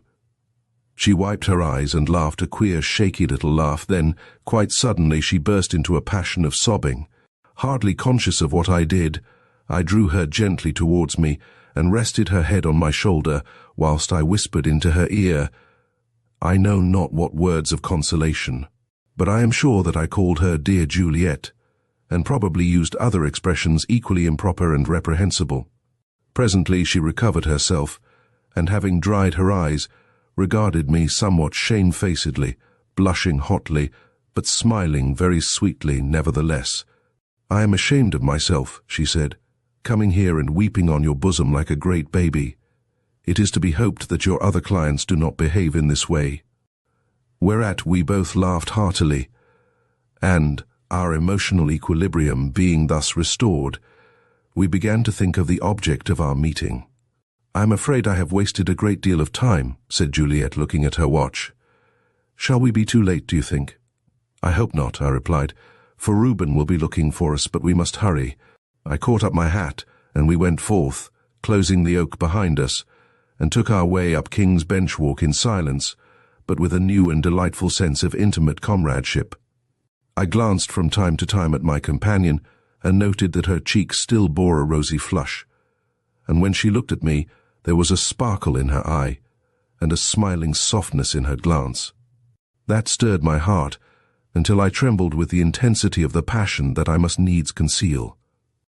And even while I was feeling that I must tell her all and have done with it, tell her that I was her abject slave, and she my goddess, my queen, that in the face of such a love as mine, no man could have any claim upon her, even then there arose the still, small voice that began to call me an unfaithful steward and to remind me of a duty and trust that were sacred even beyond love. In Fleet Street I hailed a cab, and, as I took my seat beside my fair companion, the voice began to wax and speak in bolder and sterner accents. "Christopher Jervis," it said, "what is this that you are doing? Are you a man of honor, or naught but a mean, pitiful blackguard? You, the trusted agent of this poor, misused gentleman, are you not planning in your black heart how you shall rob him of that which, if he is a man at all, must be more to him than his liberty, or even his honor? Shame on you for a miserable weakling. Have done with these philanderings and keep your covenants like a gentleman, or at least an honest man." At this point in my meditations, Juliet turned towards me with a coaxing smile. "My legal adviser seems to be revolving some deep and weighty matter," she said. I pulled myself together and looked at her sparkling eyes and rosy, dimpling cheeks, so winsome and lovely and lovable. Come, I thought, I must put an end to this at once, or I am lost. But it cost me a very agony of effort to do it, which agony, I trust, may be duly set to my account by those who may sit in judgment on me. "Your legal adviser, Miss Gibson," I said, and at that Miss Gibson, I thought she looked at me a little queerly, "has been reflecting that he has acted considerably beyond his jurisdiction." "In what respect?" she asked. "In passing on to you information which was given to him in very strict confidence, and in fact with an implied promise of secrecy on his part. But the information was not of a very secret character, was it?" "More so than it appeared. You see, Thorndyke thinks it so important not to let the prosecution suspect that he has anything up his sleeve, that he has kept even Mr. Lawley in the dark, and he has never said as much to me as Anstey did this morning. And now you are sorry you told me. You think I have led you into a breach of trust. Is it not so?" She spoke without a trace of petulance, and her tone of dignified self-accusation made me feel a veritable worm. "My dear Miss Gibson," I expostulated, "you entirely misunderstand me. I am not in the least sorry that I told you. How could I have done otherwise under the circumstances? But I want you to understand that I have taken the responsibility of communicating to you what is really a professional secret, and that you are to consider it as such." "That was how I understood it," replied Juliet, "and you may rely upon me not to utter a syllable on the subject to anyone." I thanked her for this promise, and then, by way of making conversation, gave her an account in detail of Anstey's visit, not even omitting the incident of the cigar. "And are Dr. Thorndyke's cigars so extraordinarily bad?" she asked. "Not at all," I replied, "only they are not to every man's taste. The Trichinopoly cheroot is Thorndyke's one dissipation, and, I must say, he takes it very temperately. Under ordinary circumstances he smokes a pipe, but after a specially heavy day's work, or on any occasion of festivity or rejoicing, he indulges in a Trichinopoly, and he smokes the very best that can be got." "So even the greatest men have their weaknesses," Juliet moralized. "But I wish I had known Dr. Thorndyke sooner, for Mr. Hornby had a large box of Trichinopoly cheroots given to him, and I believe they were exceptionally fine ones. However, he tried one and didn't like it, so he transferred the whole consignment to Walter, who smokes all sorts and conditions of cigars. So we talked on from one commonplace to another, and each more conventional than the last. In my nervousness, I overdid my part, and having broken the ice, proceeded to smash it to impalpable fragments. Endeavoring merely to be unemotional and to avoid undue intimacy of manner, I swung to the opposite extreme and became almost stiff, and perhaps the more so since I was writhing with the agony of repression.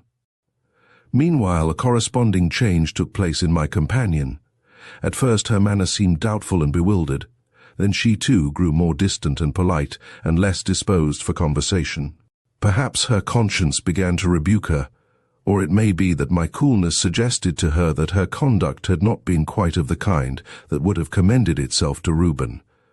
But however that may have been, we continued to draw farther and farther apart, and in that short half-hour we retraced the steps of our growing friendship to such purpose that, when we descended from the cab at the prison gate, we seemed more like strangers than on the first day that we met. It was a miserable ending to all our delightful comradeship, and yet what other end could one expect in this world of cross purposes and things that might have been? In the extremity of my wretchedness, I could have wept on the bosom of the portly warder who opened the wicket, even as Juliet had wept upon mine. And it was almost a relief to me, when our brief visit was over, to find that we should not return together to King's Cross as was our wont, but that Juliet would go back by omnibus, that she might do some shopping in Oxford Street, leaving me to walk home alone. I saw her into her omnibus, and stood on the pavement looking wistfully at the lumbering vehicle as it dwindled in the distance. At last, with a sigh of deepest despondency, I turned my face homeward, and walking like one in a dream, retraced the route over which I had journeyed so often of late and with such different sensations. Chapter 13. Murder by Post. The next few days were perhaps the most unhappy that I have known. My life, indeed, since I had left the hospital had been one of many disappointments and much privation. Unfulfilled desires and ambitions unrealized had combined with distaste for the daily drudgery that had fallen to my lot to embitter my poverty and cause me to look with gloomy distrust upon the unpromising future. But no sorrow that I had hitherto experienced could compare with the grief that I now felt in contemplating the irretrievable ruin of what I knew to be the great passion of my life. For to a man like myself, of few friends and deep affections, one great emotional upheaval exhausts the possibilities of nature, leaving only the capacity for feeble and ineffective echoes. The edifice of love that is raised upon the ruins of a great passion can compare with the original no more than can the paltry mosque that perches upon the mound of Jonah with the glories of the palace that lies entombed beneath. I had made a pretext to write to Juliet, and had received a reply quite frank and friendly in tone, by which I knew that she had not, as some women would have done, set the blame upon me for our temporary outburst of emotion. And yet there was a subtle difference from her previous manner of writing that only emphasized the finality of our separation. I think Thorndyke perceived that something had gone awry, though I was at great pains to maintain a cheerful exterior and keep myself occupied. And he probably formed a pretty shrewd guess at the nature of the trouble, but he said nothing, and I only judged that he had observed some change in my manner by the fact that there was blended with his usual quiet geniality, an almost insensible note of sympathy and affection. A couple of days after my last interview with Juliet, an event occurred which served, certainly, to relieve the tension and distract my thoughts, though not in a very agreeable manner. It was the pleasant, reposeful hour after dinner, when it was our custom to sit in our respective easy chairs and, as we smoked our pipes, discuss some of the many topics in which we had a common interest. The postman had just discharged into the capacious letterbox an avalanche of letters and circulars, and as I sat glancing through the solitary letter that had fallen to my share, I looked from time to time at Thorndyke, and noticed, as I had often done before, with some surprise, a curious habit that he had of turning over and closely scrutinizing every letter and package before he opened it. "I observe, Thorndyke," I now ventured to remark, "that you always examine the outside of a letter before looking at the inside. I have seen other people do the same, and it has always appeared to me a singularly foolish proceeding. Why speculate over an unopened letter when a glance at the contents will tell you all there is to know?" "You are perfectly right," he answered. if the object of the inspection is to discover who is the sender of the letter. But that is not my object. In my case, the habit is one that has been deliberately cultivated, not in reference to letters only, but to everything that comes into my hands, the habit of allowing nothing to pass without a certain amount of conscious attention.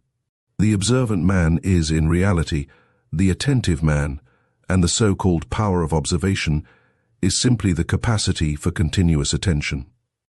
As a matter of fact, I have found in practice that the habit is a useful one, even in reference to letters. More than once, I have gleaned a hint from the outside of a letter that has proved valuable when applied to the contents. Here, for instance, is a letter which has been opened after being fastened up, apparently by the aid of steam. The envelope is soiled and rubbed, and smells faintly of stale tobacco, and has evidently been carried in a pocket along with a well-used pipe. Why should it have been opened?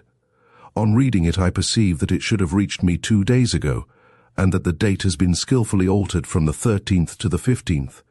The inference is that my correspondent has a highly untrustworthy clerk. But the correspondent may have carried the letter in his own pocket, I objected. Hardly, replied Thorndyke. He would not have troubled to steam his own letter open and close it again. He would have cut the envelope and addressed a fresh one. This the clerk could not do, because the letter was confidential and was addressed in the principal's handwriting, and the principal would have almost certainly added a postscript. And, moreover, he does not smoke. This, however, is all very obvious, but here is something rather more subtle, which I have put aside for more detailed examination. What do you make of it? He handed me a small parcel to which was attached by string a typewritten address label, the back of which bore the printed inscription, James Bartlett and Sons Cigar Manufacturers, London and Havana. I am afraid, said I, after turning the little packet over and examining every part of it minutely, that this is rather too subtle for me. The only thing that I observe is that the typewriter has bungled the address considerably. Otherwise, this seems to me a very ordinary packet indeed. Well, you have observed one point of interest at any rate, said Thorndyke, taking the packet from me. But let us examine the thing systematically and note down what we see. In the first place, you will notice that the label is an ordinary luggage label, such as you may buy at any stationer's, with its own string attached. Now, manufacturers commonly use a different and more substantial pattern, which is attached by the string of the parcel. But that is a small matter. What is much more striking is the address on the label. It is typewritten and, as you say, typed very badly. Do you know anything about typewriters? Very little. Then you do not recognize the machine? Well, this label was typed with a Blickensderfer, an excellent machine, but not the form most commonly selected for the rough work of a manufacturer's office. But we will let that pass. The important point is this. The Blickensderfer company makes several forms of machine, the smallest and lightest of which is the literary, specially designed for the use of journalists and men of letters. Now this label was typed with the literary machine, or at least with the literary type wheel, which is really a very remarkable circumstance indeed. How do you know that? I asked. By this asterisk, which has been written by mistake, the inexpert operator having pressed down the figure lever instead of the one for capitals. The literary type wheel is the only one that has an asterisk, as I noticed when I was thinking of purchasing a machine. Here, then, we have a very striking fact, for even if a manufacturer chose to use a Blick in his factory, it is inconceivable that he should select the literary form in preference to the more suitable commercial machine. Yes, I agreed. It is certainly very singular. And now, pursued Thorndyke, to consider the writing itself. It has been done by an absolute beginner. He has failed to space in 2 places. He has written 5 wrong letters, and he has written figures instead of capitals in 2 instances. Yes, he has made a shocking muddle of it. I wonder he didn't throw the label away and type another. Precisely, said Thorndyke. And if we wish to find out why he did not, we have only to look at the back of the label. You see that the name of the firm, instead of being printed on the label itself in the usual manner, is printed on a separate slip of paper, which is pasted on the label, a most foolish and clumsy arrangement, involving an immense waste of time. But if we look closely at the printed slip itself, we perceive something still more remarkable, for that slip has been cut down to fit the label and has been cut with a pair of scissors. The edges are not quite straight, and in one place the overlap, which is so characteristic of the cut made with scissors, can be seen quite plainly. He handed the packet to me with a reading lens, through which I could distinctly make out the points he had mentioned. Now I need not point out to you, he continued, that these slips would ordinarily have been trimmed by the printer to the correct size in his machine, which would leave an absolutely true edge, nor need I say that no sane businessman would adopt such a device as this. The slip of paper has been cut with scissors to fit the label, and it has then been pasted onto the surface that it has been made to fit, when all this waste of time and trouble, which, in practice, means money, could have been saved by printing the name on the label itself. Yes, that is so, but I still do not see why the fellow should not have thrown away this label and typed another. Look at the slip again, said Thorndyke. It is faintly but evenly discoloured, and, to me, has the appearance of having been soaked in water. Let us, for the moment, assume that it has been. That would look as if it had been removed from some other package, which again would suggest that the person using it had only the one slip, which he had soaked off the original package, dried, cut down, and pasted on the present label. If he pasted it on before typing the address, which he would most probably have done, he might well be unwilling to risk destroying it by soaking it a second time. You think, then, there is a suspicion that the package may have been tampered with? There is no need to jump to conclusions, replied Thorndyke. I merely gave this case as an instance showing that careful examination of the outside of a package or letter may lead us to bestow a little extra attention on the contents. Now let us open it and see what those contents are. With a sharp knife he divided the outside cover, revealing a stout cardboard box wrapped in a number of advertisement sheets. The box, when the lid was raised, was seen to contain a single cigar, a large cheroot packed in cotton wool. "A tricky, by Jove," I exclaimed. "Your own special fancy, Thorndyke."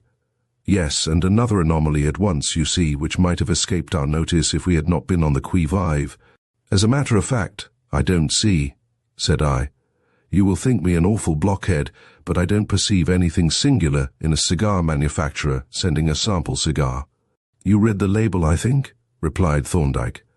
"However, let us look at one of these leaflets and see what they say. Ah, here we are. Messrs. Bartlett and Sons, who own extensive plantations on the island of Cuba, manufacture their cigars exclusively from selected leaves grown by themselves. They would hardly make a Trichinopoly cheroot. From leaf grown in the West Indies, so we have here a striking anomaly of an East Indian cigar sent to us by a West Indian grower. And what do you infer from that? Principally that this cigar, which, by the way, is an uncommonly fine specimen, and which I would not smoke for £10,000, is deserving of very attentive examination." He produced from his pocket a powerful doublet lens, with the aid of which he examined every part of the surface of the cigar, and finally both ends. "Look at the small end," he said, handing me the cigar and the lens, "and tell me if you notice anything." I focused the lens on the flush-cut surface of closely rolled leaf and explored every part of it minutely. "It seems to me," I said, "that the leaf is opened slightly in the center, as if a fine wire had been passed up it." "So it appeared to me," replied Thorndyke, "and as we are in agreement so far, we will carry our investigations a step further." He laid the cigar down on the table, and, with the keen, thin-bladed penknife, neatly divided it lengthwise into two halves. "Exi signum," exclaimed Thorndyke, as the two parts fell asunder, and for a few moments we stood silently regarding the dismembered cheroot.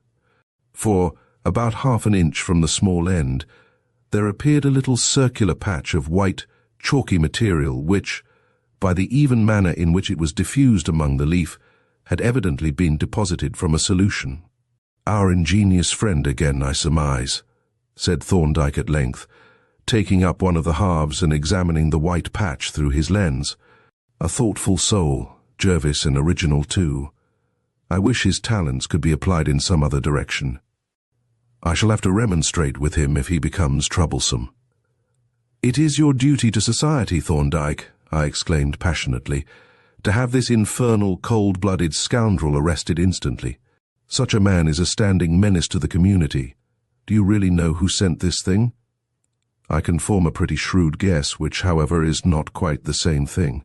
But you see, he has not been quite so clever this time, for he has left one or two traces by which his identity might be ascertained.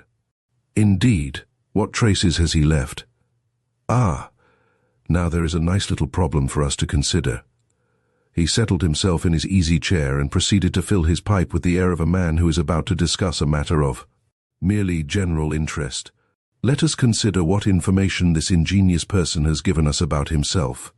In the first place, he evidently has a strong interest in my immediate decease. Now, why should he feel so urgent a desire for my death? Can it be a question of property? Hardly, for I am far from a rich man, and the provisions of my will are known to me alone. Can it then be a question of private enmity or revenge? I think not. To the best of my belief, I have no private enemies whatever. There remains only my vocation as an investigator in the fields of legal and criminal research. His interest in my death must therefore be connected with my professional activities. Now, I am at present conducting an exhumation which may lead to a charge of murder, but if I were to die tonight, the inquiry would be carried out with equal efficiency by Professor Spicer or some other toxicologist. My death would not affect the prospects of the accused, and so in one or two other cases that I have in hand, they could be equally well conducted by someone else. The inference is that our friend is not connected with any of these cases, but that he believes me to possess some exclusive information concerning him, believes me to be the one person in the world who suspects and can convict him.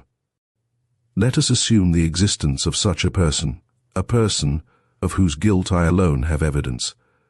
Now this person, being unaware that I have communicated my knowledge to a third party, would reasonably suppose that by making away with me, he had put himself in a position of security. Here, then, is our first point. The sender of this offering is probably a person concerning whom I hold certain exclusive information. But see now, the interesting corollary that follows from this. I alone suspect this person, therefore I have not published my suspicions, or others would suspect him too.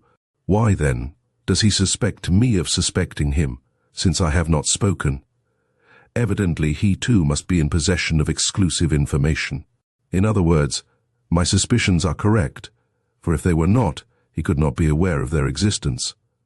The next point is the selection of this rather unusual type of cigar. Why should he have sent a Trichinopoly instead of an ordinary Havana such as Bartlett's actually manufacture? It looks as if he were aware of my peculiar predilection, and by thus consulting my personal tastes, had guarded against the chance of my giving the cigar to some other person. We may therefore infer that our friend probably has some knowledge of my habits. The third point is, what is the social standing of this gentle stranger, whom we will call X? Now, Bartletts do not send their advertisements and samples to Thomas, Richard, and Henry.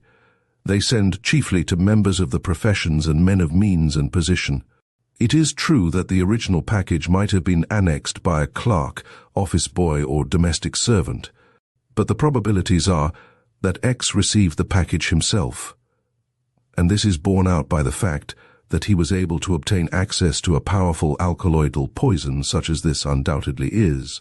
In that case, he would probably be a medical man or a chemist, I suggested. Not necessarily, replied Thorndyke.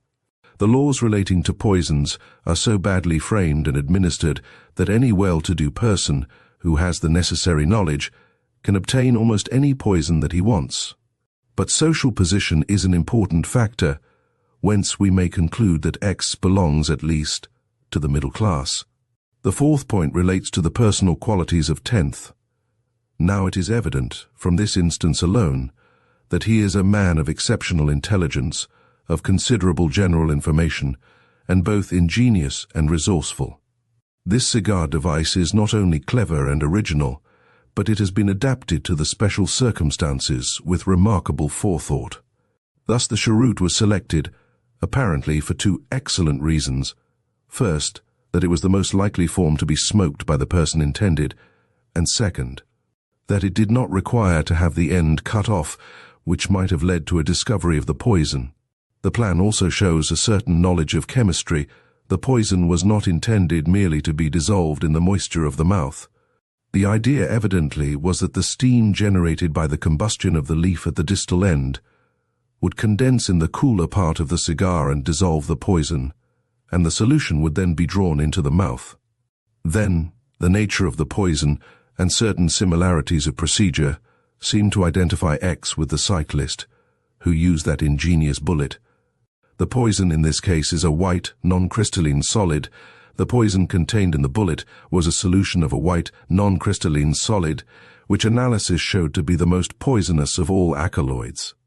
The bullet was virtually a hypodermic syringe. The poison in this cigar has been introduced, in the form of an alcoholic or ethereal solution, by a hypodermic syringe. We shall thus be justified in assuming that the bullet and the cigar came from the same person, and, if this be so, we may say that X is a person of considerable knowledge, of great ingenuity, and no mean skill as a mechanician, as shown by the manufacture of the bullet.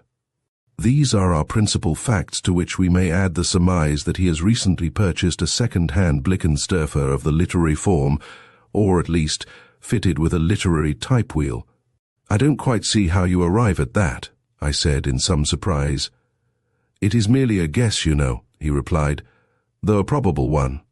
In the first place, he's obviously unused to typing, as the numerous mistakes show, therefore he has not had the machine very long.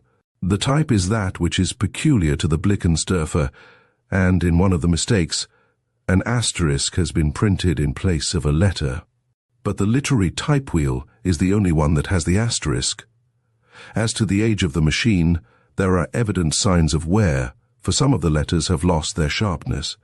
And this is most evident in the case of those letters which are the most used. The E, you will notice, for instance, is much worn, and E occurs more frequently than any other letter of the alphabet. Hence the machine, if recently purchased, was bought second-hand." "But," I objected, "it may not have been his own machine at all."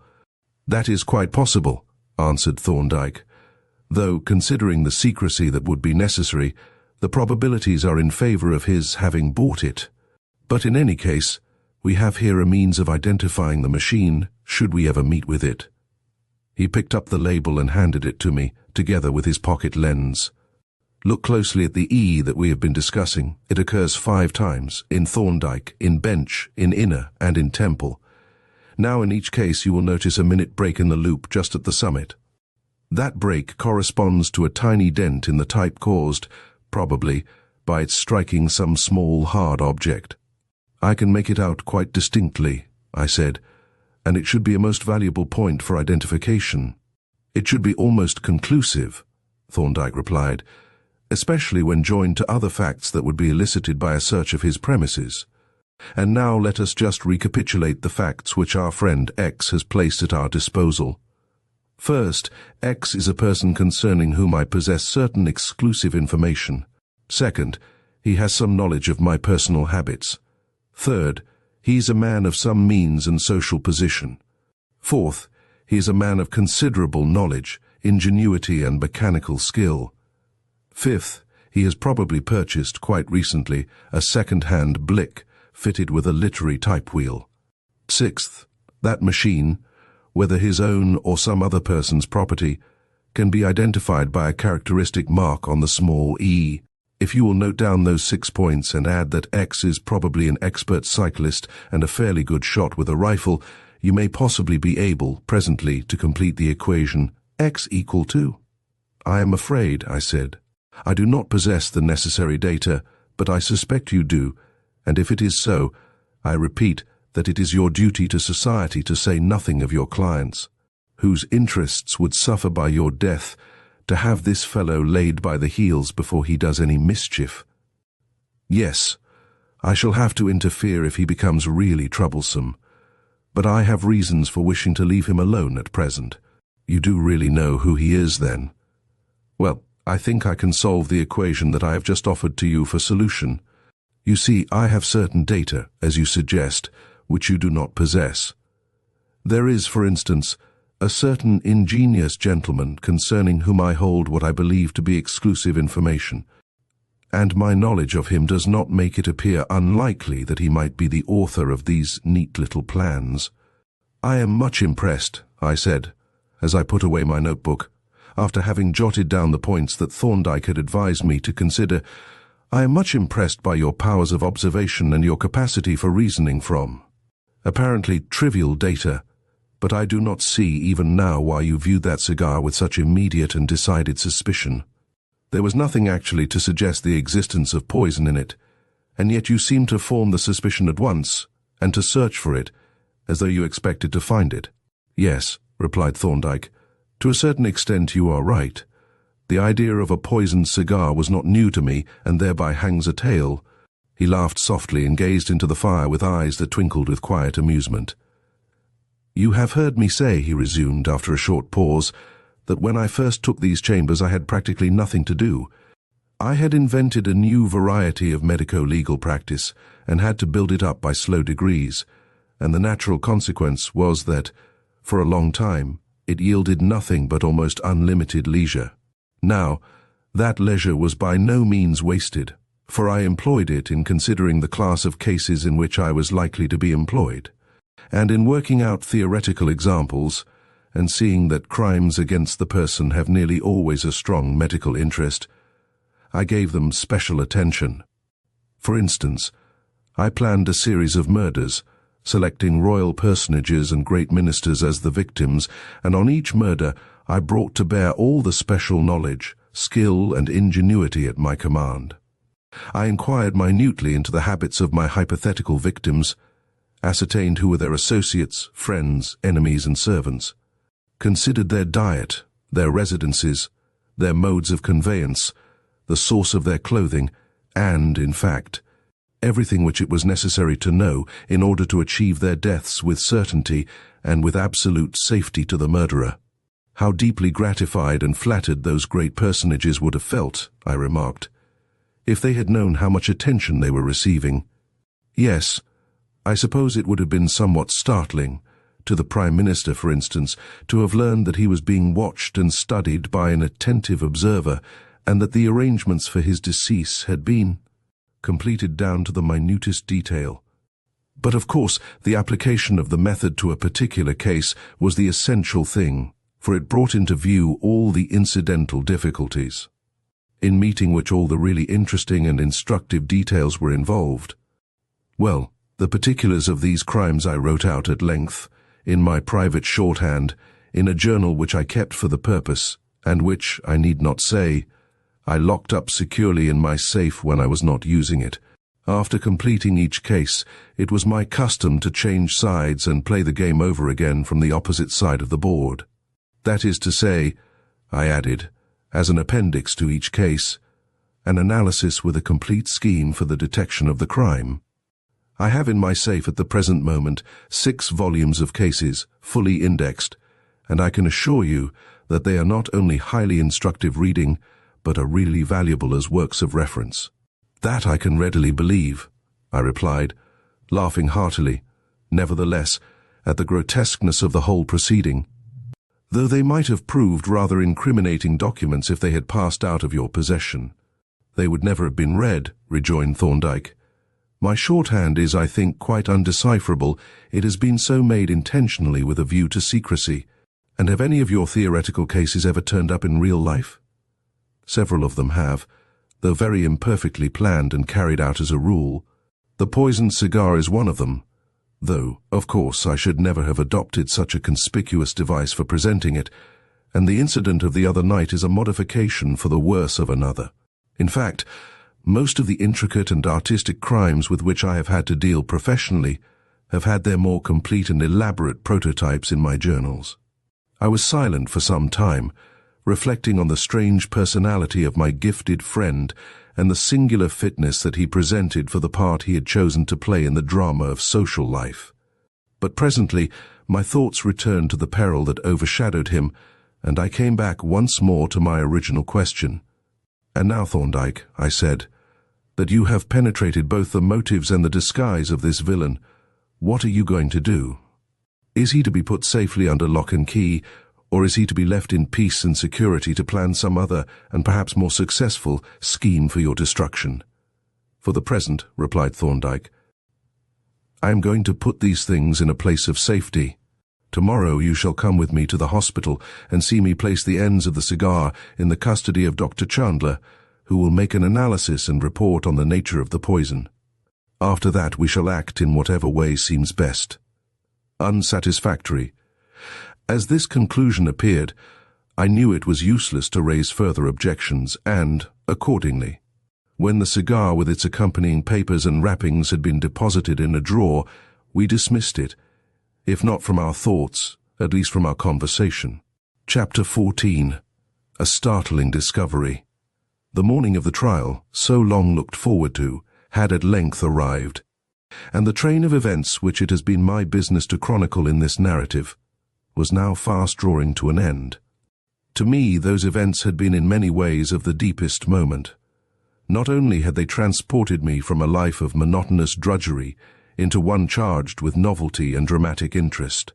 Not only had they introduced me to a renaissance of scientific culture and revived under new conditions my intimacy with the comrade of my student days, but far more momentous than any of these, they had given me the vision all too fleeting of happiness untold, with the reality of sorrow and bitter regret that promised to be all too enduring. Whence it happened that on this morning my thoughts were tinged with a certain greyness. A chapter in my life that had been both bitter and sweet was closing, and already I saw myself once more an Ishmaelite and a wanderer among strangers. This rather egotistical frame of mind, however, was soon dispelled when I encountered Polton, for the little man was in a veritable twitter of excitement at the prospect of witnessing the clearing up of the mysteries that had so severely tried his curiosity, and even Thorndyke, beneath his habitual calm, showed a trace of expectancy and pleasurable anticipation. "I have taken the liberty of making certain little arrangements on your behalf," he said, as we sat at breakfast, "of which I hope you will not disapprove. I have written to Mrs. Hornby, who is one of the witnesses, to say that you will meet her at Mr. Lawley's office and escort her and Miss Gibson to the court. Walter Hornby may be with them, and if he is, you had better leave him if possible to come on with Lawley." "You will not come to the office then?" "No, I shall go straight to the court with Anstey. Besides, I am expecting Superintendent Miller from Scotland Yard, who will probably walk down with us." "I am glad to hear that," I said, "for I have been rather uneasy at the thought of your mixing in the crowd without some kind of protection." "Well, you see that I am taking precautions against the assaults of the too ingenious X, and to tell the truth, and also to commit a flagrant bull, I should never forgive myself if I allowed him to kill me before I had," completed Reuben Hornby's defense. "Ah, here is Polton. That man is on wires this morning. He has been wandering in and out of the rooms ever since he came, like a cat in a new house." "It's quite true, sir," said Polton, smiling and unabashed. "So it's no use denying it. I have come to ask what we are going to take with us to the court." "You will find a box and a portfolio on the table in my room," replied Thorndyke. "We had better also take a microscope and the micrometers, though we are not likely to want them, that is all, I think." "A box and a portfolio," repeated Polton in a speculative tone. "Yes, sir, I will take them with me." He opened the door and was about to pass out, when, perceiving a visitor ascending the stairs, he turned back. "Here's Mr. Miller from Scotland Yard, sir. Shall I show him in?" "Yes, do." He rose from his chair as a tall, military-looking man entered the room and saluted, casting at the same time an inquiring glance in my direction. "Good morning, Doctor," he said briskly. "I got your letter and couldn't make much of it, but I have brought down a couple of plain-clothes men and a uniform man, as you suggested. I understand you want a house watched." "Yes, and a man too. I will give you the particulars presently, that is, if you think you can agree to my conditions." "That I act entirely on my own account and make no communication to anybody?" "Well, of course, I would rather you gave me all the facts and let me proceed in the regular way. But if you make conditions, I have no choice but to accept them, seeing that you hold the cards." Perceiving that the matter in hand was of a confidential nature, I thought it best to take my departure, which I accordingly did. As soon as I had ascertained that it wanted yet half an hour to the time at which Mrs. Hornby and Juliet were due at the lawyer's office, Mr. Lawley received me with stiffness that bordered on hostility. He was evidently deeply offended at the subordinate part that he had been compelled to play in the case, and was at no great pains to conceal the fact. "I am informed," said he in a frosty tone, when I had explained my mission, "that Mrs. Hornby and Miss Gibson are to meet you here. The arrangement is none of my making. None of the arrangements in this case are of my making. I have been treated throughout with a lack of ceremony and confidence that is positively scandalous. Even now, I, the solicitor for the defense, am completely in the dark as to what defense is contemplated, though I fully expect to be involved in some ridiculous fiasco. I only trust that I may never again be associated with any of your hybrid practitioners. Ne sutor ultra crepidem, sir, is an excellent motto. Let the medical cobbler stick to his medical last. It remains to be seen what kind of boot he can turn out on the legal last," I retorted. "That is so," he rejoined. "But I hear Mrs. Hornby's voice in the outer office, and as neither you nor I have any time to waste in idle talk, I suggest that you make your way to the court without delay. I wish you good morning." Acting on this very plain hint, I retired to the clerk's office, where I found Mrs. Hornby and Juliet, the former undisguisedly tearful and terrified, and the latter calm, though pale and agitated. "We had better start at once," I said, when we had exchanged greetings. "Shall we take a cab or walk?" "I think we will walk, if you don't mind," said Juliet. "Mrs. Hornby wants to have a few words with you before we go into court. You see, she is one of the witnesses, and she is terrified lest she should say something damaging to Reuben." "By whom was the subpoena served?" I asked. "Mr. Lawley sent it," replied Mrs. Hornby, "and I went to see him about it the very next day, but he wouldn't tell me anything. He didn't seem to know what I was wanted for. And he wasn't at all nice. Not at all." "I expect your evidence will relate to the Thumbograph," I said. "There is really nothing else in connection with the case that you have any knowledge of." "That is just what Walter said," exclaimed Mrs. Hornby. "I went to his rooms to talk the matter over with him.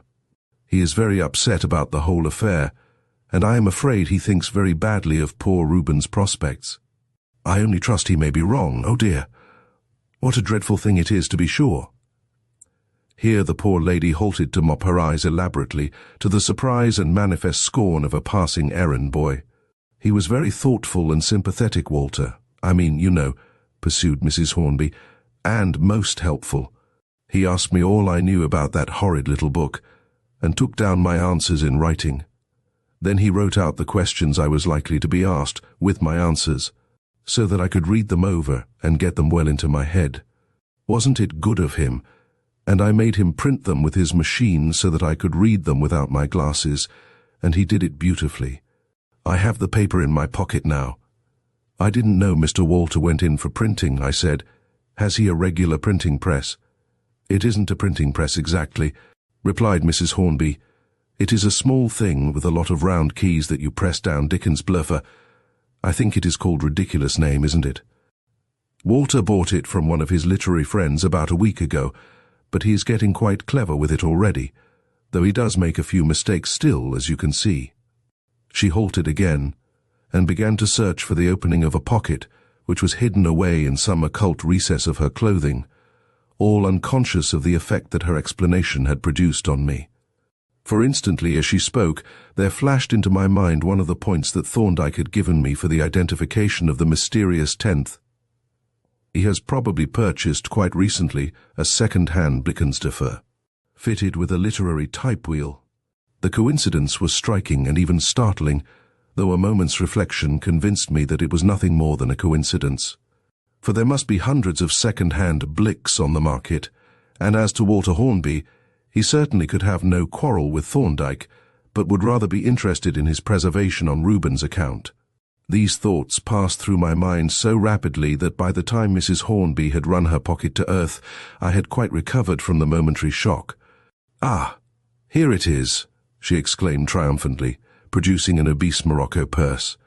"I put it in here for safety, knowing how liable one is to get one's pocket picked in these crowded London streets." She opened the bulky receptacle and drew it out after the manner of a concertina, exhibiting multitudinous partitions, all stuffed with pieces of paper, coils of tape and sewing silk, buttons, samples of dress materials and miscellaneous rubbish, mingled indiscriminately with gold, silver and copper coins. "Now just run your eye through that, Dr. Jervis," she said, handing me a folded paper, "and give me your advice on my answers." I opened the paper and read, "The Committee of the Society for the Protection of Paralyzed Idiots, in submitting this—" "Oh, that isn't it. I have given you the wrong paper. How silly of me. That is the appeal of, you remember, Juliet, dear, that troublesome person. I had, really, to be quite rude, you know. Dr. Jervis, I had to tell him that charity begins at home, although, thank heaven, none of us are paralyzed, but we must consider our own, mustn't we?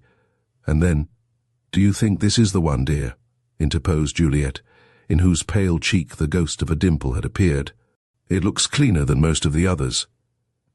She selected a folded paper from the purse which Mrs. Hornby was holding with both hands extended to its utmost, as though she were about to produce a burst of music, and, opening it, glanced at its contents. "Yes, this is your evidence," she said, and passed the paper to me. I took the document from her hand, and in spite of the conclusion at which I had arrived, examined it with eager curiosity, and at the very first glance, I felt my head swim and my heart throb violently. For the paper was headed, "Evidence respecting the Thumbograph," and in every one of the 5 small E's that occurred in that sentence, I could see plainly by the strong outdoor light a small break or interval in the summit of the loop. I was thunderstruck. One coincidence was quite possible and even probable, but the two together, and the second one of so remarkable a character, were beyond all reasonable limits of probability. The identification did not seem to admit of a doubt, and yet, "Our legal adviser appears to be somewhat preoccupied," remarked Juliet, with something of her old gaiety of manner. And, in fact, though I held the paper in my hand, my gaze was fixed unmeaningly on an adjacent lamp-post. As she spoke, I pulled myself together, and scanning the paper hastily, was fortunate enough to find in the first paragraph matter requiring comment. "I observe, Mrs. Hornby," I said, "that in answer to the first question, 'Whence did you obtain the Thumbograph?' you say, 'I do not remember clearly. I think I must have bought it at a railway bookstall.' Now I understood that it was brought home and given to you by Walter himself." "That was what I thought," replied Mrs. Hornby. "But Walter tells me that it was not so, and, of course, he would remember better than I should." "But, my dear aunt, I am sure he gave it to you," interposed Juliet. "Don't you remember? It was the night the Collies came to dinner and we were so hard-pressed to find amusement for them. When Walter came in and produced the Thumbograph." "Yes, I remember quite well now," said Mrs. Hornby. "How fortunate that you reminded me. We must alter that answer at once." "If I were you, Mrs. Hornby," I said, "I would disregard this paper altogether. It will only confuse you and get you into difficulties. Answer the questions that are put, as well as you can, and if you don't remember, say so." "Yes, that will be much the wisest plan," said Juliet. "Let Dr. Jervis take charge of the paper, and rely on your own memory." "Very well, my dear," replied Mrs. Hornby. "I will do what you think best, and you can keep the paper, Dr. Jervis, or throw it away." I slipped the document into my pocket without remark, and we proceeded on our way, Mrs. Hornby babbling inconsequently, with occasional outbursts of emotion, and Juliet silent and abstracted. I struggled to concentrate my attention on the elder lady's conversation, but my thoughts continually reverted to the paper in my pocket, and the startling solution that it seemed to offer of the mystery of the poisoned cigar. Could it be that Walter Hornby was in reality the miscreant X, The thing seemed incredible, for hitherto no shadow of suspicion had appeared to fall on him. And yet there was no denying that his description tallied in a very remarkable manner with that of the hypothetical X. He was a man of some means and social position. He was a man of considerable knowledge and mechanical skill, though as to his ingenuity I could not judge. He had recently bought a second-hand Blickensderfer, which probably had a literary typewheel, since it was purchased from a literary man, and that machine showed the characteristic mark on the small e. The two remaining points, indeed, were not so clear. Obviously, I could form no opinion as to whether or not Thorndyke held any exclusive information concerning him, and, with reference to his knowledge of my friend's habits, I was at first inclined to be doubtful until I suddenly recalled, with a pang of remorse and self-accusation, the various details that I had communicated to Juliet, and that she might easily, in all innocence, have handed on to Walter. I had, for instance, told her of Thorndyke's preference for the Trichinopoly cheroot, and of this she might very naturally have spoken to Walter, who possessed a supply of them. Again, with regard to the time of our arrival at King's Cross, I had informed her of this in a letter which was in no way confidential. And again, there was no reason why the information should not have been passed on to Walter, who was to have been one of the party at the family dinner. The coincidence seemed complete enough, in all truth, yet it was incredible that Reuben's cousin could be so black-hearted a villain, or could have any motive for these dastardly crimes. Suddenly a new idea struck me. Mrs. Hornby had obtained access to this typewriting machine, and if Mrs. Hornby could do so, why not John Hornby? The description would, for the most part, fit the elder man as well as the younger, though I had no evidence of his possessing any special mechanical skill. But my suspicions had already fastened upon him, and I remembered that Thorndyke had by no means rejected my theory which connected him with the crime. At this point, my reflections were broken in upon by Mrs. Hornby, who grasped my arm and uttered a deep groan. We had reached the corner of the Old Bailey, and before us were the frowning walls of Newgate. Within those walls, I knew, though I did not mention the fact, that Reuben Hornby was confined with the other prisoners who were awaiting their trial, and a glance at the massive masonry, stained to a dingy grey by the grime of the city, put an end to my speculations and brought me back to the drama that was so nearly approaching its climax. Down the old thoroughfare, crowded with so many memories of hideous tragedy, by the side of the gloomy prison, past the debtor's door with its forbidding spiked wicket, past the gallows gate with its festoons of fetters. We walked in silence until we reached the entrance to the Sessions House. Here I was not a little relieved to find Thorndyke on the lookout for us, for Mrs. Hornby, in spite of really heroic efforts to control her emotion, was in a state of impending hysteria, while Juliet, though outwardly calm and composed, showed by the waxen pallor of her cheeks and a certain wildness of her eyes that all her terror was reviving, and I was glad that they were spared the unpleasantness of contact with the policemen who guarded the various entrances. "We must be brave," said Thorndyke gently, as he took Mrs. Hornby's hand, "and show a cheerful face to our friend who has so much to bear and who bears it so patiently. A few more hours, and I hope we shall see restored, not only his liberty, but his honour. Here is Mr. Anstey, who, we trust, will be able to make his innocence apparent." Anstey, who, unlike Thorndyke, had already donned his wig and gown, bowed gravely, and together we passed through the mean and grimy portals into a dark hall.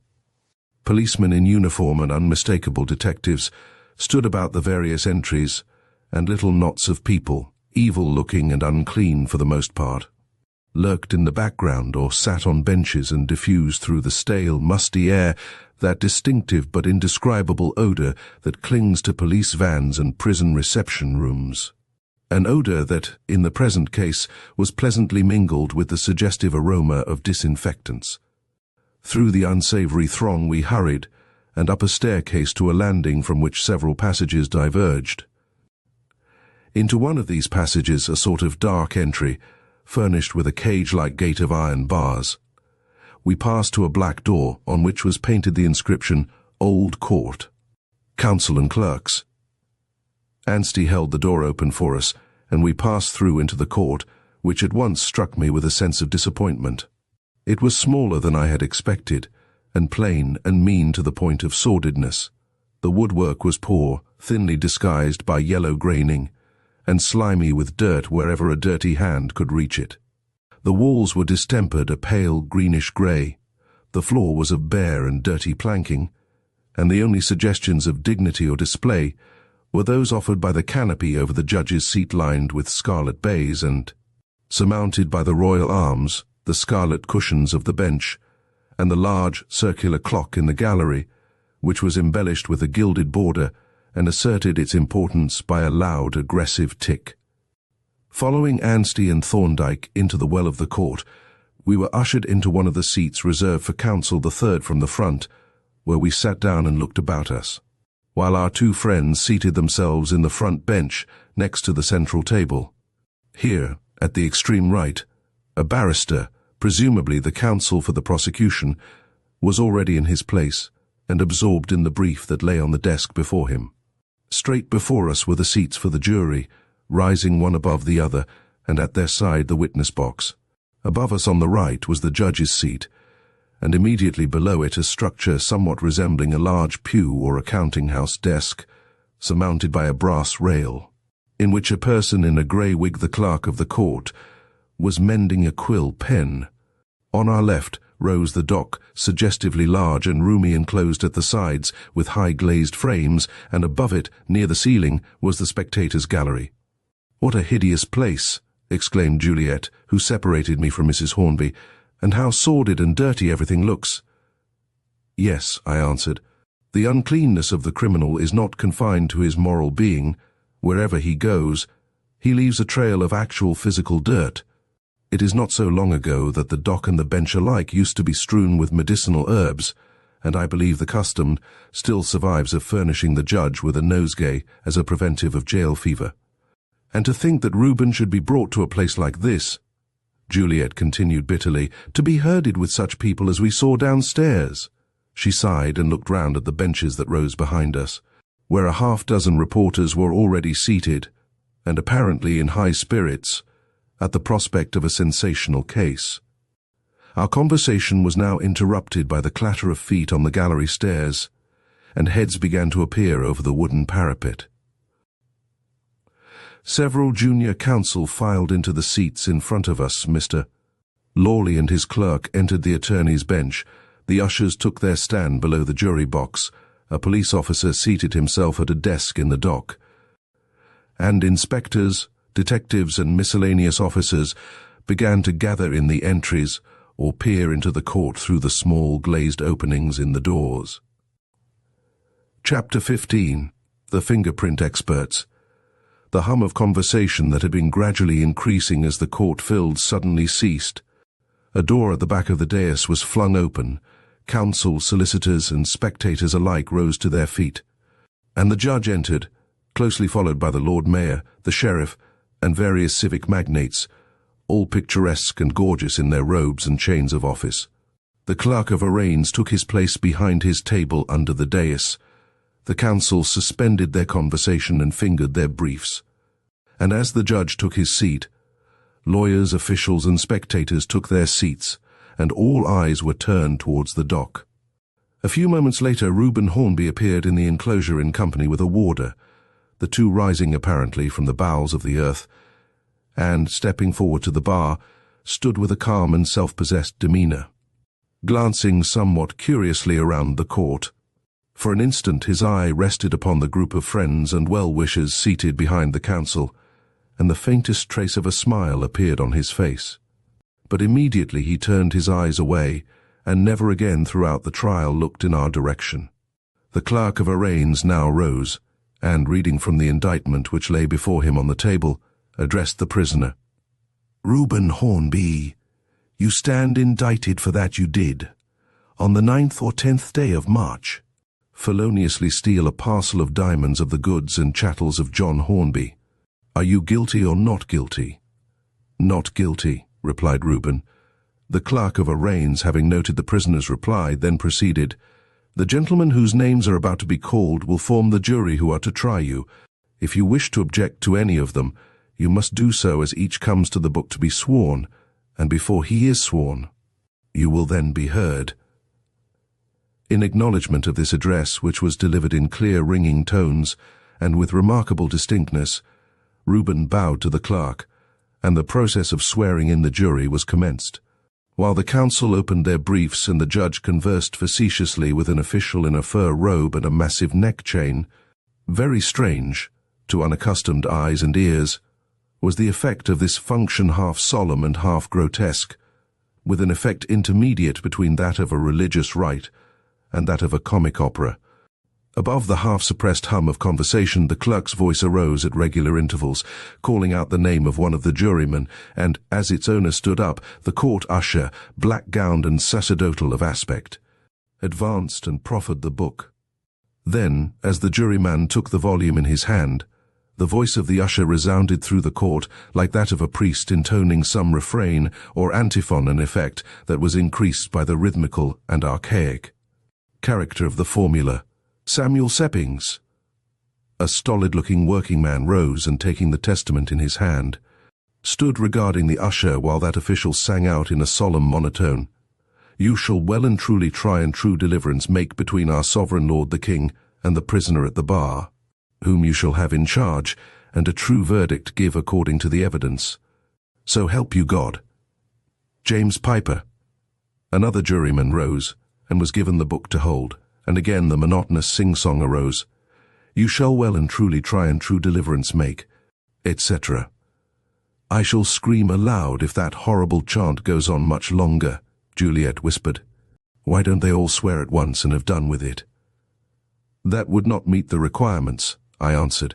"However, there are only 2 more, so you must have patience." "And you will have patience with me too, won't you?" "I am horribly frightened. It is all so solemn and dreadful."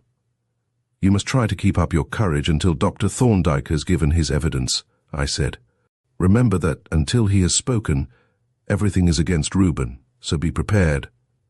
"I will try," she answered meekly, "but I can't help being terrified." The last of the jurymen was at length sworn, and when the clerk had once more called out the names one by one, the usher counting loudly as each man answered to his name, the latter officer turned to the court and spectators, and proclaimed in solemn tones, "If anyone can inform my lords the king's justices, the king's attorney general, or the king's sergeant, ere this inquest be now taken between our sovereign lord the king and the prisoner at the bar, of any treason, murder, felony, or misdemeanor committed or done by him, let him come forth, and he shall be heard, for the prisoner stands at the bar upon his deliverance." This proclamation was followed by a profound silence, and after a brief interval the clerk of arraigns turned towards the jury and addressed them collectively. "Gentlemen of the jury, the prisoner at the bar stands indicted by the name of Reuben Hornby, for that he, on the 9th or 10th of March, feloniously did steal, take, and carry away a parcel of diamonds of the goods of John Hornby. To this indictment he has pleaded that he is not guilty, and your charge is to inquire whether he be guilty or not, and to hearken to the evidence." When he had finished his address, the clerk sat down, and the judge, a thin-faced, hollow-eyed elderly man, with bushy grey eyebrows and a very large nose, looked attentively at Reuben for some moments, over the tops of his gold-rimmed pince-nez. Then he turned towards the counsel nearest the bench, and bowed slightly. The barrister bowed in return and rose, and for the first time I obtained a complete view of Sir Hector Trumpler, K.C., the counsel for the prosecution. His appearance was not prepossessing nor, though he was a large man and somewhat florid as to his countenance, particularly striking, except for a general air of untidiness. His gown was slipping off one shoulder, his wig was perceptibly awry, and his pince-nez threatened every moment to drop from his nose. "The case that I have to present to you, my lord and gentlemen of the jury," he began in a clear though unmusical voice, "is one the like of which is but too often met with in this court. It is one in which we shall see unbounded trust met by treacherous deceit, in which we shall see countless benefactions rewarded by the basest ingratitude, and in which we shall witness the deliberate renunciation of a life of honourable effort in favor of the tortuous and precarious ways of the criminal. The facts of the case are briefly as follows. The prosecutor, in this case most unwilling prosecutor, gentleman, is Mr. John Hornby, who is a metallurgist and dealer in precious metals. Mr. Hornby has two nephews, the orphan sons of his two elder brothers, and I may tell you that since the decease of their parents he has acted the part of a father to both of them. One of these nephews is Mr. Walter Hornby, and the other is Reuben Hornby, the prisoner at the bar. Both of these nephews were received by Mr. Hornby into his business with a view to their succeeding him when he should retire, and both, I need not say, occupied positions of trust and responsibility. Now, on the evening of the 9th of March, there was delivered to Mr. Hornby a parcel of rough diamonds, of which one of his clients asked him to take charge, pending their transfer to the brokers. I need not burden you with irrelevant details concerning this transaction. It will suffice to say that the diamonds, which were of the aggregate value of about £30,000, were delivered to him, and the unopened package deposited by him in his safe, together with a slip of paper on which he had written in pencil a memorandum of the circumstances. This was on the evening of the 9th of March, as I have said. Having deposited the parcel, Mr. Hornby locked the safe and shortly afterwards left the premises and went home, taking the keys with him. On the following morning, when he unlocked the safe, he perceived with astonishment and dismay that the parcel of diamonds had vanished. The slip of paper, however, lay at the bottom of the safe, and on picking it up, Mr. Hornby perceived that it bore a smear of blood, and in addition, the distinct impression of a human thumb. On this he closed and locked the safe and sent a note to the police station, in response to which a very intelligent Officer Inspector Sanderson came and made a preliminary examination. I need not follow the case further, since the details will appear in the evidence, but I may tell you that, in effect, it has been made clear, beyond all doubt, that the thumbprint on that paper was the thumbprint of the prisoner, Reuben Hornby. He paused to adjust his glasses, which were in the very act of falling from his nose, and hitch up his gown, while he took a leisurely survey of the jury, as though he were estimating their impressionability. At this moment I observed Walter Hornby enter the court, and take up a position at the end of our bench nearest the door, and immediately after, Superintendent Miller came in and seated himself on one of the benches opposite. "The first witness whom I shall call," said Sir Hector Trumpler, "is John Hornby." Mr. Hornby, looking wild and agitated, stepped into the witness box, and the usher, having handed him the testament, sang out, "The evidence you shall give to the court and jury sworn, between our sovereign lord the king and the prisoner at the bar, shall be the truth, the whole truth, and nothing but the truth, so help you God."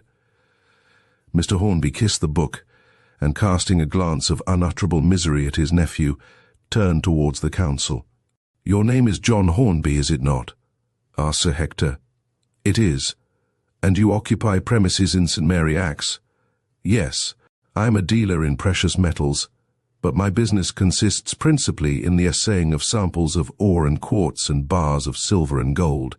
Do you remember what happened on the 9th of March last?" "Perfectly. My nephew Reuben, the prisoner, delivered to me a parcel of diamonds which he had received from the purser of the Elmina Castle, to whom I had sent him as my confidential agent. I had intended to deposit the diamonds with my banker, but when the prisoner arrived at my office, the banks were already closed, so I had to put the parcel for the night in my own safe. I may say that the prisoner was not in any way responsible for the delay." "You are not here to defend the prisoner," said Sir Hector. "Answer my questions and make no comments, if you please. Was anyone present when you placed the diamonds in the safe?" "No one was present but myself." "I did not ask if you were present when you put them in," said Sir Hector, whereupon the spectators sniggered and the judge smiled indulgently. "What else did you do?" "I wrote in pencil on a leaf of my pocket memorandum block, handed in by Reuben at 7:03 p.m., 903.1, and initialed it. Then I tore the leaf from the block and laid it on the parcel, after which I closed the safe and locked it." "How soon did you leave the premises after this?" "Almost immediately. The prisoner was waiting for me in the outer office. Never mind where the prisoner was. Confine your answers to what is asked. Did you take the keys with you? Yes. When did you next open the safe? On the following morning at 10 o'clock. Was the safe locked or unlocked when you arrived? It was locked. I unlocked it. Did you notice anything unusual about the safe? No. Had the keys left your custody in the interval? No. They were attached to a keychain which I always wear. Are there any duplicates of those keys? The keys of the safe, I mean. No, there are no duplicates. Have the keys ever gone out of your possession? Yes. If I have had to be absent from the office for a considerable time, it has been my custom to hand the keys to one of my nephews, whichever has happened to be in charge at the time, and never to any other person. Never to any other person. What did you observe when you opened the safe? I observed that the parcel of diamonds had disappeared. Did you notice anything else? Yes. I found the leaf from my memorandum block lying at the bottom of the safe. I picked it up and turned it over, and then saw that there were smears of blood on it and what looked like the print of a thumb in blood. The thumb mark was on the under surface as the paper lay at the bottom of the safe. What did you do next? I closed and locked the safe, and sent a note to the police station saying that a robbery had been committed on my premises. You have known the prisoner several years, I believe. Yes, I have known him all his life. He is my eldest brother's son. Then you can tell us, no doubt, whether he is left-handed or right-handed. I should say he was ambidextrous, but he uses his left hand by preference. A fine distinction, Mr. Hornby, a very fine distinction. Now tell me, did you ascertain beyond all doubt that the diamonds were really gone? Yes. I examined the safe thoroughly, first by myself and afterwards with the police. There was no doubt that the diamonds had really gone. When the detective suggested that you should have the thumbprints of your two nephews taken, did you refuse? I refused. Why did you refuse? Because I did not choose to subject my nephews to the indignity. Besides, I had no power to make them submit to the proceeding. Had you any suspicions of either of them? I had no suspicions of anyone. Kindly examine this piece of paper, Mr. Hornby, said Sir Hector, passing across a small oblong slip, and tell us if you recognize it. Mr. Hornby glanced at the paper for a moment, and then said, This is the memorandum slip that I found lying at the bottom of the safe. How do you identify it? By the writing on it, which is in my own hand, and bears my initials. Is it the memorandum that you placed on the parcel of diamonds? Yes. Was there any thumb mark or blood smear on it when you placed it in the safe? No. Was it possible that there could have been any such marks? Quite impossible. I tore it from my memorandum block at the time I wrote upon it. Very well. Sir Hector Trumpler sat down, and Mr. Anstey stood up to cross-examine the witness. You have told us, Mr. Hornby, said he, that you have known the prisoner all his life. Now what estimate have you formed of his character? I have always regarded him as a young man of the highest character, honourable, truthful, and in every way trustworthy. I have never, in all my experience of him, known him to deviate a hair's breadth from the strictest honour and honesty of conduct. You regarded him as a man of irreproachable character. Is that so? That is so, and my opinion of him is unchanged. Has he, to your knowledge, any expensive or extravagant habits? No. His habits are simple and rather thrifty. Have you ever known him to bet, gamble, or speculate? Never. Has he ever seemed to be in want of money? No. He has a small private income, apart from his salary, which I know he does not spend, since I have occasionally employed my broker to invest his savings. Apart from the thumbprint which was found in the safe, are you aware of any circumstances that would lead you to suspect the prisoner of having stolen the diamonds? None whatever. Mr. Anstey sat down, and as Mr. Hornby left the witness box, mopping the perspiration from his forehead, the next witness was called. Inspector Sanderson. The dapper police officer stepped briskly into the box, and having been duly sworn, faced the prosecuting counsel with the air of a man who was prepared for any contingency. Do you remember, said Sir Hector, after the usual preliminaries had been gone through, what occurred on the morning of the 10th of March? Yes. A note was handed to me at the station at 10:03 a.m. It was from Mr. John Hornby, and stated that a robbery had occurred at his premises in St. Mary Axe. I went to the premises and arrived there at 10:03 a.m. There I saw the prosecutor, Mr. John Hornby, who told me that a parcel of diamonds had been stolen from the safe. At his request I examined the safe. There were no signs of its having been forced open. The locks seemed to be quite uninjured and in good order. Inside the safe, on the bottom, I found 2 good-sized drops of blood and a slip of paper with pencil writing on it. The paper bore 2 blood smears and a print of a human thumb in blood. "Is this the paper?" asked the counsel, passing a small slip across to the witness. "Yes," replied the inspector, after a brief glance at the document. "What did you do next?" "I sent a message to Scotland Yard acquainting the chief of the Criminal Investigation Department with the facts, and then went back to the station. I had no further connection with the case." Sir Hector sat down, and the judge glanced at Anstey. "You tell us," said the latter, rising, "that you observed 2 good-sized drops of blood on the bottom of the safe. Did you notice the condition of the blood, whether moist or dry?" "The blood looked moist, but I did not touch it. I left it undisturbed for the detective officers to examine." The next witness called was Sergeant Bates of the Criminal Investigation Department. He stepped into the box with the same ready, businesslike air as the other officer, and having been sworn, proceeded to give his evidence with a fluency that suggested careful preparation, holding an open notebook in his hand, but making no references to it. On the 10th of March, at 12:08 p.m., I received instructions to proceed to St. Mary Axe to inquire into a robbery that had taken place there. Inspector Sanderson's report was handed to me, and I read it in the cab on my way to the premises. On arriving at the premises at 12:30 p.m., I examined the safe carefully. It was quite uninjured, and there were no marks of any kind upon it. I tested the locks and found them perfect. There were no marks or indications of any picklock having been used. On the bottom of the inside, I observed 2 rather large drops of a dark fluid. I took up some of the fluid on a piece of paper and found it to be blood.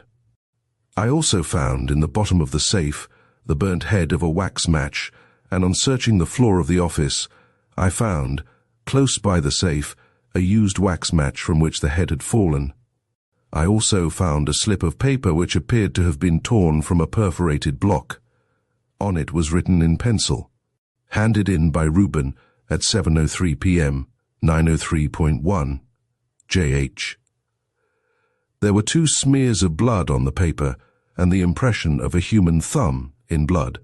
I took possession of the paper in order that it might be examined by the experts. I inspected the office doors and the outer door of the premises, but found no signs of forcible entrance on any of them. I questioned the housekeeper, but obtained no information from him. I then returned to headquarters, made my report, and handed the paper with the marks on it to the superintendent. "Is this the paper that you found in the safe?" asked the counsel, once more handing the leaflet across. "Yes, this is the paper." "What happened next?" "The following afternoon I was sent for by Mr. Singleton of the fingerprint department. He informed me that he had gone through the files and had not been able to find any thumbprint resembling the one on the paper, and recommended me to endeavor to obtain prints of the thumbs of any persons who might have been concerned in the robbery. He also gave me an enlarged photograph of the thumbprint for reference if necessary.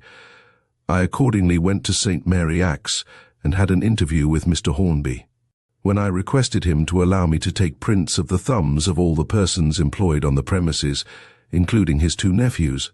This he refused, saying that he distrusted fingerprints and that there was no suspicion of anyone on the premises. I asked if he would allow his nephews to furnish their thumbprints privately, to which he replied, "Certainly not. Had you then any suspicion of either of the nephews?" I thought they were both open to some suspicion.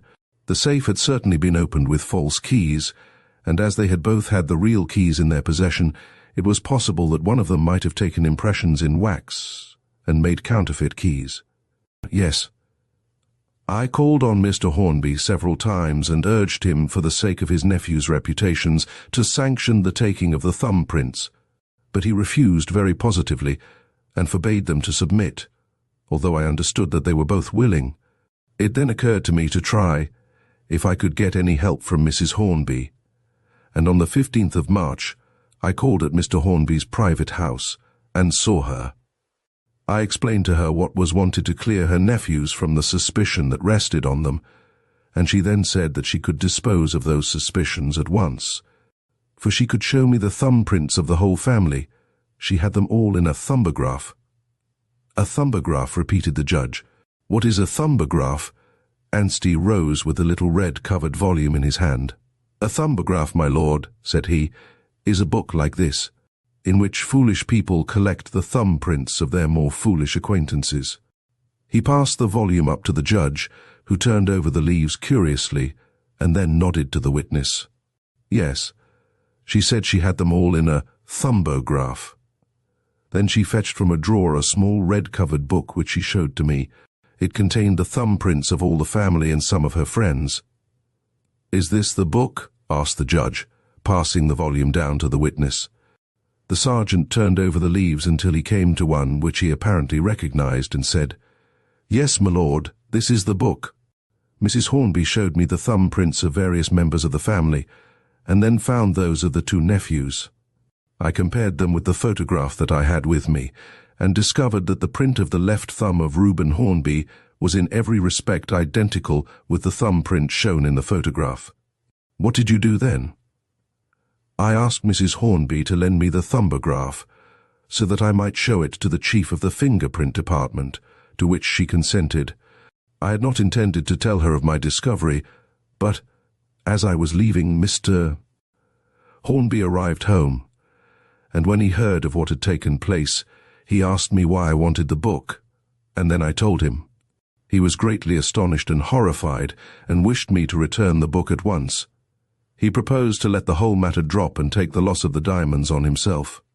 But I pointed out that this was impossible, as it would practically amount to compounding a felony. Seeing that Mrs. Hornby was so distressed at the idea of her book being used in evidence against her nephew, I promised her that I would return it to her if I could obtain a thumbprint in any other way. I then took the thumbograph to Scotland Yard and showed it to Mr. Singleton, who agreed that the print of the left thumb of Reuben Hornby was in every respect identical with the thumbprint on the paper found in the safe. On this I applied for a warrant for the arrest of Reuben Hornby, which I executed on the following morning. I told the prisoner what I had promised Mrs. Hornby, and he then offered to allow me to take a print of his left thumb, so that his aunt's book should not have to be used in evidence. How is it then, asked the judge, that it has been put in evidence? It has been put in by the defence, my lord, said Sir Hector Trumpler. I see, said the judge, a hair of the dog that bit him. The thumbograph is to be applied as a remedy on the principle that similia similibus curantur. Well, when I arrested him, I administered the usual caution, and the prisoner then said, I am innocent. I know nothing about the robbery. The counsel for the prosecution sat down, and Anstey rose to cross-examine. You have told us, said he, in his clear musical voice, that you found at the bottom of the safe 2 rather large drops of a dark fluid which you considered to be blood. Now, what led you to believe that fluid to be blood? I took some of the fluid up on a piece of white paper, and it had the appearance and colour of blood. Was it examined microscopically or otherwise? Not to my knowledge. Was it quite liquid? Yes, I should say quite liquid. What appearance had it on paper? It looked like a clear red liquid of the colour of blood, and was rather thick and sticky. Anstey sat down, and the next witness, an elderly man, answering to the name of Francis Simmons, was called. You are the housekeeper at Mr. Hornby's premises in St. Mary Axe? Asked Sir Hector Trumpler. I am. Did you notice anything unusual on the night of the 9th of March? I did not. Did you make your usual rounds on that occasion? Yes. I went all over the premises several times during the night, and the rest of the time I was in a room over the private office. Who arrived first on the morning of the 10th? Mr. Reuben. He arrived about 20 minutes before anybody else. What part of the building did he go to?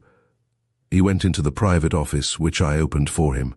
He remained there until a few minutes before Mr. Hornby arrived, when he went up to the laboratory. Who came next? Mr. Hornby and Mr. Walter came in just after him. The counsel sat down, and Anstey proceeded to cross-examine the witness. Who was the last to leave the premises on the evening of the 9th? I'm not sure. Why are you not sure? I had to take a note and a parcel to a firm in Shoreditch. When I started, a clerk named Thomas Holker was in the outer office, and Mr. Walter Hornby was in the private office.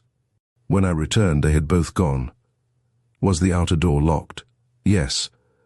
Had Holker a key of the outer door? No. Mr. Hornby and his 2 nephews had each a key, and I have one. No one else had a key. How long were you absent? About 3/4 of an hour. Who gave you the note and the parcel? Mr. Walter Hornby. When did he give them to you? He gave them to me just before I started and told me to go at once for fear the place should be closed before I got there. And was the place closed? Yes, it was all shut up and everybody had gone. Anstey resumed his seat. The witness shuffled out of the box with an air of evident relief, and the usher called out, "Henry James Singleton." Mr. Singleton rose from his seat at the table by the solicitors for the prosecution and entered the box. Sir Hector adjusted his glasses, turned over a page of his brief, and cast a steady and impressive glance at the jury. "I believe, Mr. Singleton," he said at length, "that you are connected with the fingerprint department at Scotland Yard." "Yes. I am one of the chief assistants in that department." "What are your official duties?" "My principal occupation consists in the examination and comparison of the fingerprints of criminals and suspected persons. These fingerprints are classified by me according to their characters and arranged in files for reference." "I take it that you have examined a great number of fingerprints." "I have examined many thousands of fingerprints and have studied them closely for purposes of identification." "Kindly examine this paper, Mr. Singleton." Here the fatal leaflet was handed to him by the usher. "Have you ever seen it before?" "Yes. It was handed to me for examination at my office on the 10th of March. There is a mark upon it, the print of a finger or thumb. Can you tell us anything about that mark?" "It is the print of the left thumb of Reuben Hornby, the prisoner at the bar." "You are quite sure of that?" "I am quite sure." "Do you swear that the mark upon that paper was made by the thumb of the prisoner?" "I do." "Could it not have been made by the thumb of some other person?"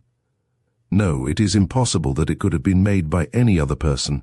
At this moment I felt Juliet lay a trembling hand on mine, and glancing at her, I saw that she was deathly pale. I took her hand in mine, and, pressing it gently, whispered to her, "Have courage. There is nothing unexpected in this." "Thank you," she whispered in reply with a faint smile. "I will try, but it is also horribly unnerving." "You consider," Sir Hector proceeded, "that the identity of this thumbprint admits of no doubt." "It admits of no doubt whatever," replied Mr. Singleton. "Can you explain to us, without being too technical, how you have arrived at such complete certainty?" "I myself took a print of the prisoner's thumb, having first obtained the prisoner's consent after warning him that the print would be used in evidence against him, and I compared that print with the mark on this paper. The comparison was made with the greatest care and by the most approved method, point by point and detail by detail, and the 2 prints were found to be identical in every respect. Now it has been proved by exact calculations, which calculations I have personally verified, that the chance that the print of a single finger of any given person will be exactly like the print of the same finger of any other given person is as 1 to 64,000 millions.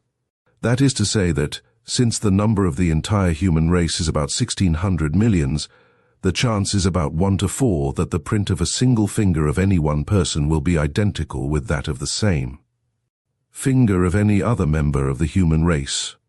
It has been said by a great authority, and I entirely agree with the statement, that a complete, or nearly complete, accordance between 2 prints of a single finger affords evidence requiring no corroboration that the persons from whom they were made are the same.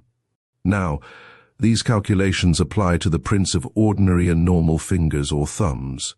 But the thumb from which these prints were taken is not ordinary or normal. There is upon it a deep but clean linear scar, the scar of an old incised wound, and this scar passes across the pattern of the ridges, intersecting the latter at certain places and disturbing their continuity at others.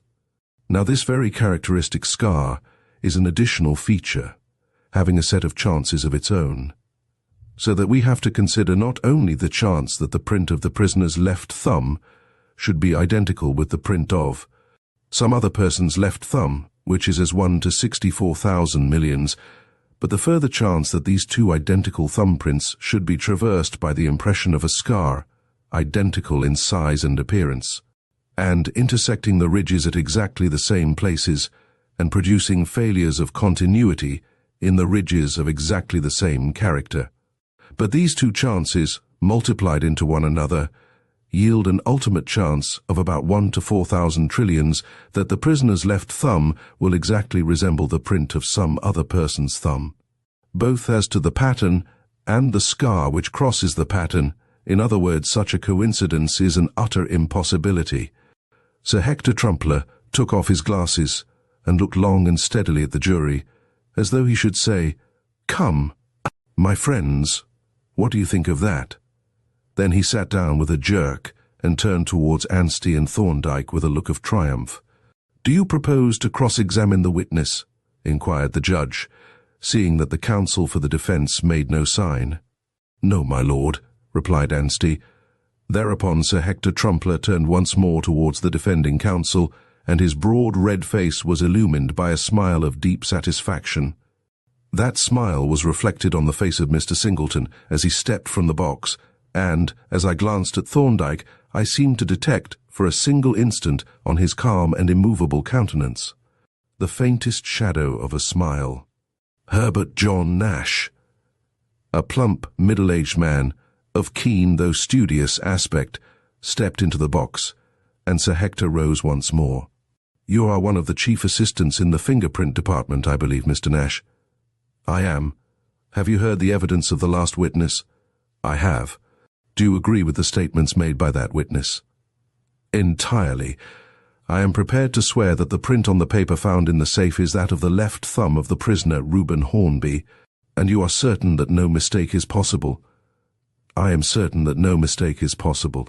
Again, Sir Hector glanced significantly at the jury as he resumed his seat, and again Anstey made no sign beyond the entry of a few notes on the margin of his brief. "Are you calling any more witnesses?" asked the judge, dipping his pen in the ink. "No, my lord," replied Sir Hector. "That is our case." Upon this Anstey rose, and addressing the judge, said, "I call witnesses, my lord." The judge nodded and made an entry in his notes, while Anstey delivered his brief introductory speech. "My lord and gentlemen of the jury, I shall not occupy the time of the court with unnecessary appeals at this stage, but shall proceed to take the evidence of my witnesses without delay."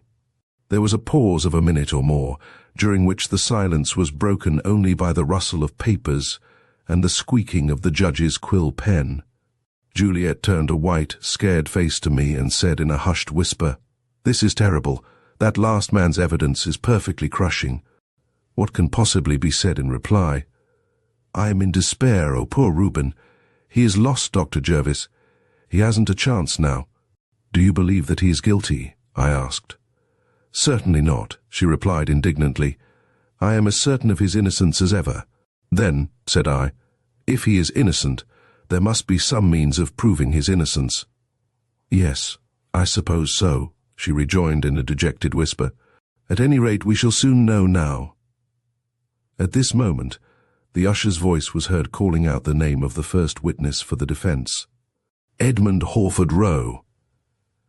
A keen-looking, grey-haired man with a shaven face and close-cut side whiskers stepped into the box and was sworn in due form. "You are a doctor of medicine, I believe," said Anstey, addressing the witness, "and lecturer on medical jurisprudence at the South London Hospital." "I am. Have you had occasion to study the properties of blood?" "Yes. The properties of blood are of great importance from a medico-legal point of view." "Can you tell us what happens when a drop of blood, say, from a cut finger falls upon a surface such as the bottom of an iron safe?" "A drop of blood from a living body falling upon any non-absorbent surface will, in the course of a few minutes, solidify into a jelly which will, at first, have the same bulk and color as the liquid blood." "Will it undergo any further change?" "Yes. In a few minutes more, the jelly will begin to shrink and become more solid so that the blood will become separated into two parts, the solid and the liquid. The solid part will consist of a firm, tough jelly of a deep red color, and the liquid part will consist of a pale yellow, clear, watery liquid. At the end, say, of 2 hours, what will be the condition of the drop of blood? It will consist of a drop of clear, nearly colorless liquid, in the middle of which will be a small, tough, red clot. Supposing such a drop to be taken up on a piece of white paper, what would be its appearance? The paper would be wetted by the colorless liquid, and the solid clot would probably adhere to the paper in a mass. Would the blood on the paper appear as a clear red liquid? Certainly not. The liquid would appear like water, and the clot would appear as a solid mass sticking to the paper. Does blood always behave in the way you have described? Always, unless some artificial means are taken to prevent it from clotting. By what means can blood be prevented from clotting or solidifying? There are two principal methods. One is to stir or whip the fresh blood rapidly with a bundle of fine twigs. When this is done, the fibrin, the part of the blood that causes solidification, adheres to the twigs, and the blood that remains, though it is unchanged in appearance, will remain liquid for an indefinite time. The other method is to dissolve a certain proportion of some alkaline salt in the fresh blood, after which it no longer has any tendency to solidify. You have heard the evidence of Inspector Sanderson and Sergeant Bates. Yes. Inspector Sanderson has told us that he examined the safe at 10:03 a.m. and found 2 good-sized drops of blood on the bottom. Sergeant Bates has told us that he examined the safe 2 hours later, and that he took up one of the drops of blood on a piece of white paper. The blood was then quite liquid, and on the paper it looked like a clear red liquid of the color of blood. What should you consider the condition and nature of that blood to have been? If it was really blood at all, I should say that it was either defibrinated blood, that is, blood from which the fibrin has been extracted by whipping, or that it had been treated with an alkaline salt. You are of opinion that the blood found in the safe could not have been ordinary blood shed from a cut or wound. I am sure it could not have been. Now, Dr. Rowe, I am going to ask you a few questions on another subject. Have you given any attention to fingerprints made by bloody fingers? Yes. I have recently made some experiments on the subject. Would you give us the results of those experiments? My object was to ascertain whether fingers wet with fresh blood would yield distinct and characteristic prints. I made a great number of trials, and as a result found that it is extremely difficult to obtain a clear print when the finger is wetted with fresh blood. The usual result is a mere red blot, showing no ridge pattern at all, owing to the blood filling the furrows between the ridges. But if the blood is allowed to dry almost completely on the finger, a very clear print is obtained. Is it possible to recognize a print that has been made by a nearly dry finger? Yes, quite easily. The half-dried blood is nearly solid and adheres to the paper in a different way from the liquid, and it shows minute details, such as the mouths of the sweat glands, which are always obliterated by the liquid. Look carefully at this paper, which was found in the safe, and tell me what you see. The witness took the paper and examined it attentively, first with the naked eye, and then with a pocket lens. I see, said he, 2 blood marks and a print, apparently of a thumb. Of the 2 marks, one is a blot, smeared slightly by a finger or thumb. The other is a smear only. Both were evidently produced with quite liquid blood. The thumbprint was also made with liquid blood. You are quite sure that the thumbprint was made with liquid blood? Quite sure. Is there anything unusual about the thumbprint? Yes. It is extraordinarily clear and distinct. I have made a great number of trials and have endeavored to obtain the clearest prints possible with fresh blood, but none of my prints are nearly as distinct as this one. Here the witness produced a number of sheets of paper, each of which was covered with the prints of bloody fingers, and compared them with the memorandum slip.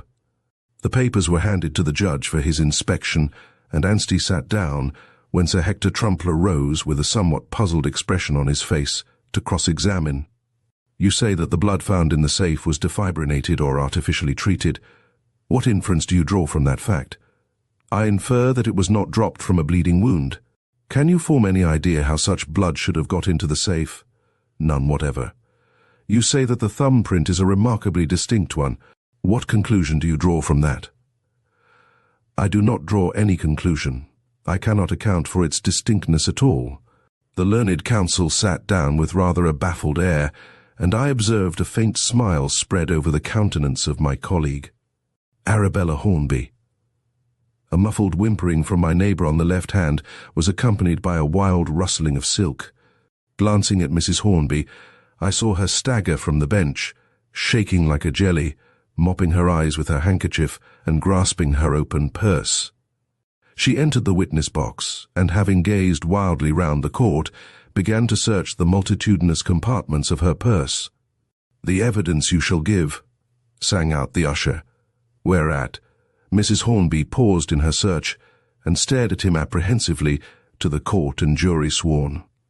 "Between our sovereign lord the king and the prisoner at the bar shall be the truth." "Certainly," said Mrs. Hornby stiffly. "Aye, the whole truth, and nothing but the truth. So help you God." He held out the testament, which she took from him with a trembling hand and forthwith dropped with a resounding bang onto the floor of the witness box, diving after it with such precipitancy that her bonnet jammed violently against the rail of the box. She disappeared from view for a moment, and then rose from the depths with a purple face and her bonnet flattened and cocked over one ear like an artilleryman's forage cap. "Kiss the book, if you please," said the usher, suppressing a grin by an heroic effort, as Mrs. Hornby, encumbered by her purse, her handkerchief and the testament, struggled to unfasten her bonnet strings.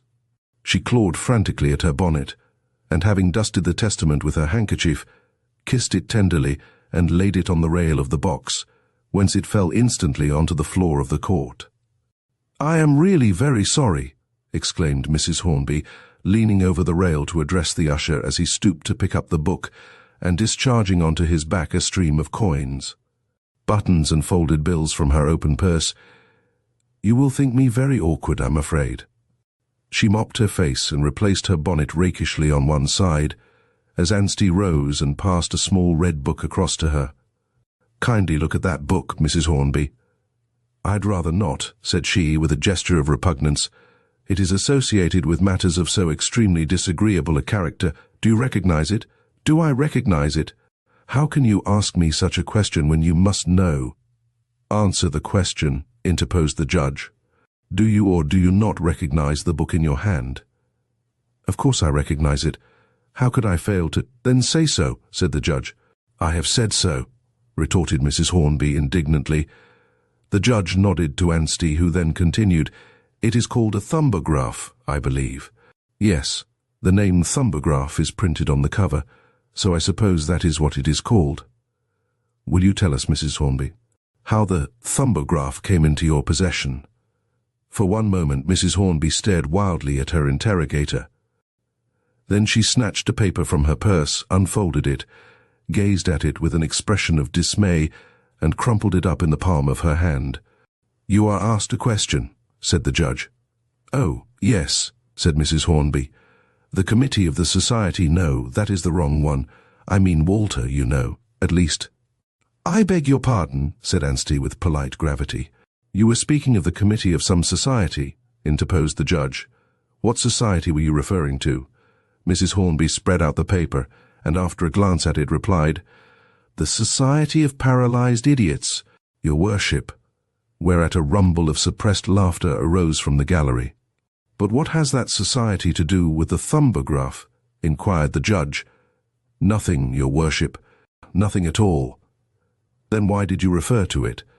"I am sure I don't know," said Mrs. Hornby, wiping her eyes with the paper and then hastily exchanging it for her handkerchief. The judge took off his glasses and gazed at Mrs. Hornby with an expression of bewilderment. Then he turned to the counsel and said in a weary voice, "Proceed." "If you please, Mr. Anstey." "Can you tell us, Mrs. Hornby, how the Thumbograph came into your possession?" said the latter in persuasive accents. "I thought it was Walter, and so did my niece.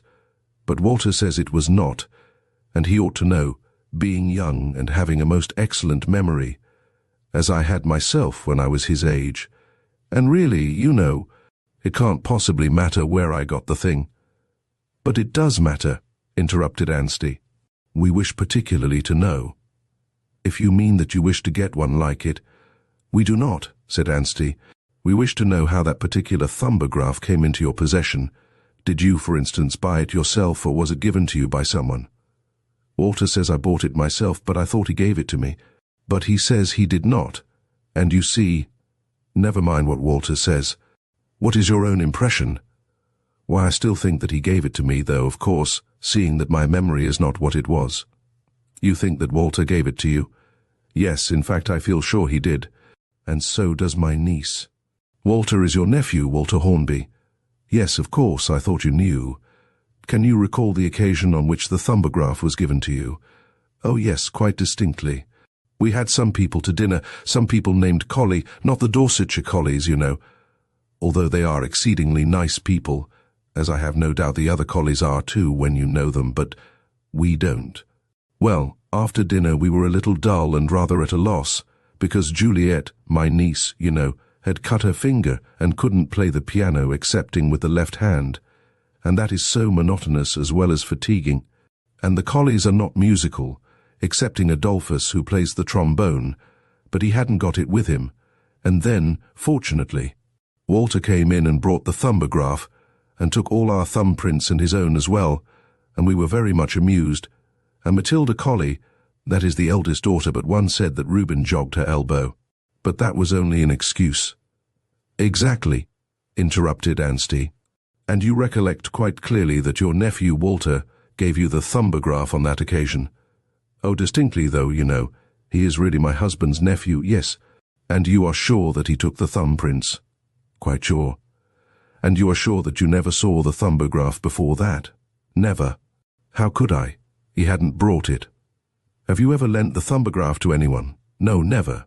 No one has ever wanted to borrow it, because, you see, has it never at any time gone out of your possession?" "Oh, I wouldn't say that.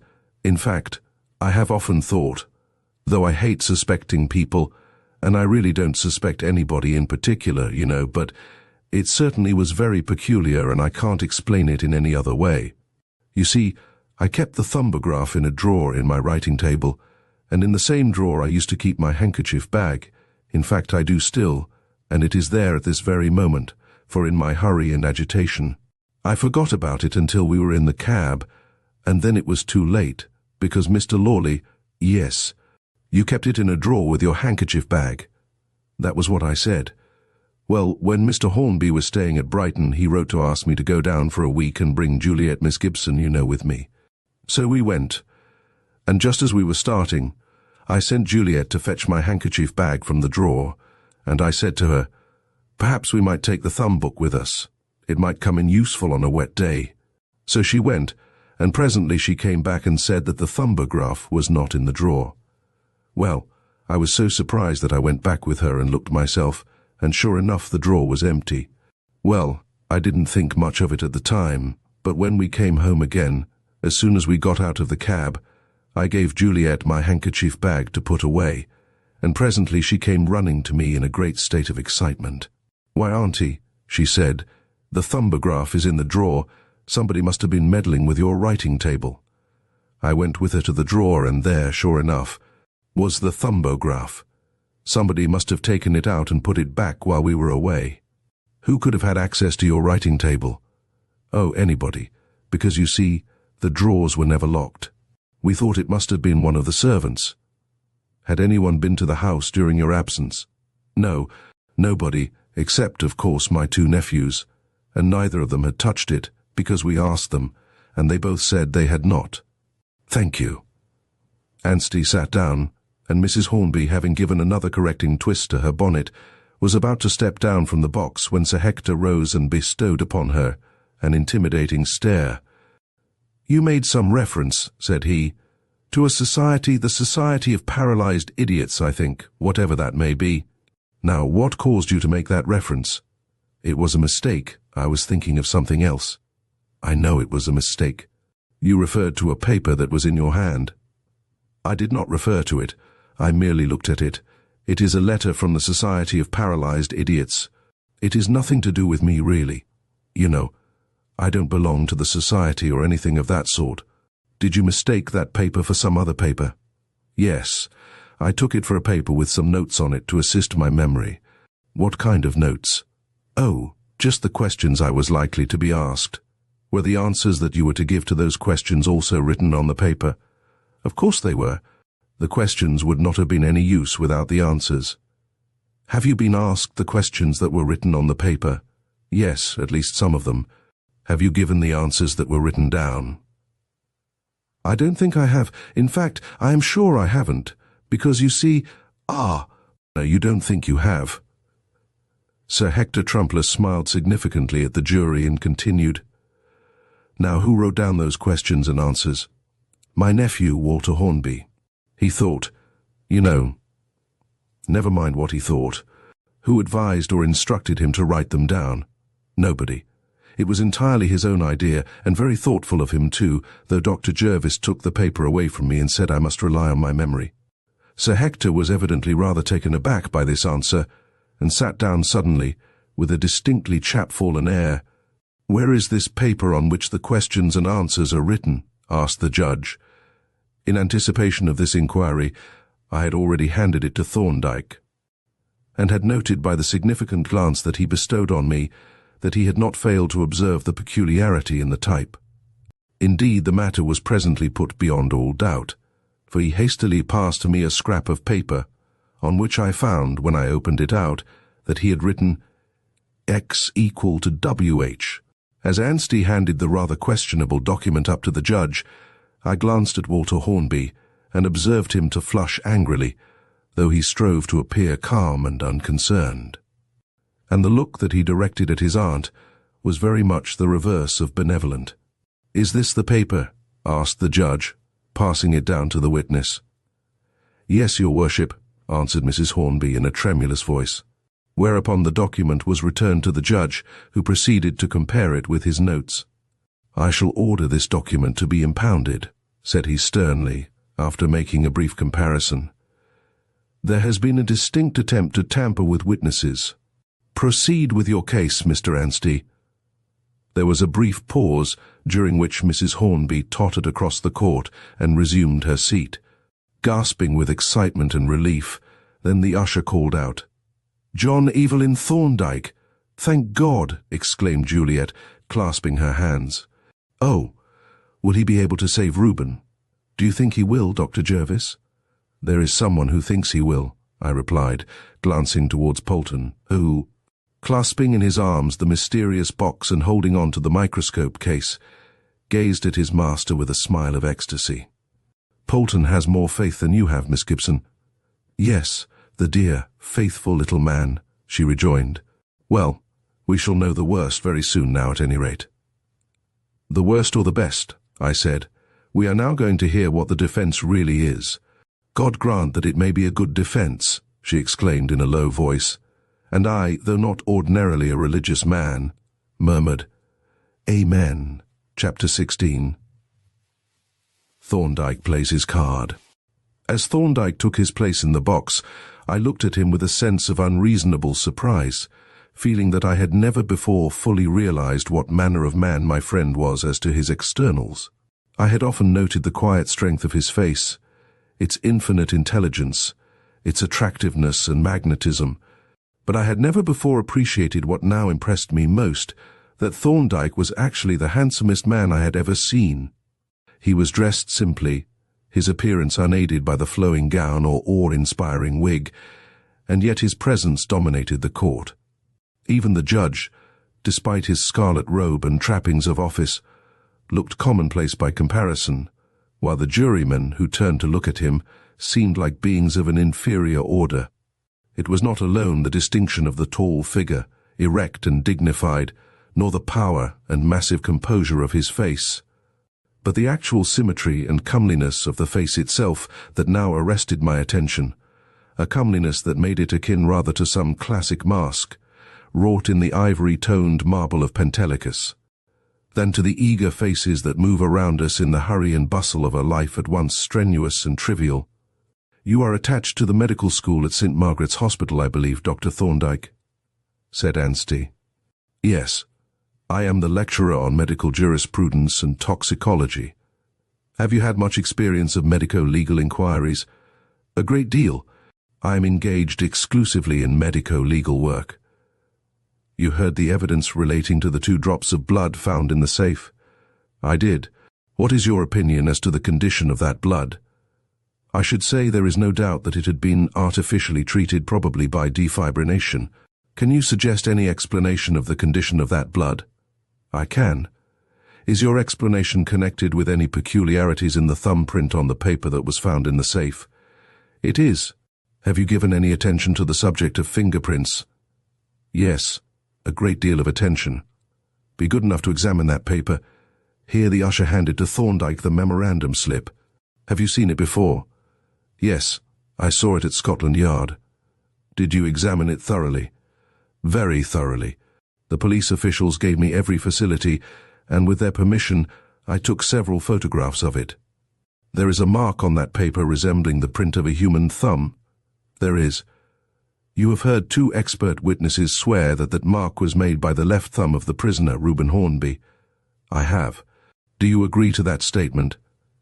I do not. In your opinion, was the mark upon that paper made by the thumb of the prisoner? No.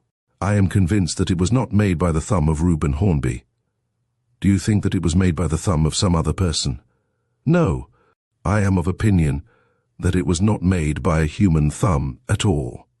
At this statement, the judge paused for a moment, pen in hand, and stared at Thorndyke with his mouth slightly open, while the 2 experts looked at one another with raised eyebrows. By what means do you consider that the mark was produced? By means of a stamp, either of india rubber or more probably of chromicized gelatine. Here Polton, who had been by degrees rising to an erect posture, smote his thigh a resounding thwack and chuckled aloud, a proceeding that caused all eyes, including those of the judge, to be turned on him. If that noise is repeated, said the judge, with a stony stare at the horrified offender, who had shrunk into the very smallest space that I have ever seen a human being occupy, I shall cause the person who made it to be removed from the court. I understand, then, pursued Anstey, that you consider the thumbprint, which has been sworn to as the prisoner's, to be a forgery. Yes, it is a forgery. But is it possible to forge a thumbprint or a fingerprint?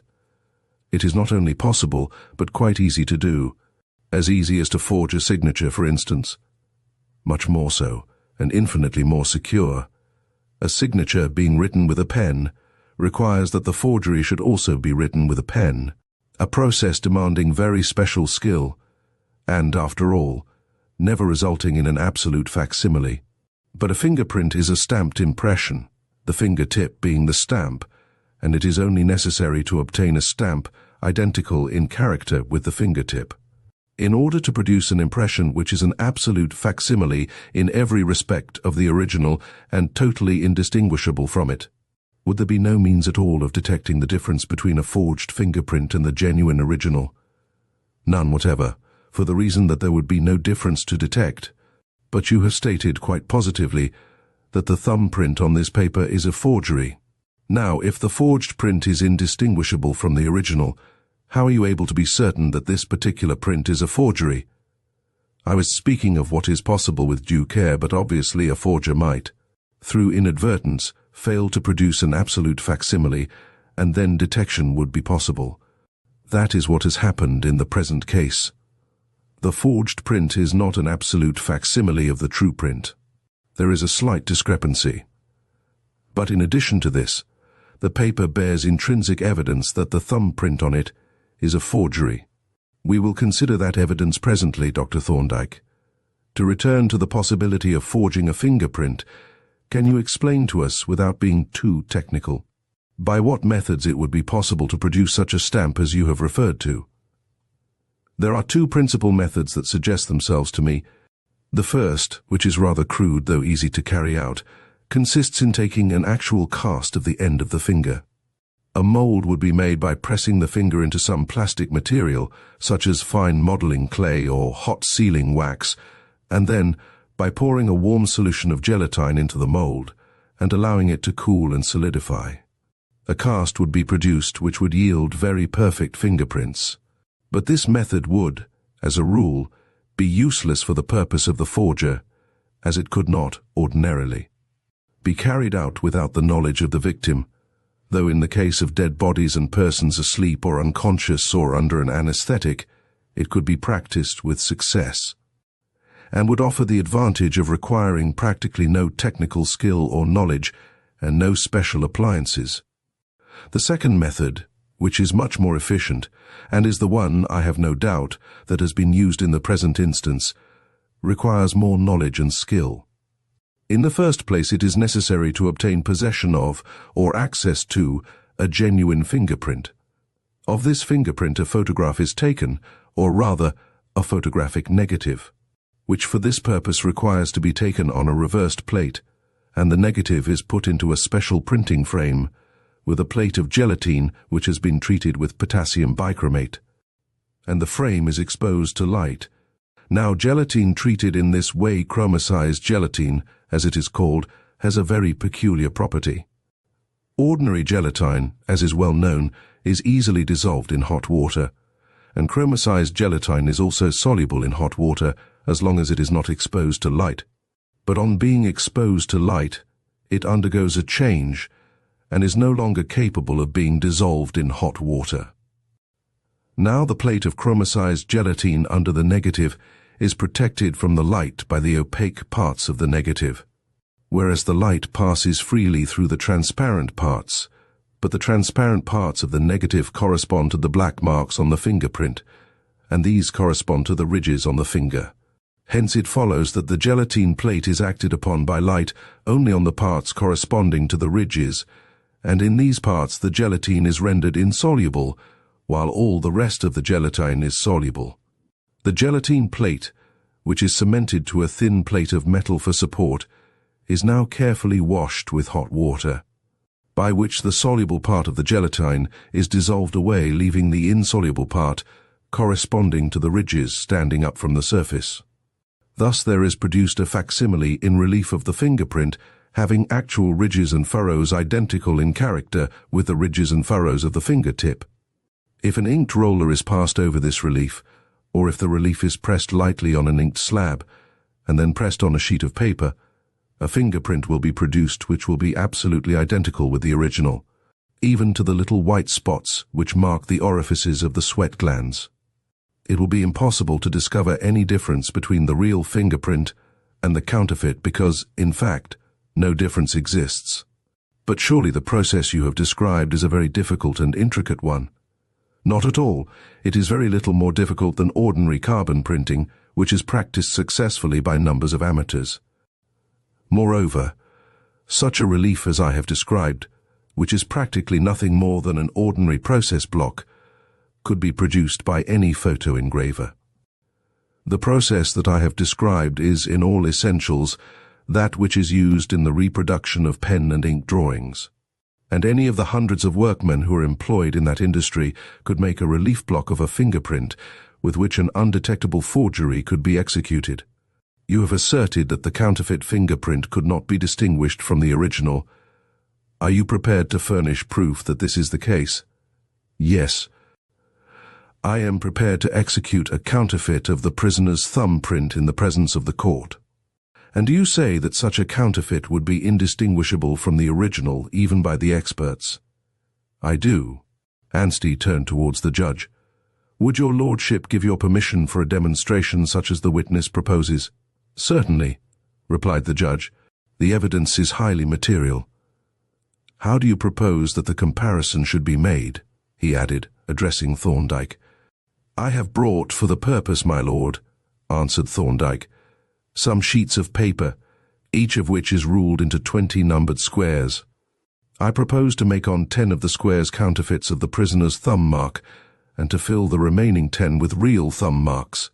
I propose that the experts should then examine the paper and tell the court which are the real thumbprints and which are the false. That seems a fair and efficient test, said his lordship. Have you any objection to offer, Sir Hector? Sir Hector Trumpler hastily consulted with the two experts who were sitting in the attorney's bench, and then replied, without much enthusiasm, We have no objection to offer, my lord. Then, in that case, I shall direct the expert witnesses to withdraw from the court while the prints are being made."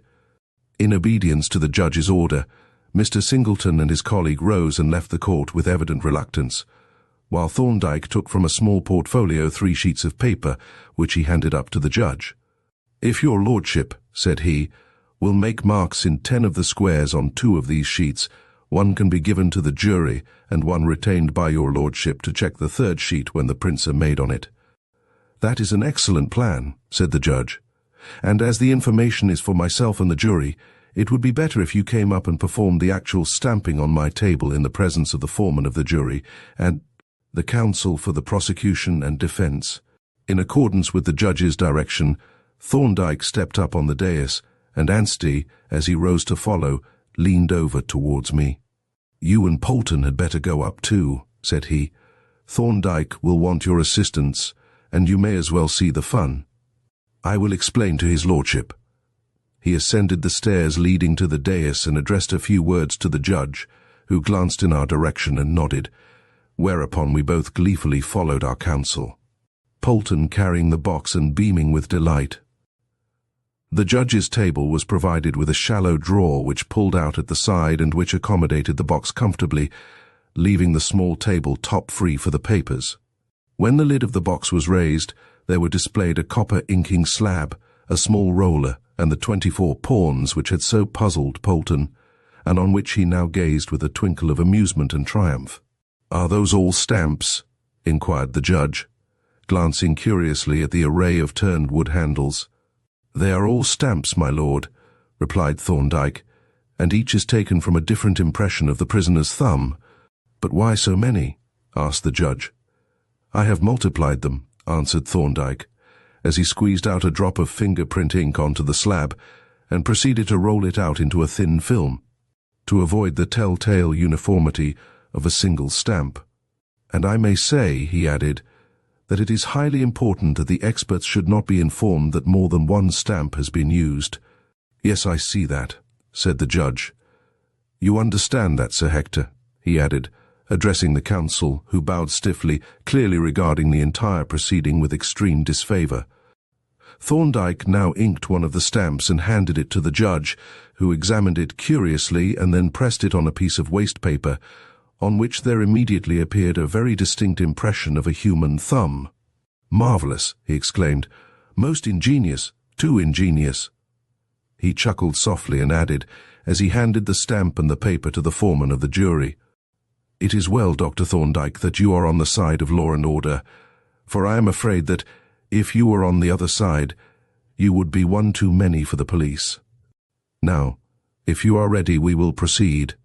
Will you please stamp an impression in square number 3.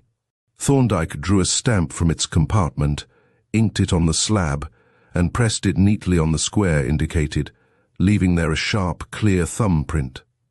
The process was repeated on 9 other squares, a different stamp being used for each impression. The judge then marked the 10 corresponding squares of the other 2 sheets of paper, and having checked them, directed the foreman to exhibit the sheet bearing the false thumbprints to the jury, together with the marked sheet which they were to retain, to enable them to check the statements of the expert witnesses. When this was done, the prisoner was brought from the dock and stood beside the table. The judge looked with a curious and not unkindly interest at the handsome, manly fellow who stood charged with a crime so sordid and out of character with his appearance, and I felt, as I noted the look, that Reuben would, at least, be tried fairly on the evidence, without prejudice or even with some prepossession in his favour. With the remaining part of the operation, Thorndyke proceeded carefully and deliberately. The inking slab was rolled afresh for each impression, and, after each, the thumb was cleansed with petrol and thoroughly dried, and when the process was completed and the prisoner led back to the dock, the 20 squares on the paper were occupied by 20 thumbprints, which, to my eye, at any rate, were identical in character. The judge sat for near upon a minute, poring over this singular document, with an expression halfway between a frown and a smile. At length, when we had all returned to our places, he directed the usher to bring in the witnesses. I was amused to observe the change that had come over the experts in the short interval. The confident smile, the triumphant air of laying down a trump card, had vanished, and the expression of both was one of anxiety, not unmixed with apprehension. As Mr. Singleton advanced hesitatingly to the table, I recalled the words that he had uttered in his room at Scotland Yard. Evidently his scheme of the game that was to end in an easy checkmate had not included the move that had just been made. "Mr. Singleton," said the judge, "here is a paper on which there are 20 thumbprints. 10 of them are genuine prints of the prisoner's left thumb and 10 are forgeries. Please examine them and note down in writing which are the true prints and which are the forgeries. When you have made your notes, the paper will be handed to Mr. Nash." "Is there any objection to my using the photograph that I have with me for comparison, my lord?" asked Mr. Singleton. "I think not," replied the judge. "What do you say, Mr. Anstey?" "No objection whatever, my lord," answered Anstey. Mr. Singleton accordingly drew from his pocket an enlarged photograph of the thumbprint and a magnifying glass, with the aid of which he explored the bewildering array of prints on the paper before him, and as he proceeded, I remarked with satisfaction that his expression became more and more dubious and worried. From time to time he made an entry on a memorandum slip beside him, and as the entries accumulated, his frown grew deeper and his aspect more puzzled and gloomy. At length he sat up, and taking the memorandum slip in his hand, addressed the judge. "I have finished my examination, my lord." "Very well. Mr. Nash, will you kindly examine the paper and write down the results of your examination?" "Oh, I wish they would make haste," whispered Juliet. "Do you think they will be able to tell the real from the false thumbprints?" "I can't say," I replied, "but we shall soon know. They looked all alike to me." Mr. Nash made his examination with exasperating deliberateness and preserved throughout an air of stolid attention. But at length he, too, completed his notes and handed the paper back to the usher. "Now, Mr. Singleton," said the judge, "let us hear your conclusions. You have been sworn." Mr. Singleton stepped into the witness box and, laying his notes on the ledge, faced the judge. "Have you examined the paper that was handed to you?" asked Sir Hector Trumpler. "I have." "What did you see on the paper?" "I saw 20 thumbprints, of which some were evident forgeries, some were evidently genuine, and some were doubtful." "Taking the thumbprints seriatim, what have you noted about them?" Mr. Singleton examined his notes and replied, "The thumbprint on square 1 is evidently a forgery, as is also number 2, though it is a passable imitation. 3 and 4 are genuine, 5 is an obvious forgery. 6 is a genuine thumbprint, 7 is a forgery, though a good one, 8 is genuine, 9 is, I think, a forgery, though it is a remarkably good imitation. 10 and 11 are genuine thumb marks, 12 and 13 are forgeries, but as to 14 I am very doubtful, though I am inclined to regard it as a forgery. 15 is genuine, and I think 16 is also, but I will not swear to it. 17 is certainly genuine. 18 and 19 I am rather doubtful about, but I am disposed to consider them both forgeries. 20 is certainly a genuine thumbprint." As Mr. Singleton's evidence proceeded, a look of surprise began to make its appearance on the judge's face, while the jury glanced from the witness to the notes before them, and from their notes to one another in undisguised astonishment. As to Sir Hector Trumpler, that luminary of British jurisprudence was evidently completely fogged, for, as statement followed statement, he pursed up his lips and his broad, red face became overshadowed by an expression of utter bewilderment. For a few seconds he stared blankly at his witness, and then dropped onto his seat with a thump that shook the court. "You have no doubt," said Anstey, "as to the correctness of your conclusions? For instance, you are quite sure that the prints 1 and 2 are forgeries?" "I have no doubt." "You swear that those 2 prints are forgeries?" Mr. Singleton hesitated for a moment. He had been watching the judge and the jury, and had apparently misinterpreted their surprise, assuming it to be due to his own remarkable powers of discrimination, and his confidence had revived accordingly. "Yes," he answered, "I swear that they are forgeries." Anstey sat down, and Mr. Singleton, having passed his notes up to the judge, retired from the box, giving place to his colleague. Mr. Nash, who had listened with manifest satisfaction to the evidence, stepped into the box with all his original confidence restored. His selection of the true and the false thumbprints was practically identical with that of Mr. Singleton, and his knowledge of this fact led him to state his conclusions with an air that was authoritative and even dogmatic. "I am quite satisfied of the correctness of my statements," he said, in reply to Anstey's question, "and I am prepared to swear, and do swear, that those thumbprints which I have stated to be forgeries are forgeries, and that their detection presents no difficulty to an observer who has an expert acquaintance with fingerprints." "There is one question that I should like to ask," said the judge, when the expert had left the box and Thorndyke had re-entered it to continue his evidence. "The conclusions of the expert witnesses, manifestly bona fide conclusions, arrived at by individual judgment, without collusion or comparison of results, are practically identical. They are virtually in complete agreement. Now, the strange thing is this: their conclusions are wrong in every instance." Here I nearly laughed aloud, for as I glanced at the two experts, the expression of smug satisfaction on their countenances changed with lightning rapidity to a ludicrous spasm of consternation. Not sometimes wrong and sometimes right, as would have been the case if they had made mere guesses, but wrong every time. When they are quite certain, they are quite wrong, and when they are doubtful, they incline to the wrong conclusion. This is a very strange coincidence, Dr. Thorndyke. Can you explain it?" Thorndyke's face, which throughout the proceedings had been as expressionless as that of a wooden figurehead, now relaxed into a dry smile. "I think I can, my lord," he replied. "The object of a forger in executing a forgery is to produce deception on those who shall examine the forgery." "Ah," said the judge, and his face relaxed into a dry smile, while the jury broke out into unconcealed grins. "It was evident to me," continued Thorndyke, "that the experts would be unable to distinguish the real from the forged thumbprints, and that being so, that they would look for some collateral evidence to guide them. I, therefore, supplied that collateral evidence. Now, if 10 prints are taken, without special precautions, from a single finger, it will probably happen that no two of them are exactly alike, for the finger being a rounded object of which only a small part touches the paper. The impressions produced will show little variations according to the part of the finger by which the print is made. But a stamp such as I have used has a flat surface like that of a printer's type, and, like a type, it always prints the same impression.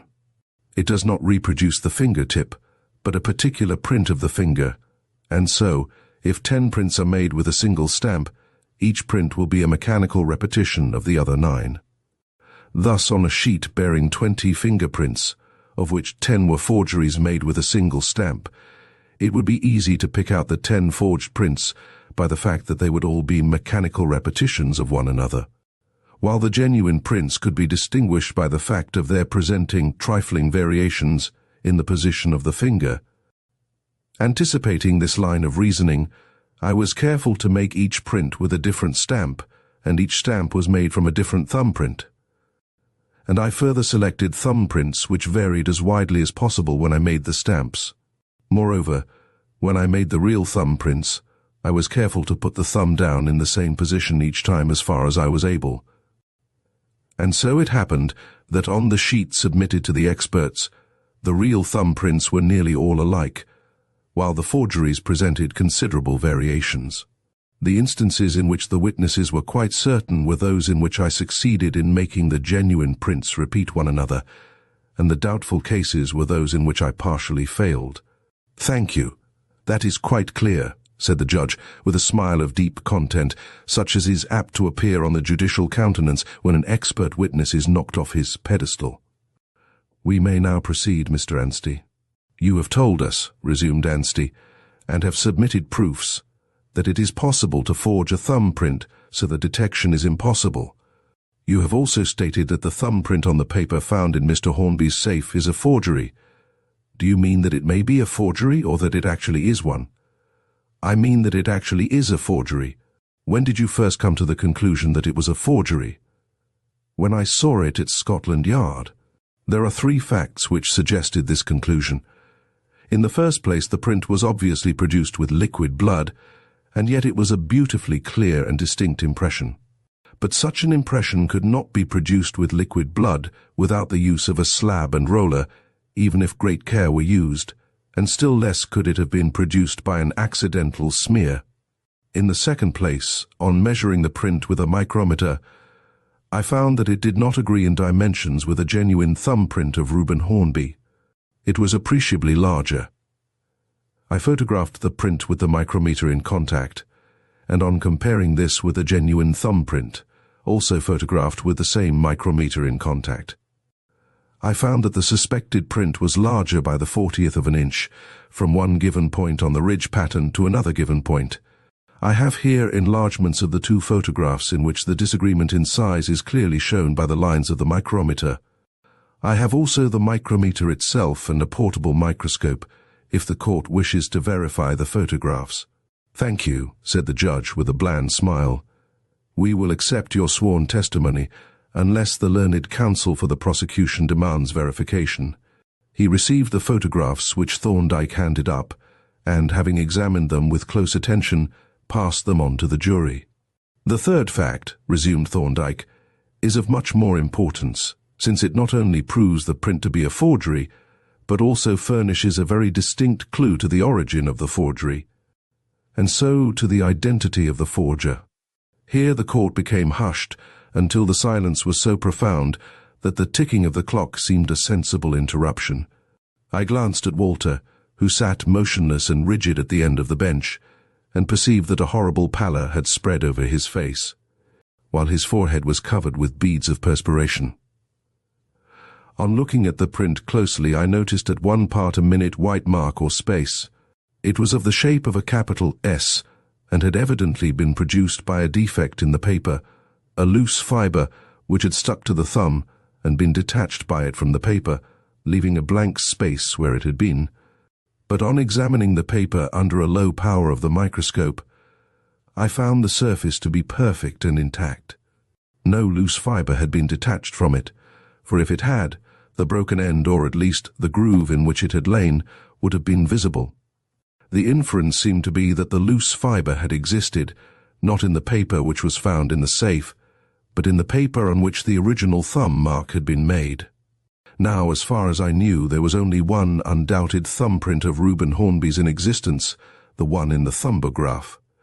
At my request, the Thumbograph was brought to my chambers by Mrs. Hornby, and, on examining the print of Reuben Hornby's left thumb, I perceived on it a minute S-shaped white space occupying a similar position to that in the red thumb mark, and when I looked at it through a powerful lens, I could clearly see the little groove in the paper in which the fibre had lain, and from which it had been lifted by the inked thumb. I subsequently made a systematic comparison of the marks in the 2 thumbprints. I found that the dimensions of the mark were proportionally the same in each. That is to say, the mark in the Thumbograph print had an extreme length of 26/1000ths of an inch and an extreme breadth of 14.5 1/1000 of an inch, while that in the red thumb mark was 1/40th larger in each dimension, having an extreme length of 26, 65 1/1000ths of an inch and an extreme breadth of 14.8. That the shape was identical, as was shown by superimposing tracings of greatly enlarged photographs of each mark on similar enlargements of the other, and that the mark intersected the ridges of the thumbprint in the same manner and at exactly the same parts in the 2 prints. Do you say that, having regard to the facts which you have stated, it is certain that the red thumb mark is a forgery? I do. And I also say that it is certain that the forgery was executed by means of the Thumbograph. Might not the resemblances be merely a coincidence? No. By the law of probabilities, which Mr. Singleton explained so clearly in his evidence, the adverse chances would run into untold millions. Here are 2 thumbprints made in different places and at different times, an interval of many weeks intervening. Each of them bears an accidental mark, which is due not to any peculiarity of the thumb, but to a peculiarity of the paper. On the theory of coincidences, it is necessary to suppose that each piece of paper had a loose fiber of exactly identical shape and size, and that this fiber came, by accident, in contact with the thumb at exactly the same spot. But such a supposition would be more opposed to probabilities even than the supposition that two exactly similar thumbprints should have been made by different persons. And then there is the further fact that the paper found in the safe had no loose fiber to account for the mark. What is your explanation of the presence of defibrinated blood in the safe? It was probably used by the forger in making the thumbprint, for which purpose fresh blood would be less suitable by reason of its clotting. He would probably have carried a small quantity in a bottle, together with the pocket slab and roller invented by Mr. Galton. It would thus be possible for him to put a drop on the slab, roll it out into a thin film and take a clean impression with his stamp. It must be remembered that these precautions were quite necessary, since he had to make a recognizable print at the first attempt. A failure and a second trial would have destroyed the accidental appearance and might have aroused suspicion. You have made some enlarged photographs of the thumbprints, have you not? Yes, I have here two enlarged photographs, one of the Thumbograph print and one of the red thumbprint. They both show the white mark very clearly and will assist comparison of the originals, in which the mark is plainly visible through a lens. He handed the two photographs up to the judge, together with the Thumbograph, the memorandum slip, and a powerful doublet lens with which to examine them. The judge inspected the two original documents with the aid of the lens and compared them with the photographs, nodding approvingly as he made out the points of agreement. Then he passed them on to the jury and made an entry in his notes. While this was going on, my attention was attracted by Walter Hornby. An expression of terror and wild despair had settled on his face, which was ghastly in its pallor and bedewed with sweat. He looked furtively at Thorndyke, and, as I noted the murderous hate in his eyes, I recalled our midnight adventure in John Street and the mysterious cigar. Suddenly he rose to his feet, wiping his brow and steadying himself against the bench with a shaking hand. Then he walked quietly to the door and went out. Apparently, I was not the only onlooker who had been interested in his doings, for, as the door swung to after him, Superintendent Miller rose from his seat and went out by the other door. "Are you cross-examining this witness?" the judge inquired, glancing at Sir Hector Trumpler. "No, my lord," was the reply. "Are you calling any more witnesses, Mr. Anstey?" "Only one, my lord," replied Anstey the prisoner, whom I shall put in the witness box as a matter of form, in order that he may make a statement on oath. Reuben was accordingly conducted from the dock to the witness box, and, having been sworn, made a solemn declaration of his innocence. A brief cross-examination followed, in which nothing was elicited but that Reuben had spent the evening at his club and gone home to his rooms about 11:30 and had let himself in with his latchkey. Sir Hector at length sat down, the prisoner was led back to the dock, and the court settled itself to listen to the speeches of the counsel. "My lord and gentlemen of the jury," Anstey commenced in his clear, mellow tones, "I do not propose to occupy your time with a long speech. The evidence that has been laid before you is at once so intelligible, so lucid, and so conclusive that you will, no doubt, arrive at your verdict uninfluenced by any display of rhetoric, either on my part or on the part of the learned counsel for the prosecution. Nevertheless, it is desirable to disentangle from the mass of evidence those facts which are really vital and crucial. Now, the one fact which stands out and dominates the whole case is this. The prisoner's connection with this case rests solely upon the police theory of the infallibility of fingerprints. Apart from the evidence of the thumbprint, there is not, and there never was, the faintest breath of suspicion against him. You have heard him described as a man of unsullied honor, as a man whose character is above reproach, a man who is trusted implicitly by those who have had dealings with him. And this character was not given by a casual stranger, but by one who has known him from childhood. His record is an unbroken record of honorable conduct. His life has been that of a clean-living, straightforward gentleman.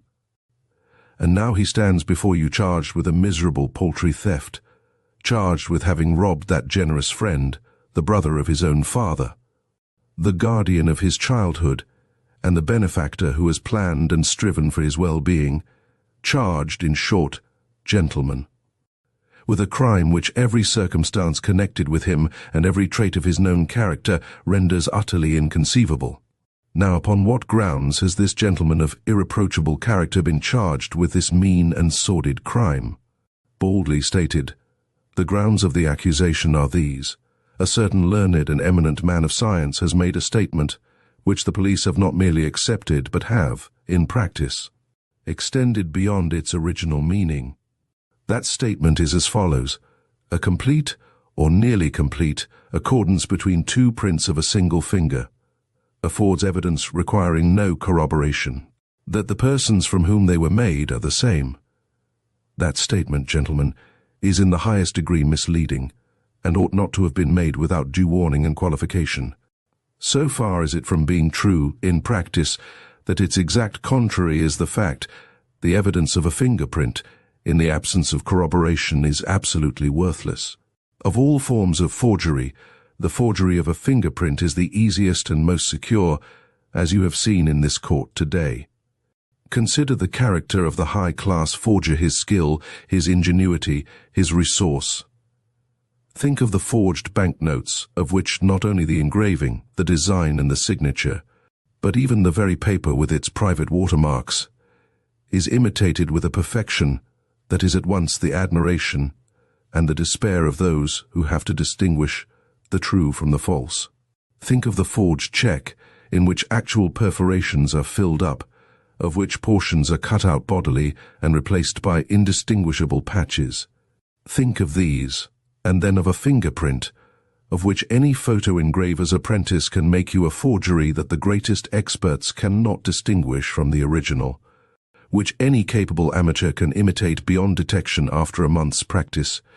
And then ask yourselves if this is the kind of evidence on which, without any support or corroboration, a gentleman of honor and position should be dragged before a criminal court and charged with having committed a crime of the basest and most sordid type.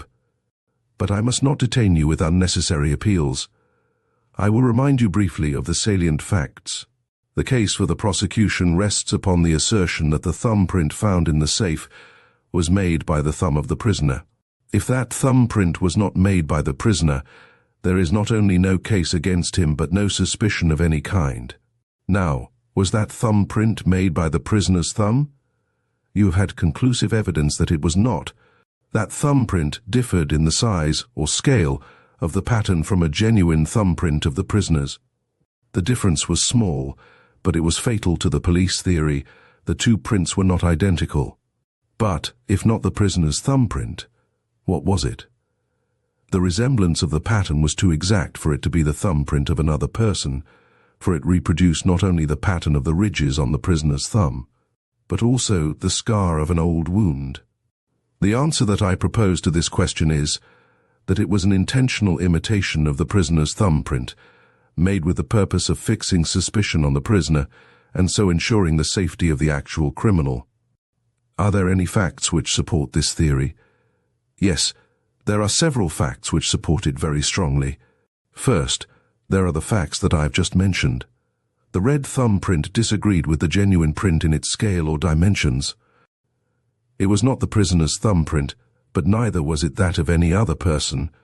The only alternative is that it was a forgery. In the second place, that print was evidently made with the aid of certain appliances and materials, and one of those materials, namely defibrinated blood, was found in the safe. In the third place, there is the coincidence that the print was one which it was possible to forge.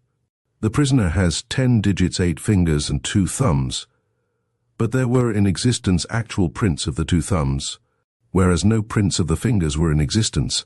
Hence it would have been impossible to forge a print of any of the fingers. So it happens that the red thumbprint resembled one of the 2 prints of which forgery was possible.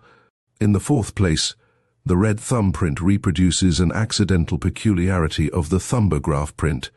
Now, if the red thumbprint is a forgery, it must have been made from the Thumbograph print, since there exists no other print from which it could have been made. Hence we have the striking fact that the red thumbprint is an exact replica, including accidental peculiarities, of the only print from which a forgery could have been made. The accidental S-shaped mark in the Thumbograph print is accounted for by the condition of the paper. The occurrence of this mark in the red thumb print is not accounted for by any peculiarity of the paper, and can be accounted for in no way, excepting by assuming the one to be a copy of the other.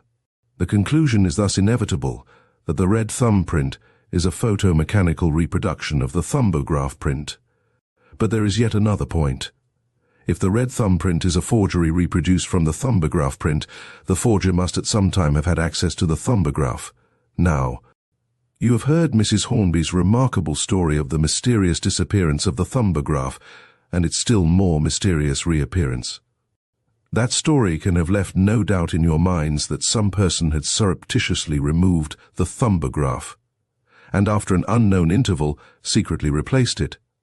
Thus, the theory of forgery receives confirmation at every point, and is in agreement with every known fact. Whereas the theory that the red thumbprint was a genuine thumbprint is based upon a gratuitous assumption, and has not had a single fact advanced in its support. Accordingly, gentlemen, I assert that the prisoner's innocence has been proved in the most complete and convincing manner, and I ask you for a verdict in accordance with that proof. As Anstey resumed his seat, a low rumble of applause was heard from the gallery. It subsided instantly on a gesture of disapproval from the judge, and a silence fell upon the court, in which the clock, with cynical indifference, continued to record in its brusque monotone the passage of the fleeting seconds. "He is saved, Dr. Jervis. Oh, surely he is saved," Juliet exclaimed in an agitated whisper. "They must see that he is innocent now."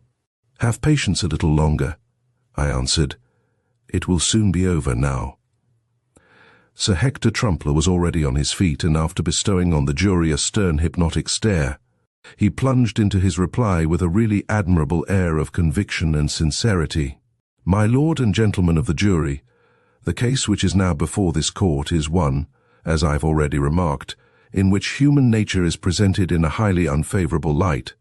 But I need not insist upon this aspect of the case, which will already, no doubt, have impressed you sufficiently. It is necessary merely for me, as my learned friend has aptly expressed it, to disentangle the actual facts of the case from the web of casuistry that has been woven around them. Those facts are of extreme simplicity. A safe has been opened, and property of great value abstracted from it. It has been opened by means of false keys. Now there are two men who have, from time to time, had possession of the true keys, and thus had the opportunity of making copies of them. When the safe is opened by its rightful owner, the property is gone, and there is found the print of the thumb of one of these two men. That thumbprint was not there when the safe was closed. The man whose thumbprint is found is a left-handed man. The print is the print of a left thumb. It would seem, gentlemen, as if the conclusion were so obvious that no sane person could be found to contest it. And I submit that the conclusion which any sane person would arrive at, the only possible conclusion, is that the person whose thumbprint was found in the safe is the person who stole the property from the safe. But the thumbprint was, admittedly, that of the prisoner at the bar, and therefore the prisoner at the bar is the person who stole the diamonds from the safe. It is true that certain fantastic attempts have been made to explain away these obvious facts. Certain far-fetched scientific theories have been propounded, and an exhibition of legerdemain has taken place which, I venture to think, would have been more appropriate to some place of public entertainment than to a court of justice. That exhibition has no doubt afforded you considerable amusement. It has furnished a pleasing relaxation from the serious business of the court. It has even been instructive, as showing to what extent it is possible for plain facts to be perverted by misdirected ingenuity. But unless you are prepared to consider this crime as an elaborate hoax, as a practical joke carried out by a facetious criminal of extraordinary knowledge, skill, and general attainments, you must, after all, come to the only conclusion that the facts justify that the safe was opened and the property abstracted by the prisoner. Accordingly, gentlemen, I ask you, having regard to your important position as the guardians of the well-being and security of your fellow citizens, to give your verdict in accordance with the evidence, as you have solemnly sworn to do, which verdict, I submit, can be no other than that the prisoner is guilty of the crime with which he is charged." Sir Hector sat down, and the jury, who had listened to his speech with solid attention, gazed expectantly at the judge, as though they should say, "Now, which of these two are we to believe?" The judge turned over his notes with an air of quiet composure, writing down a word here and there as he compared the various points in the evidence. Then he turned to the jury with a manner at once persuasive and confidential.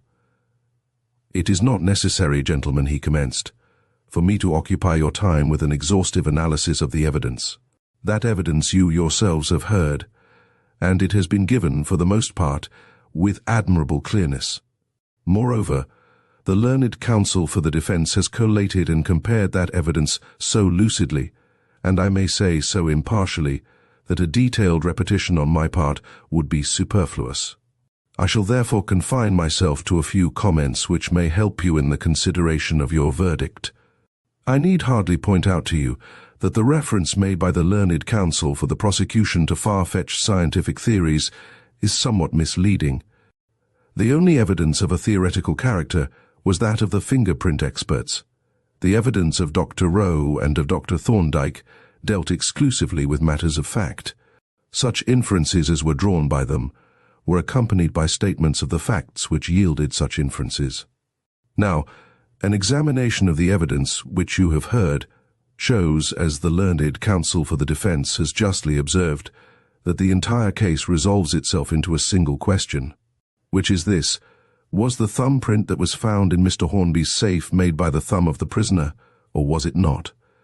If that thumbprint was made by the prisoner's thumb, then the prisoner must, at least, have been present when the safe was unlawfully opened. If that thumbprint was not made by the prisoner's thumb, there is nothing to connect him with the crime. The question is one of fact upon which it will be your duty to decide, and I must remind you, gentlemen, that you are the sole judges of the facts of the case, and that you are to consider any remarks of mine as merely suggestions which you are to entertain or to disregard according to your judgment. Now let us consider this question by the light of the evidence. This thumbprint was either made by the prisoner or it was not. What evidence has been brought forward to show that it was made by the prisoner? Well, there is the evidence of the ridge pattern. That pattern is identical with the pattern of the prisoner's thumbprint, and even has the impression of a scar which crosses the pattern in a particular manner in the prisoner's thumbprint. There is no need to enter into the elaborate calculations as to the chances of agreement. The practical fact, which is not disputed, is that if this red thumbprint is a genuine thumbprint at all, it was made by the prisoner's thumb. But it is contended that it is not a genuine thumbprint, that it is a mechanical imitation, in fact a forgery. The more general question thus becomes narrowed down to the more particular question: is this a genuine thumbprint or is it a forgery? Let us consider the evidence. First, what evidence is there that it is a genuine thumbprint? There is none. The identity of the pattern is no evidence on this point, because a forgery would also exhibit identity of pattern. The genuineness of the thumbprint was assumed by the prosecution, and no evidence has been offered. But now, what evidence is there that the red thumbprint is a forgery? First, there is the question of size. Two different sized prints could hardly be made by the same thumb. Then there is the evidence of the use of appliances. Safe robbers do not ordinarily provide themselves with inking slabs and rollers with which to make distinct impressions of their own fingers. Then there is the accidental mark on the print, which also exists on the only genuine print that could have been used for the purpose of forgery, which is easily explained on the theory of a forgery, but which is otherwise totally incomprehensible. Finally, there is the strange disappearance of the Thumbograph and its strange reappearance. All this is striking and weighty evidence, to which must be added that adduced by Dr. Thorndyke as showing how perfectly it is possible to imitate a fingerprint. These are the main facts of the case, and it is for you to consider them. If, on careful consideration, you decide that the red thumbprint was actually made by the prisoner's thumb, then it will be your duty to pronounce the prisoner guilty, But if on weighing the evidence, you decide that the thumbprint is a forgery, then it will be your duty to pronounce the prisoner not guilty. It is now past the usual luncheon hour, and if you desire it, you can retire to consider your verdict while the court adjourns." The jurymen whispered together for a few moments, and then the foreman stood up. "We have agreed on our verdict, my lord," he said. The prisoner, who had just been led to the back of the dock, was now brought back to the bar. The grey-wigged clerk of the court stood up and addressed the jury. "Are you all agreed upon your verdict, gentlemen?" "We are," replied the foreman. "What do you say, gentlemen?" "Is the prisoner guilty or not guilty?" "Not guilty," replied the foreman, raising his voice and glancing at Reuben. A storm of applause burst from the gallery, and was, for the moment, disregarded by the judge. Mrs. Hornby laughed aloud, a strange, unnatural laugh, and then crammed her handkerchief into her mouth. And so sat gazing at Reuben with the tears coursing down her face, while Juliet laid her head upon the desk and sobbed silently. After a brief space the judge raised an admonitory hand, and when the commotion had subsided, addressed the prisoner, who stood at the bar, calm and self-possessed, though his face bore a slight flush. "Reuben Hornby, the jury, after duly weighing the evidence in this case, have found you to be not guilty of the crime with which you were charged. With that verdict I most heartily agree.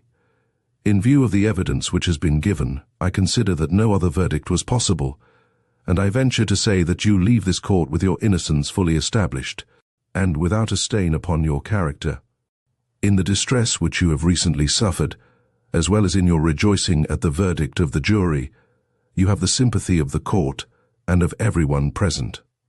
And that sympathy will not be diminished by the consideration that, with a less capable defense, the result might have been very different. I desire to express my admiration at the manner in which that defense was conducted, and I desire especially to observe that not you alone, but the public at large, are deeply indebted to Dr. Thorndyke, who, by his insight, his knowledge and his ingenuity, has probably averted a very serious miscarriage of justice. The court will now adjourn until 2:30. The judge rose from his seat and everyone present stood up, and amidst the clamour of many feet upon the gallery stairs, the door of the dock was thrown open by a smiling police officer, and Reuben came down the stairs into the body of the court. Chapter 17. At last. "We had better let the people clear off," said Thorndyke, when the first greetings were over, and we stood around Reuben in the fast emptying court. "We don't want a demonstration as we go out." "No, anything but that, just now," replied Reuben. He still held Mrs.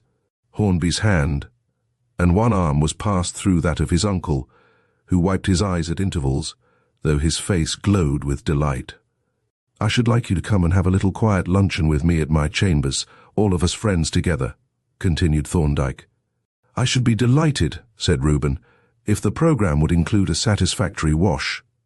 "You will come, Anstey?" asked Thorndyke. "What have you got for lunch?"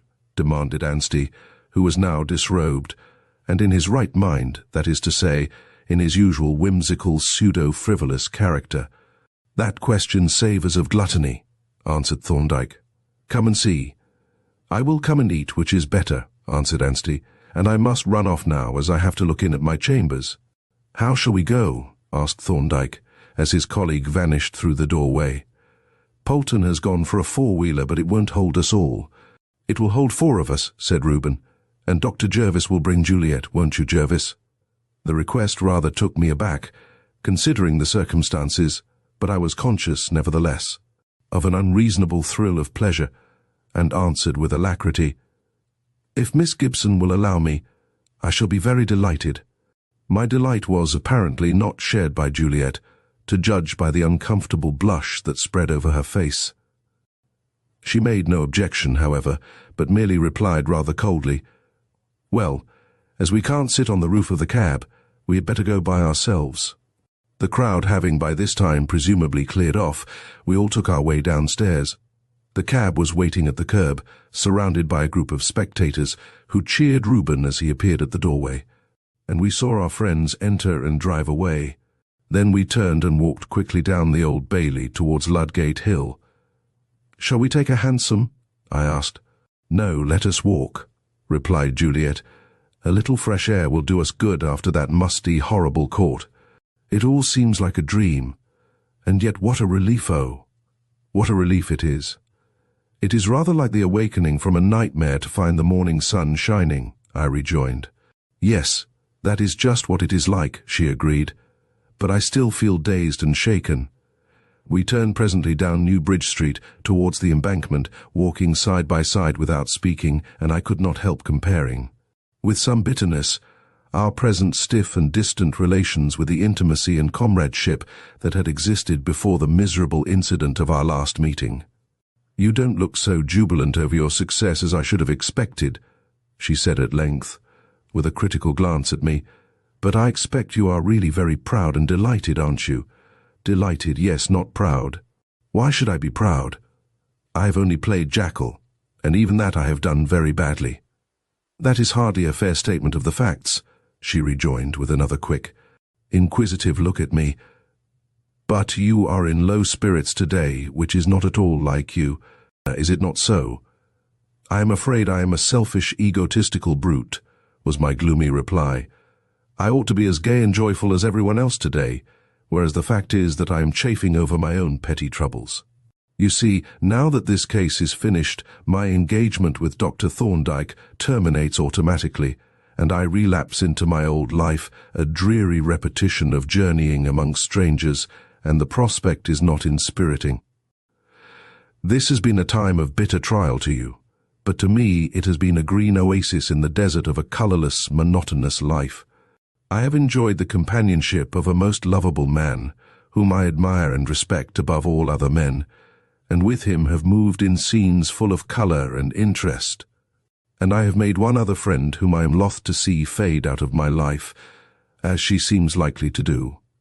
"If you mean me," said Juliet, "I may say that it will be your own fault if I fade out of your life. I can never forget all that you have done for us, your loyalty to Reuben, your enthusiasm in his cause, to say nothing of your many kindnesses to me. And, as to your having done your work badly, you wrong yourself grievously." I recognized in the evidence by which Reuben was cleared today how much you had done, in filling in the details, towards making the case complete and convincing. I shall always feel that we owe you a debt of the deepest gratitude, and so will Reuben, and so, perhaps, more than either of us, will someone else. "And who is that?"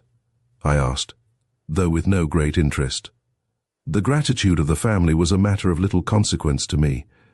"Well, it is no secret now," replied Juliet. "I mean the girl whom Reuben is going to marry. What is the matter, Dr. Jervis?" she added, in a tone of surprise. We were passing through the gate that leads from the Embankment to Middle Temple Lane, and I had stopped dead under the archway, laying a detaining hand upon her arm and gazing at her in utter amazement. "The girl that Reuben is going to marry," I repeated. "Why, I had always taken it for granted that he was going to marry you, but I told you, most explicitly, that was not so," she exclaimed with some impatience. "I know you did," I admitted ruefully, "but I thought, well, I imagined that things had, perhaps, not gone quite smoothly, and did you suppose that if I had cared for a man, and that man had been under a cloud, I should have denied the relation, or pretended that we were merely friends?" she demanded indignantly. "I am sure you wouldn't," I replied hastily. "I was a fool, an idiot, by Jove, what an idiot I have been. It was certainly very silly of you," she admitted, but there was a gentleness in her tone that took away all bitterness from the reproach. "The reason of the secrecy was this," she continued. "They became engaged the very night before Reuben was arrested, and when he heard of the charge against him, he insisted that no one should be told unless and until he was fully acquitted. I was the only person who was in their confidence, and as I was sworn to secrecy, of course I couldn't tell you, nor did I suppose that the matter would interest you. Why should it?" "Imbecile that I am," I murmured, "if I had only known." "Well, if you had known," said she, "what difference could it have made to you?" This question she asked without looking at me, but I noted that her cheek had grown a shade paler. "Only this," I answered, that I should have been spared many a day and night of needless self-reproach and misery. "But why?" she asked, still keeping her face averted. "What had you to reproach yourself with?" "A great deal," I answered, "if you consider my supposed position. If you think of me as the trusted agent of a man, helpless and deeply wronged, a man whose undeserved misfortunes made every demand upon chivalry and generosity, if you think of me as being called upon to protect and carry comfort to the woman whom I regarded as, virtually, that man's betrothed wife, and then if you think of me as proceeding straightway, before I had known her 24 hours, to fall hopelessly in love with her myself, you will admit that I had something to reproach myself with." She was still silent, rather pale and very thoughtful, and she seemed to breathe more quickly than usual. "Of course," I continued, "you may say that it was my own lookout, that I had only to keep my own counsel, and no one would be any the worse. But there's the mischief of it. How can a man who is thinking of a woman morning, noon and night, whose heart leaps at the sound of her coming, whose existence is a blank when she is away from him, a blank which he tries to fill by recalling, again and again, all that she has said, and the tones of her voice, and the look that was in her eyes when she spoke, how can he help letting her see, sooner or later, that he cares for her? And if he does, when he has no right to, there is an end of duty and chivalry, and even common honesty." "Yes, I understand now," said Juliet softly. "Is this the way?" She tripped up the steps leading to Fountain Court, and I followed cheerfully. Of course it was not the way, and we both knew it, but the place was silent and peaceful, and the plane trees cast a pleasant shade on the gravelled court. I glanced at her as we walked slowly towards the fountain.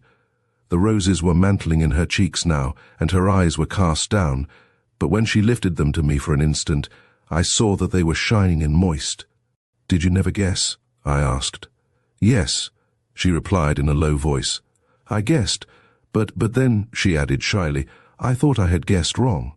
We walked on for some little time without speaking again, until we came to the further side of the fountain, where we stood listening to the quiet trickle of the water, and watching the sparrows as they took their bath on the rim of the basin.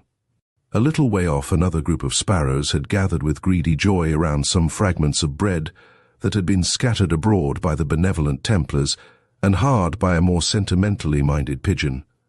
Unmindful of the crumbs and the marauding sparrows, puffed out his breast and strutted and curtsied before his mate with endearing gurgles. Juliet had rested her hand on one of the little posts that support the chain by which the fountain is enclosed, and I had laid my hand on hers. Presently she turned her hand over so that mine lay in its palm, and so we were standing hand in hand when an elderly gentleman, of dry and legal aspect, came up the steps and passed by the fountain. He looked at the pigeons, and then he looked at us, and went his way smiling and shaking his head. "Juliet," said I. She looked up quickly with sparkling eyes and a frank smile that was yet a little shy too. "Yes." "Why did he smile, that old gentleman, when he looked at us?" "I can't imagine," she replied mendaciously. "It was an approving smile," I said. "I think he was remembering his own springtime and giving us his blessing." "Perhaps he was," she agreed. "He looked a nice old thing." She gazed fondly at the retreating figure, and then turned again to me. Her cheeks had grown pink enough by now, and in one of them a dimple displayed itself to great advantage in its rosy setting. "Can you forgive me, dear, for my unutterable folly?" I asked presently, as she glanced up at me again. "I am not sure," she answered. "It was dreadfully silly of you. But remember, Juliet, that I loved you with my whole heart, as I love you now and shall love you always. I can forgive you anything when you say that," she answered softly. Here the voice of the distant temple clock was heard uttering a polite protest. With infinite reluctance, we turned away from the fountain, which sprinkled us with a parting benediction, and slowly retraced our steps to Middle Temple Lane and thence into Pump Court. "You haven't said it, Juliet," I whispered, as we came through the archway into the silent, deserted court. "Haven't I, dear?" she answered. "But you know it, don't you? You know I do." "Yes, I know," I said, "and that knowledge is all my heart's desire." She laid her hand in mine for a moment with a gentle pressure, and then drew it away, and so we passed through into the cloisters. As the case reaches its gripping conclusion, the red thumb mark reveals the power of scientific reasoning and the relentless pursuit of justice. Dr. Thorndyke's keen insights and the intricate details of the investigation highlight the remarkable intersection of crime and forensic science. Freeman masterfully weaves a tale that not only entertains but also educates us about the complexities of detection. Thank you for joining us on this captivating adventure. We hope you enjoyed this exploration of mystery and deduction, and we invite you to return for more thrilling stories on Storytime Haven.